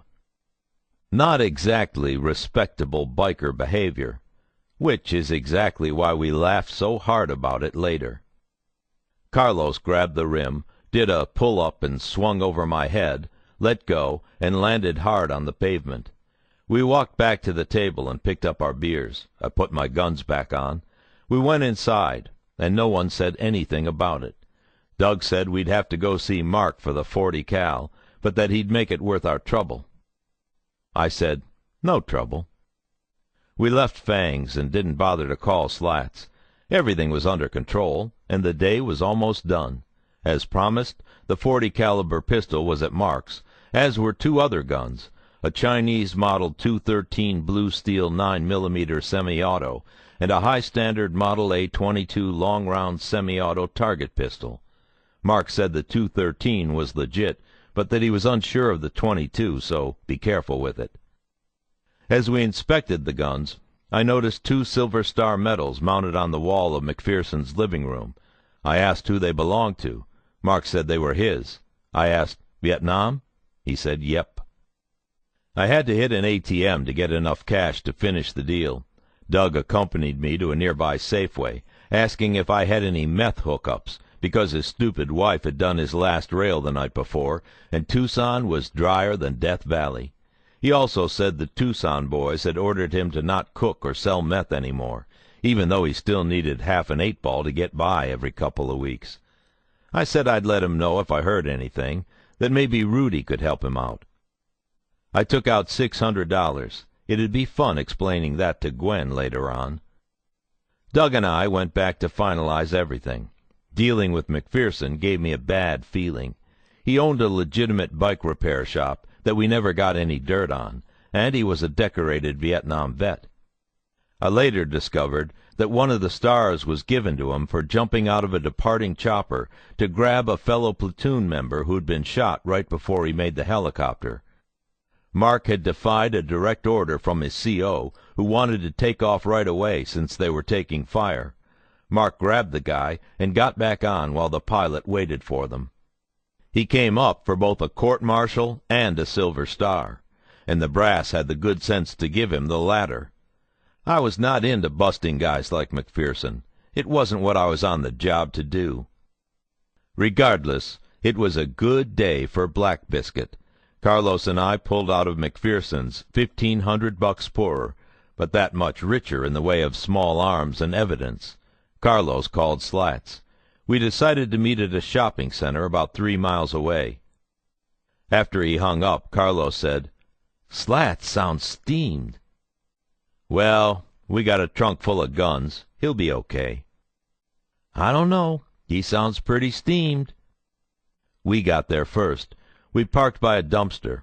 Carlos opened the trunk and arranged the firearms to show the boys that we'd had a good day at the office.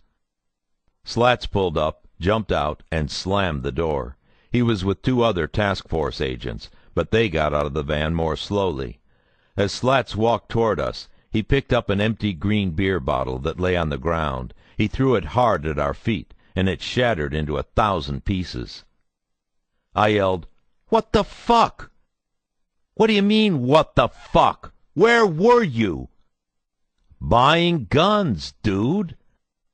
"Oh, really? Where were you buying these guns?" "At bad guys' houses. Lighten up. We did good."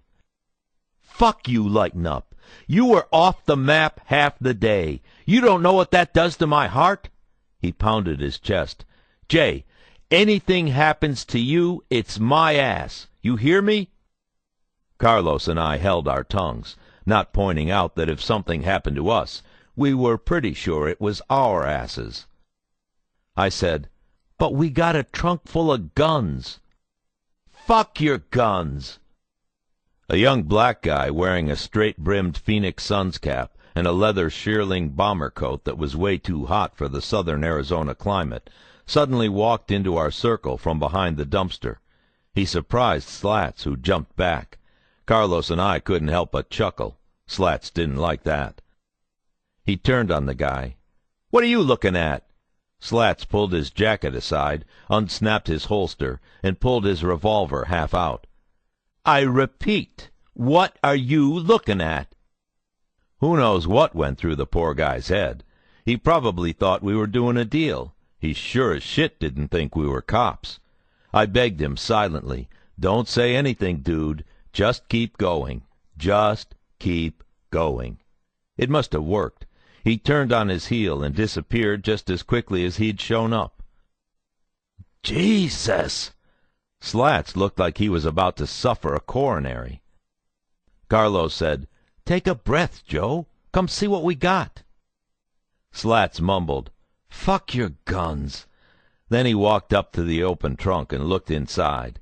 He nodded. He spat out a strand of brown chaw and stared absently into the trunk. "All right, good work. Try not to go off the map again.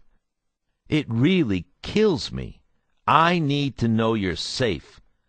In spite of his anger, I knew he'd been really worried about us.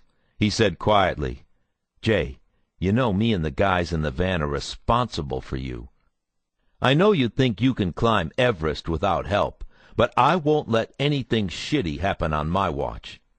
Slats looked hard at me. "I'm not pulling into your driveway to tell Gwen you're not coming home because I couldn't keep track of you." Carlos and I said, "Okay." I added, "We won't go off the map again." I knew I was lying. Our ditching Slats wasn't conscious. It was just that we had too much experience and were too used to running our own games. It was bound to happen again. Besides, I really didn't like being minded all the time. Slats turned and walked back to his car. "Drive the stuff to the patch for processing." He got in. As he was about to close his door, he leaned out and said, "Oh, I almost forgot to tell you. Carlos, as of next week, you're off the case. The Miami SAC wants you back." He closed his door and backed out of the lot, while Carlos and I stood there staring at each other. Chapter 15. Goodbye, Carlos. September 2002. Well, that sucked. We knew that Carlos was on loan to us, but we'd hoped that our early successes would convince the special agents in charge that we needed Carlos more than anyone else did. No dice. He was headed back home, and he wasn't excited about it. None of us were. We were convinced we were being screwed in the usual way that certain ATF bosses screw street agents. Carlos was being reassigned simply because someone had the power to reassign him. The truth wasn't far away. Slats, having worked in Miami, was on good terms with the SAC there, but our assistant special agent in charge wasn't. Our ASAC penned the request for Carlos's extension in a terse email that rubbed the Miami boss the wrong way. Carlos's extension was turned down, and his reassignment to his home district was expedited, effective October 1, 2002. His imminent removal presented an imminent challenge: how to extract him from the case without it seeming rash or out of character. The task force had a brainstorming session at the patch. Carlos could have a motorcycle accident. Everyone knew he wasn't much on a bike, just like me. But putting him in the hospital would require a bunch of makeup and effort, and it wasn't likely to justify his disappearance from Arizona. We could arrest him, but we couldn't figure out a way to do that without arresting any other solos. We could say he was ordered to relocate to Tijuana by the solo brass, but since we knew that there already existed murky channels of communication between the Mexican solos and the larger biker world, that would be too risky. For a few days, we were at an impasse. To distract ourselves, Carlos and I decided to do Smitty's Porter collection. Slat suggested we do it at Porter's job, so as to maximize exposure and lessen the risk of it going bad, which we could not let happen. As an undercover, you have to do your best to control situations while giving the other party the impression they're the one in control.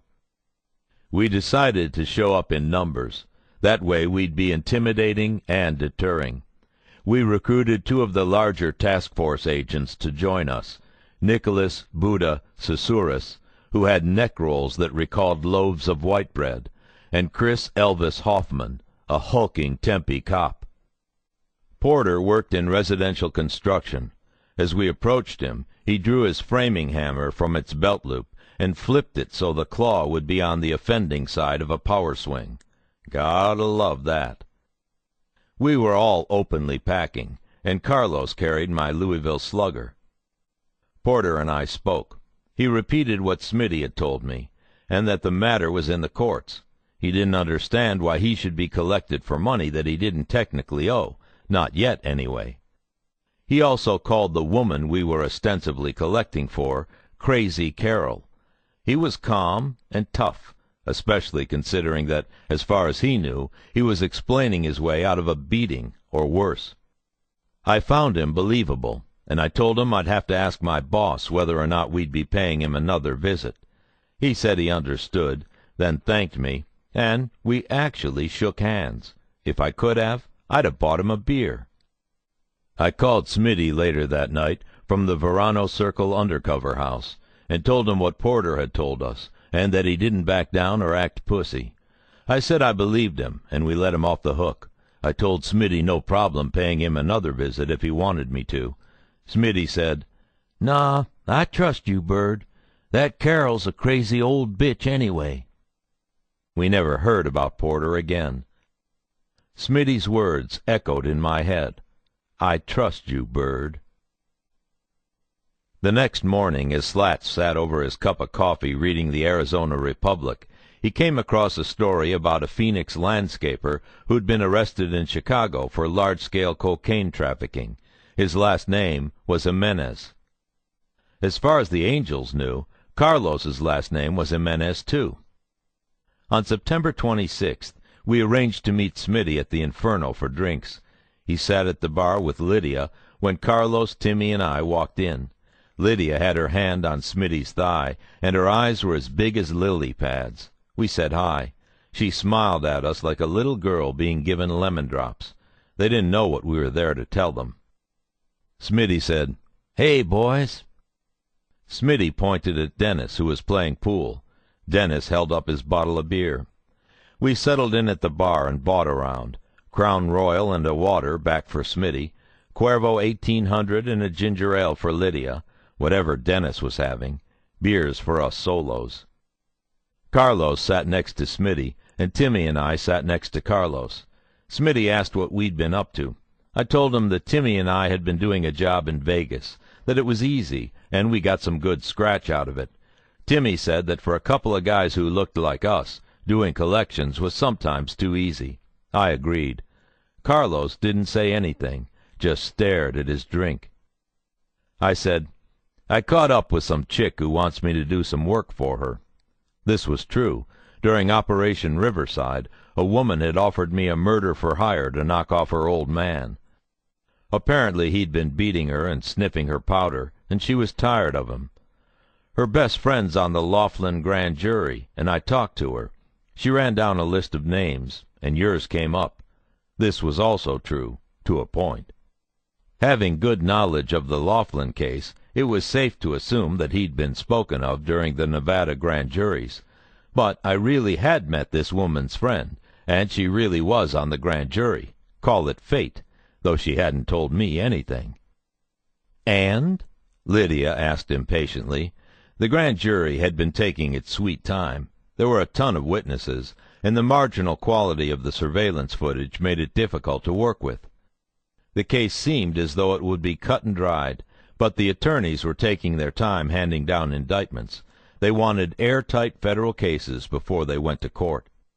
There was also some pressure to see what our investigation could add. At that time, no angels had been formally served. Those involved were waiting for the other shoe to drop and the marshals to show up at their doors with warrants and shotguns. I said, "And that's it. She just had names, nothing solid. She mentioned Dago Pete and a couple guys named Calvin Schaefer and George Walters." This was also information I knew as a Fed, but played as if I'd heard it in confidence. Smitty said, "Schaefer's Casino Cal. He shot some of those Mongol bitches. George is Joby, skinny guy, mullet." I remembered him from the Flamingo, the Nestle Quick Rabbit. "Well, I told him to get what he could on you and Pete. I can tell him to listen out for others, too." "Yeah, do that." Lydia asked Smitty, "What do you think, sweetie?" "I think if those bastards bring me up on Ricos, you and I are moving." Still staring at his beer, Carlos asked, "Where to?" They were the first words he'd spoken since we'd arrived. Lydia announced, "Brazil," as if she'd already punched her ticket. Living in Bullhead for as long as she had, I couldn't blame her 1 inch. Smitty looked at me and said, "I'll need some help from your connections in Mexico to make that happen." Then he turned to Carlos and asked, "What's up, Los?" Carlos didn't say anything. "Hey, Carlos, you listening to me?" Carlos asked, "What's that, Smit?" "What's with you, man?" "You read the Republic yesterday?" "Nope. Won't read it tomorrow either." Lydia giggled. "Well, there was a thing in there about a cousin of mine. He got popped a couple days ago." "No shit?" "No shit." Carlos tossed the newspaper clipping down on the table. Smitty looked it over. "I'm sorry to hear that, Carlos. Real sorry." "It don't matter. He was a piece of shit. But he was into some things, and I helped him out from time to time." Carlos pretended to change the subject. "Brazil, huh?" "Yeah." Smitty didn't bite. We didn't want him to. "What are you talking about?" I leaned back and looked at Smitty. "We're losing Carlos, Smit." "What?" Smitty half stood out of his seat. Lydia let out a little gasp. Dennis looked our way. I was a little jealous. Smitty and Lydia really loved Carlos. I didn't think they'd feel so strongly if I was the one leaving. Carlos said, "Yeah, I can't hang around here, Smitty. The cops are going to be looking for me. Just questions, but, you know, there's going to be some heat. If I stay, I'll be putting my solo brothers at risk. I'll be putting you guys at risk. I can't do that." Lydia said, "Oh, honey." Smitty wasn't smiling. He settled back into his chair. He poured back his Crown Royal and signaled for another. He put his hand on Carlos's shoulder. "That's the way it is. Then that's the way it is. I'll tell the others." "Thanks, Smitty," I said. Carlos said, "Yeah, thanks, Smit. I'll come back when I can." Smitty said seriously, "You do that. Make sure you do that." But Carlos never would. Chapter 16. We Want You. Late September to October 2002. I sometimes think things would have been different if Carlos had stayed. We had the kind of relationship where we could be fist-fighting in the morning and sharing ice cream by lunch. He had the same size balls I did, but was more easygoing. On off days I fretted about who we could work, and drew up lengthy lists of impossible missions that Superman on crack wouldn't have been able to complete. Carlos, on the other hand, would sit back and watch a MASH marathon on TV. He was a 12-year-old boy in the body of a goateed 5'10", 200-pound ball of muscle. He'd say to me, "You think you're the hardest working man in ATF? You're not, and even if you were, no one would care. So sit down and watch TV with me, and maybe you'll learn something." He balanced me out. If he'd stayed, he would have reminded me to take it easy now and then, something I wouldn't do on my own. October was party month. There was an Arizona Nomads rally on the 5th, a couple of Mesa support parties in the middle of the month, and a party commemorating the Angels' 5th year in the state of Arizona on the 26th. We hoped to go to all of them. Before the partying started, however, Smitty called and said we needed to meet. It was September 27th. I said I'd be right over. When I got to the Smiths, Lydia was in the yard as before. She had on a wide-brimmed hat to protect her from the sun. I said, "Yard looks good." She thanked me and pointed to the house. "Old man's inside," she said. I knocked, and Smitty let me in. He didn't wear his cut. He held a bottle of Bud. He smiled that winged smile of his. The Smiths looked like they were having a nice day at the old homestead. "Having a nice day at the old homestead, huh?" I asked. Smitty smiled some more. His eyes turned to Slivers. "You bet. Beer?" "You bet." We went inside. He ushered me to the table off the kitchen, went to the fridge, got out a beer and popped it with an opener on his keychain. He handed me the bottle and sat down. "This is going to be quick. I got to leave for church in an hour." "No worries. What's up?" I drank. The beer was sweet and cold. I held up my pack of cigarettes and raised my eyebrows, making sure it was okay if I smoked. Smitty said, "Of course." I lit up. "Two things. First, I really need to know what you can tell me about Laughlin from that gal of yours on the grand jury. If Lydia and me need to get out of the country, I got to know ahead of time." I nodded and smoked and said, "I'll keep on her. Soon as I hear anything, you'll know." "Good. The other thing is, I'm this close to getting approval to start a Mojave Valley charter of the 8-1s. It'll be me, Dennis, Joby, a couple other Arizona nomads, a brother from Barstow who's going to open a tattoo shop, and a couple of prospects." I nodded. "That's good news. You need more representation around here. I've been hearing about some Mongols setting up over the hill in Kingman." Kingman was just east of Bullhead. Smitty grimaced. "Joby said the same shit. Ain't good. You tell me anything you hear about those bitches. Got it?" I nodded deeply. This was serious business. Smitty reached for a hard pack of Marlboro Reds. He flipped the top and drew one out. My lighter was lit as he slipped it between his lips. He pulled on the cigarette. The tip flared up. He nodded. I clicked my Zippo shut. He nodded again. "That's what I'm talking about, Bird. You guys know how to act." I nodded again. He smoked with conviction. He inhaled a large blue puff, and it didn't come out. "Here it is, Bird. We need more people like you. I want you, Timmy, and Pops to come in with us at Mojave Valley. I've spoken to Dennis, and he approves." He didn't mention Rudy, because we'd kept him on a short leash, and Smitty hadn't met him. Rudy was too unpredictable to be gumming up the works all over the state. This was a very exciting development, but I couldn't accept for a few reasons. Joining while the case was still in its early stages wasn't feasible, let alone advisable. I knew that as an angel prospect I wouldn't be able to operate with the same freedom I had had as a solo angels nomad, not to mention that Slats, and our bosses, would have to approve such a move. I decided to offer Smitty a non-denial denial, and consult with the rest of the Black Biscuit task force. But I still took comfort from Smitty's overture.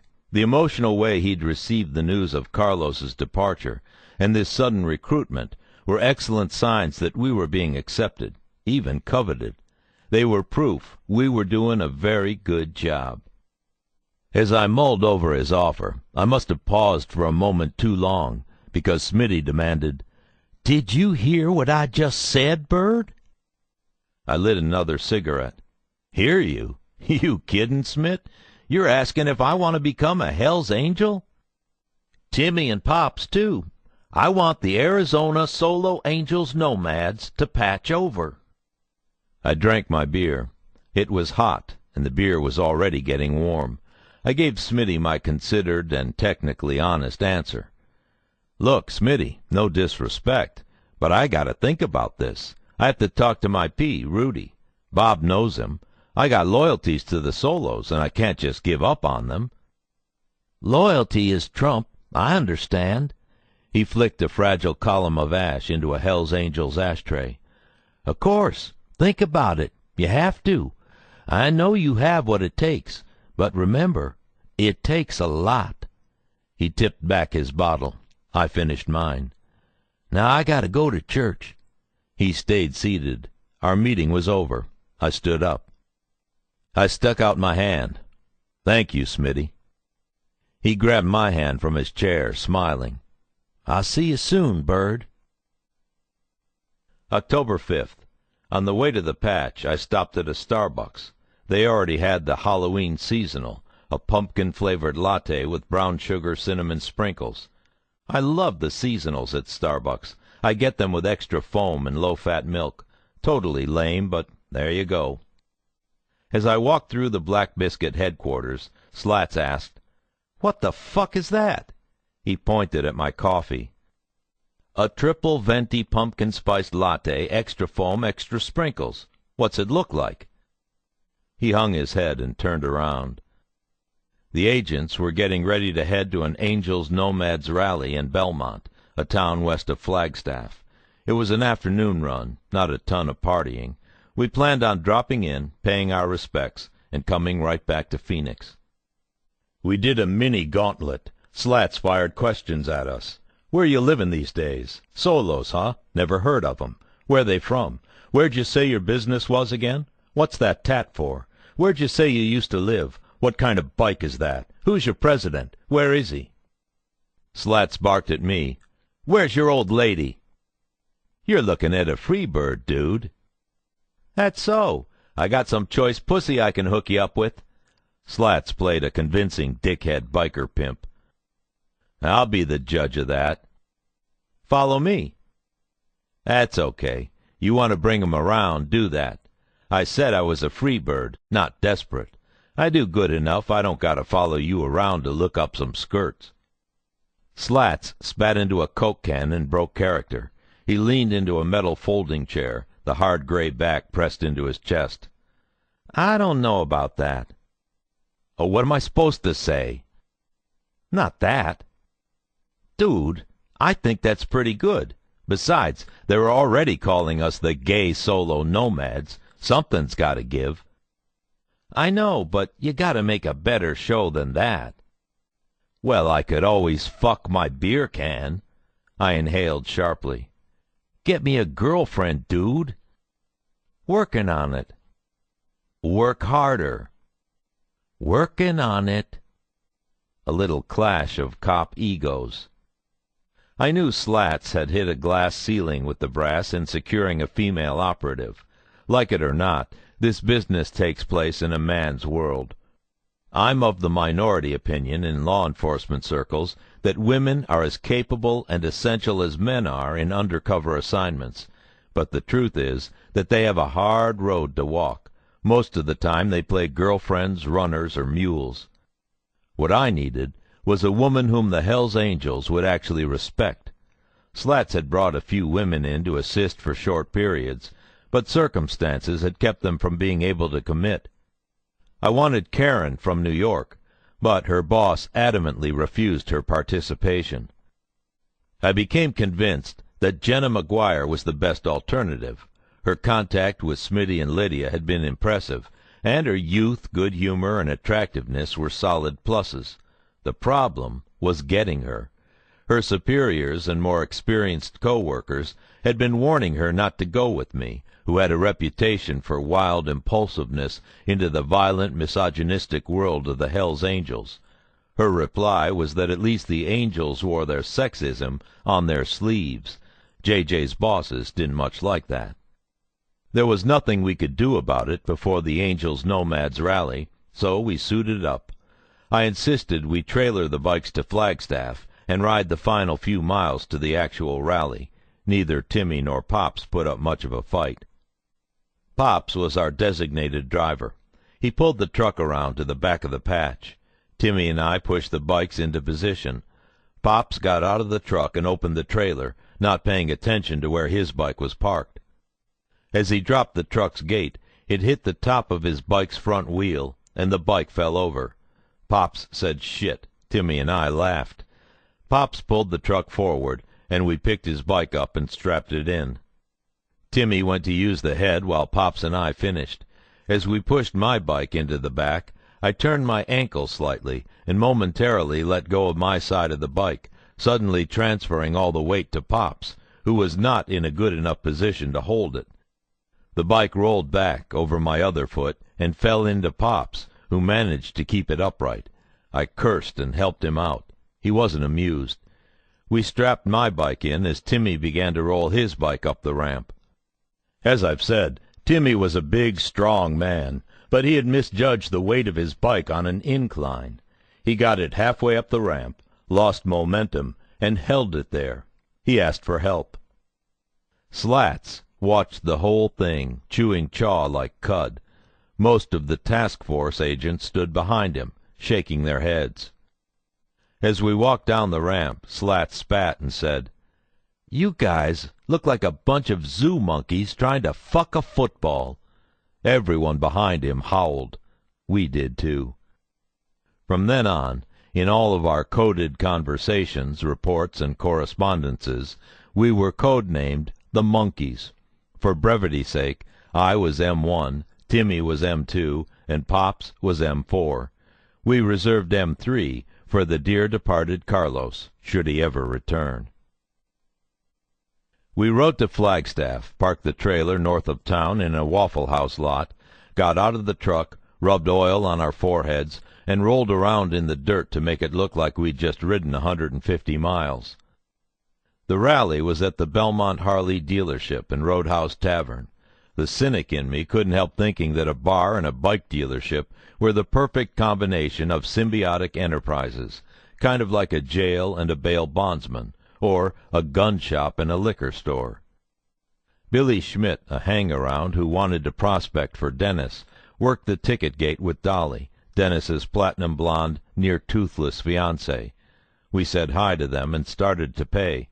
Dolly told us not to worry about it, but I insisted. We went back and forth. Ultimately, we each paid $5 and got our hands stamped with the number 81 in blue ink. We sauntered into the parking lot where a few barbecues were smoking, a large tent was erected, and Hell's Angels posters flapped in the breeze. The Harley dealership had lined up a phalanx of fresh floor models, and the tavern end of the operation had set up several kegs in iced garbage cans. Everyone milled around drinking beer, smoking, and bullshitting. No one was openly armed, us included, as the warning had gone out to be clean for the rally.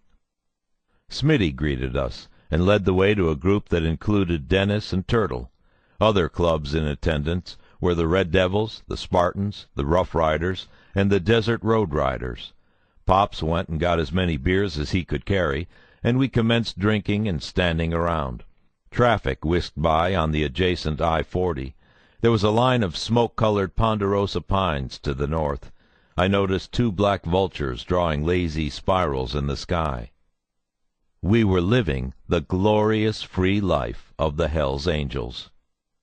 I asked Smitty if there was anyone doing any business that day. He said no. He said this was a public rally, and we couldn't be sure of who was in attendance, the implication being informants, or even, perish the thought, undercover cops. He said the uniforms were parked out on the interstate, waiting for an excuse to pounce.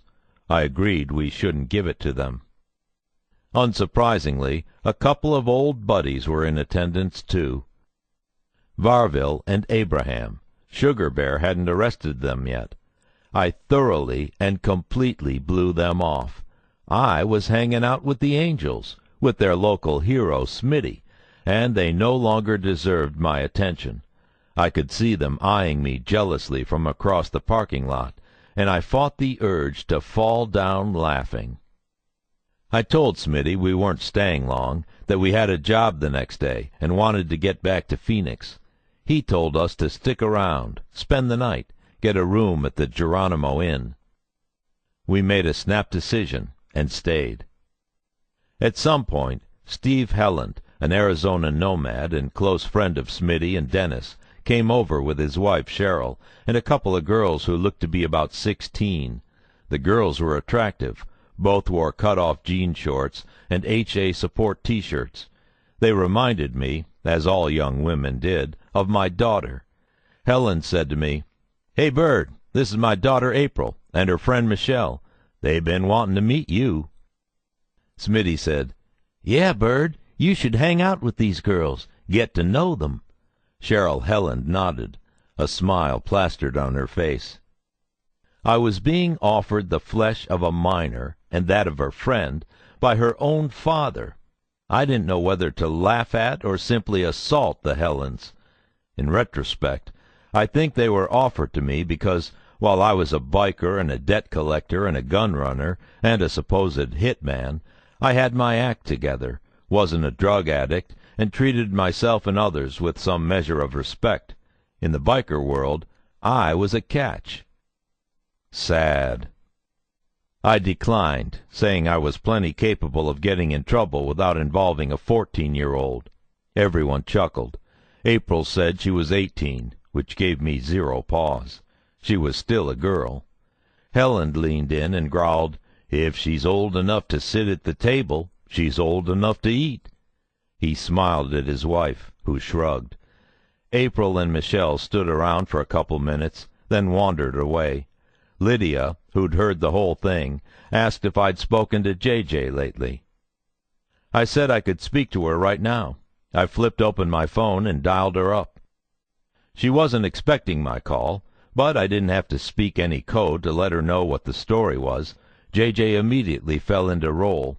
Lydia demanded the phone. They gabbed about the rally, Bullhead, San Diego, and me. I heard Lydia say, "We love Bird." That's damn right. Lydia passed the phone to Smitty, who spoke to JJ for a few minutes. He mentioned his birthday and the cake she had fed him, how he'd never forget it. Smitty handed me the phone. I said, "Take her easy, sweetheart. I'll be seeing you soon." Chapter 17. Gimme a B, gimme an I, gimme an R, gimme a D. October 2002. I've maintained a good relationship with Slats in the years since the case ended, and he's recently likened my demeanor and intensity during Black Biscuit to that of a fight-trained pit bull, with him as my handler, holding the leash as best he could. Any good dog handler knows that even when holding back, you have to let the dog get an occasional taste of blood in order to keep him fierce. He did a good job. I wanted to bite, bite, bite all the time. I wanted suspects. I wanted all of the Angels to be prosecutable. I wanted better evidence against the people we already had, and I wanted new evidence against those we didn't. We'd gotten a lot of information that could be used against Smitty for both the Laughlin riot and a potential RICO charge. I'd continue to work on him, but I had to spread my wings and branch out. It was time to head south, to Phoenix, to Mesa. These were bigger hunting grounds. Mesa claimed at least 20 full patches with a large contingent of prospects and hang-arounds, and things were going to heat up. We expected to have women pushed on us more often than they had been in Bullhead. Timmy prepped a female Phoenix cop for action, while I waited for Slats to get JJ. Progress on this front was slow. JJ's ASAC wanted her to attend an advanced undercover class before he released her. This was fine, except that the class started in January. We couldn't wait that long. A return to Phoenix also meant we had to take a good look at Rudy, who was in the wind and useless. Every now and then we'd hear about him running around Apache Junction with Iwana, strung out or on the hustle. For Rudy, the worst had happened. His demons had resunk their addicted criminal talons deep into the thick of his back. His nature had beaten his better intentions. Slats was figuring out what to do with Rudy, whether to cut him loose or pick him up later, or force the issue and sweep him away. It came down to whether or not we thought Rudy was dangerous to us. We weren't convinced either way. Not yet. Timmy, Pops, and I went with Mesa to a support party on the 17th at Spirit's Lounge. We got the standard welcome, a booming intro over the PA by Good Time Charlie, the DJ, with a special flourish for us solos, who were by then a name-brand local club. That night, Bad Bob offered Timmy a pretty blonde with hoop earrings, saying she liked to blow out-of-town bikers. Timmy said that sounded great, but declined, telling Bob he had a woman, and that she'd be coming to the support party on the 24th. Bob let up. That same night, Mesa Angels Kevin Augustiniak, Casino Cal Schaefer, and Nick Nuzzo nudged a 3 sheets to the wind blonde at me. They'd fed her Boilermakers, tequila, and beer, and decided that I should have the pleasure of taking her home. She tottered up to me and did a little curtsy. I stood with Bad Bob, who was accompanied by a young, attractive blonde wearing glasses and overalls, and who was completely inked from her neck down. The curtsying woman was cute. I never caught her name, but I'll never forget what she did next. She took 3 steps back, shook off the cloud of alcohol that surrounded her, and began to kick and pump her fists in the air. "Gimme a B, gimme an I, gimme an R, gimme a D. What does it spell? Bird, bird, that's my man. If he can't do me, no one can." She was actually pretty good. She jumped high, her toes were always pointed, and her smile had the quality of being attached, like she was a Mrs. Potato Head toy. Casino Cal and Nuzzo nearly fell down laughing.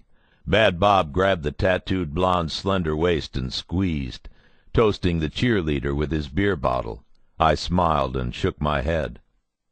I took the cheerleader on. I let her sit on my lap and hang off my arms and shoulders.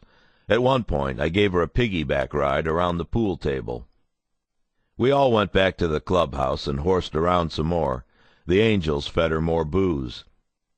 ATF had recently discovered the secret that Mesa Mike, the informant being run out of L.A., had been keeping. He'd admitted and alleged that he and 2 of his Mesa brothers had beaten Cynthia Garcia on the clubhouse floor and killed her in the desert. We were at the clubhouse for 15 minutes before I realized what I'd potentially done. By allowing this cheerleader to come back to the clubhouse, I had delivered an arguably innocent, if foolish, woman into the mouth of the lion. The beast hadn't bitten yet, but there was nothing saying he wouldn't. I had to get both of us out of there, pronto. I grabbed her and went up to Timmy, Nuzzo, Augustiniak, Bad Bob, and his skinny blonde. The cheerleader tugged at my arm. I said, "I gotta roll this honey out of here right now. She's going to be no good to me in 30 minutes. Bob said, "Shit, Bird, stick around. Looks like the little girl wants to have some fun. The party's just getting started." We had to go. If she passed out, I'd have been responsible for facilitating a gangbang. We turned to leave, and everyone gave us a hearty goodbye. Outside, I squeezed her for her home address, put her on my bike, and took off. She barely held on. I took it slow. When we got to her house, she was asleep on the back of the bike. I hauled her off, fished her keys from her pocket, walked her upstairs, and dumped her into bed. She was very unconscious. My mind raced. Was this chick a set-up? Who knew what else besides liquor was in her system? My paranoia said roofies. I looked at her lying in bed. She looked dead, but her chest rose and fell shallowly. I left her room, convinced I was in a bad spot, that the angels had followed me to make sure that I'd screw this woman and leave. Therefore, I couldn't leave. I had to maintain my cover and play my role. I'd been in similar situations, and they raced through my mind. One stuck out. I was working the Iron Cross MC in Georgia with Vince Cefalu. Vince was one of the few UCs who outshone me in terms of performance and aggression. I learned a lot from him. In addition to being a hell of a UC, he's got a Ph.D. in psychology, which I can only assume has helped him in his undercover work a great deal. The leader of the Iron Cross MC was a guy named Little Rat. He was being badmouthed by a local nobody who owned a tattoo shop. Little Rat wanted us to work over this rival and tell him to shut up. We knew it was a mud check, a test of will to make sure we didn't drop our mud in serious situations, and we knew we had to do it in order to maintain our cover story. We went to the guy's shop. It was dusk, and the guys Little Rat sent to follow us did a poor job of concealing it. We'd had to have big words with the guy, maybe knock him down and rough him up a little. We pulled into the parking lot. The guy's shop looked shut down. Vince walked up to the door and pounded it with the fleshy side of his fist. He dragged hard on a cigarette before pulling it from his mouth to shout, "Open up!" No answer. Another drag as he pounded some more. He yelled, "Open up, get out here and take your ass-whoopin', you chicken-shit cocksucker!" Vince put on a good show for Little Rat's spies. Eyes appeared through some blinds. A voice said, "Give me a minute." Vince turned to me and winked.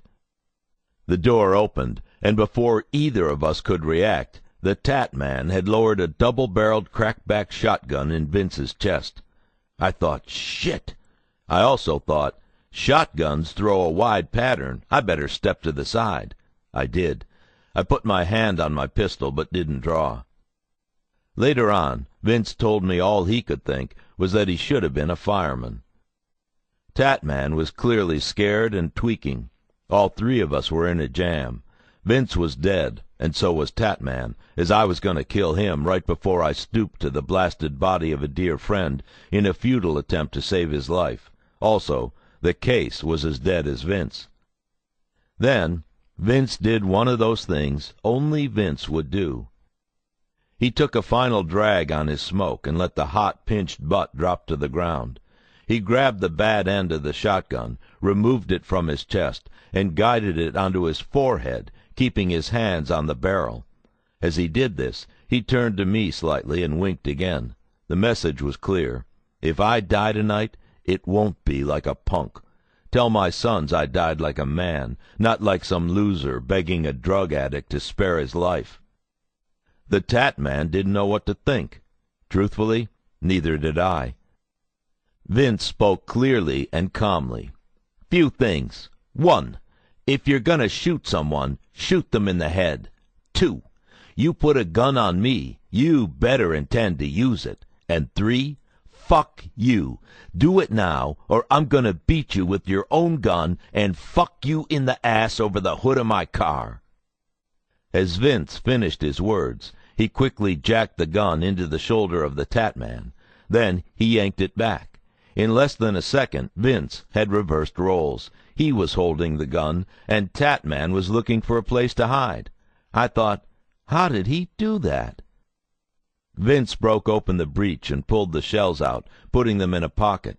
Then he did something else only Vince would do. He didn't beat the guy.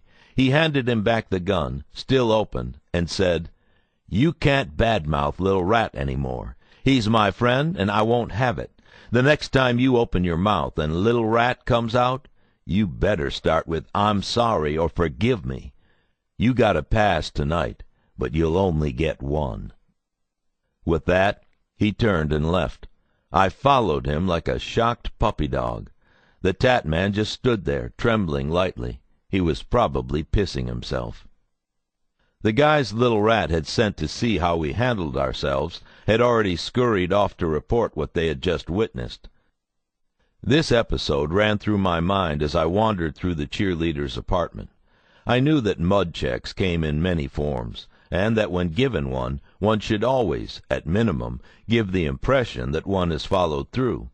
The angels still made me insecure.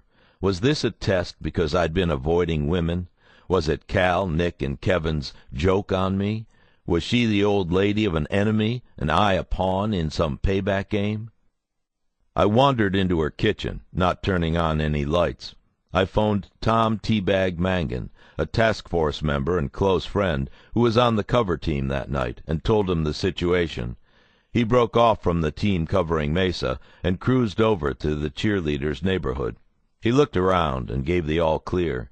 He asked how she was doing. I said she looked fine.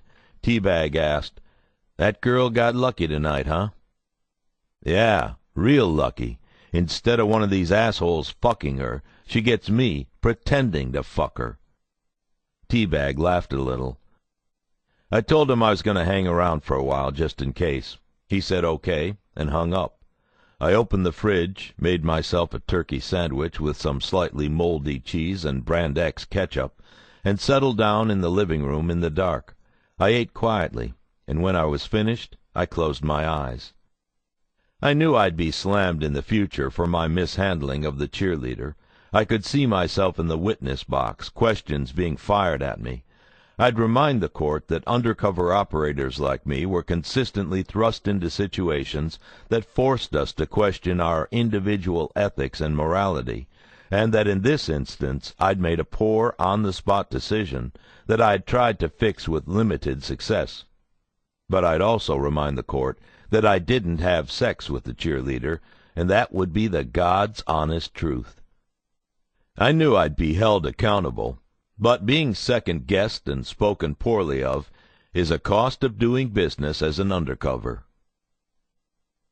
That night, Bad Bob handed Timmy written invitations to the remaining October parties. We'd go to Mesa's support party on the 24th and the anniversary party on the 26th. We rolled up to the Mesa clubhouse around 9:30 on the 24th. As promised, Timmy brought his girlfriend, an undercover Phoenix Metro detective. There were guys there we'd seen and never seen. In addition to the Mesa regulars were John Joni Kalstedt, the Phoenix Charter P, George Joby Walters, the Skull Valley Angel who was at Laughlin, and a couple dozen more members sporting bottom rockers that read Alaska, New York, Connecticut, South Carolina, Colorado, and Belgium. There were California members from San Fernando, Dago, and Purdue, San Bernardino. There were also a few members from other Arizona support clubs. At least 9 of the men, not including us, were openly armed with pistols. One such person was Joby Walters. Bad Bob showed us around. We met everyone. At one point I stood with Bad Bob, Bruno from the Spartans, and Dutchman Keith from the Lost Dutchman. We talked about nothing in particular when I noticed Bob staring at my chest. As good-naturedly as possible, I said, "Why you staring at my tits, Bob?" He barely giggled. Bruno and Keith waited for his reaction before doing the same. I just stood there. Bob said, "I noticed you got some new flash. JHAP? Jesus hates a pussy, the solo nomad's motto." "Well, I think you guys could use some more. I think you should sport a Hell's Angel support tab like these guys." He pointed at Bruno and Keith, who both looked down at their cuts. You could have run a finger up their noses, they looked so gullible. I didn't smile. I said to Bob firmly but respectfully, "Can't do that, Bob. I'm a solo, and I'll never sew another club's name onto my cut. It's a solo cut, you know what I mean. I meant the cut wasn't mine, it was my club's, just like an H.A. cut belonged to the Angels, not to the guy who wore it. I also meant I wasn't like Bruno or Keith. I wasn't going to roll over for the Angels like they had. It was ludicrous to suggest, but I was trying to cast the solos as the Hells Angels' equals. I was also saying that I was loyal above all else, and, like an angel, I'd never substitute loyalty to my club for allegiance to another. I continued. These guys, no disrespect or nothing, I nodded at them, they chose to support you with those patches. Me, I support you with these. As I said that, I pulled back the front of my cut, revealing my ever-present Glock 19s. Bob smiled, and I did too. I looked at Bruno. He practically blushed. Keith didn't seem to mind, even though I'd punked him bad. Joby walked by as I finished saying this. He nodded in my direction. Apparently he'd overheard everything, and liked it. Good. A few minutes later, Bad Bob announced that we were all going to Spirits. We rolled. It was the largest group of Angels we'd yet ridden with. The Mesa guys rode tight at the front, but down the line things were looser. We, being non-Angels, rode at the back, which suited me fine. We blew traffic lights, ignored laws and courtesies like signaling and yielding right away, and roared into the parking lot at Spirits, 40 strong. It felt damn good.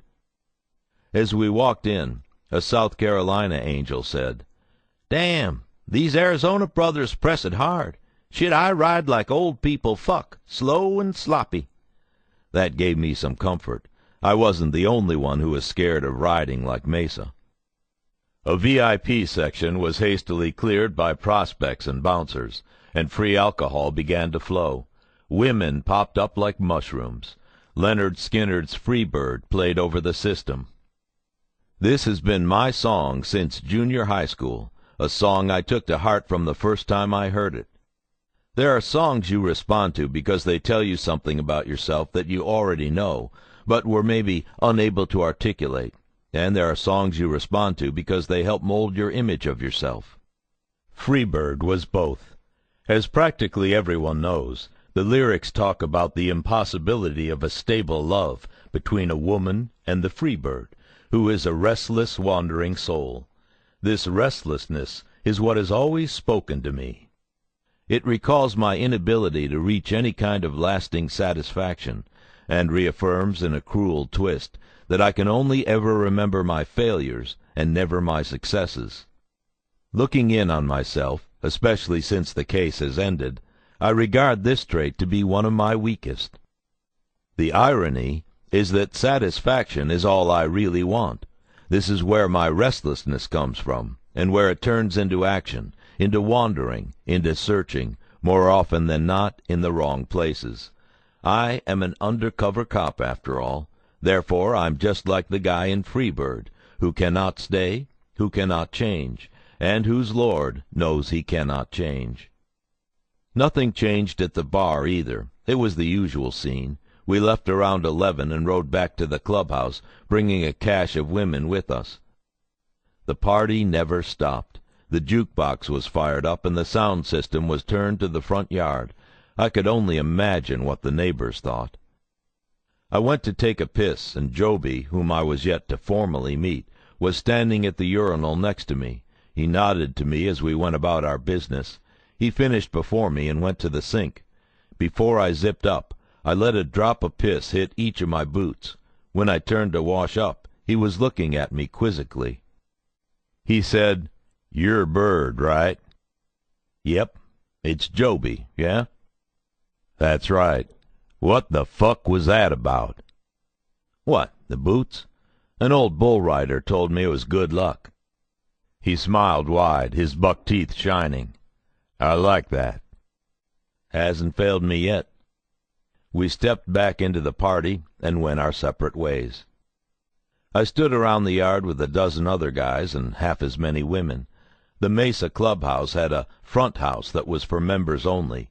Occasionally its doors would swing wide, and one of us would get a glimpse inside. All we saw was more of the same. Joby came up to us. "Hey, Bird." "Hey, Joby." We shook hands. Timmy and Pops were with me. I introduced them. Joby said, "I heard a lot of good things about you guys. A lot of good things." I said, "Glad to hear it. It means the world to us that you guys think well of us." He nodded. I could see over Joby's shoulder a little commotion breaking out. A drunken woman in high-waisted, too-tight acid-washed jeans pestered two Mesa Angels.